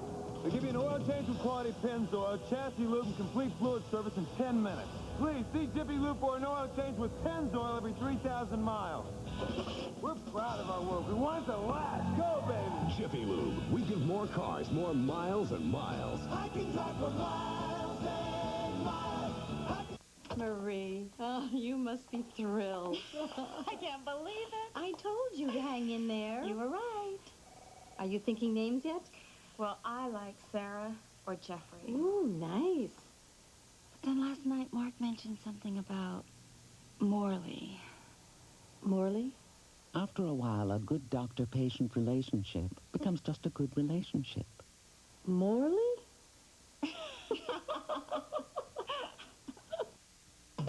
Here we want you, yeah, here we want you. Lots more money, yeah, lots more power. It's gonna come alive. It's gonna change your life. Big surprises, lots more prizes. Non-stop money stay. The Wheel of Fortune way. Here we want you, yeah, here we want you. Wheel of Fortune. Tonight at 7, only on Channel 2. Back at Memorial Stadium, Mike Smithson comes on in relief of Bob Stanley, who relieved Roger Clemens. Interesting conversation. Frank Robinson called over his young hitter, Craig Worthington. Brooks, what do you think they're going through? Well, I just think he was trying to. Worthington's probably never seen Smithson and tell him what to expect, how he throws maybe, and really what you have to tell yourself in this situation is try to make him bring the ball up. You got to have a little plan in mind. You always needs a fly ball. You got the infield in, the outfield in, and a fly ball. There's Frank talking to Ripken too. In this case, anything could be happening. You could have a squeeze in this situation. So, you know, it's there you see Morgan. He's trying to. Well, he thinks it's over too. Maybe he was saying, "Let's go home." That was a joke, folks. That was a joke. I think also he probably also wants to tell Mike Smithson or take Craig Worthington what Mike Smithson throws, and you know, maybe it's the first time he's ever seen him, and that's one of the difficulties that young hitters have to. Boy, that outfield is deal really with. in this. Yeah, they're playing with an extra infielder. Yes, Only they two did this outfielders. last year, and give us a wide shoot. There it is. We got Evans in right center, and you have Greenwell up the middle. Only two outfielders. And again, you have an open base, so you have a lot of room to really put somebody on. What's that do when you're hitting and you see all those guys right on top of you? You just concentrate on the pitcher. Concentrate on trying to see the ball. I'd hit it to Greenwell if I had a choice. 1-0. Hit deep to left center. Oh! The Orioles should win. Yeah. And they do as Tettleton scores the 5th run. A looping fly ball that got in the hole between Burke and the right fielder Evans, who was playing center field. Well, if you have three outfielders, guys, you have a play at the plate? Yeah, you sure do. So I guess the strategy backfired. Well, questionable, but it would have been a lot closer than it was. I think Smithson made the pitch he wanted to because he busted his bat. He just got it inside, and he looped it right in the hole. Even if he catches the ball, the run tags up and the game's over. So Worthington did the job. Here you'll see the fastball gets inside on him, tailing back. Didn't get it, but he got enough of it. See, you'll see the left fielder, no one there. And here you'll see Burks diving for the ball, can't get it, game's over. And with Mickey Tettleton on third, not really a speed deal.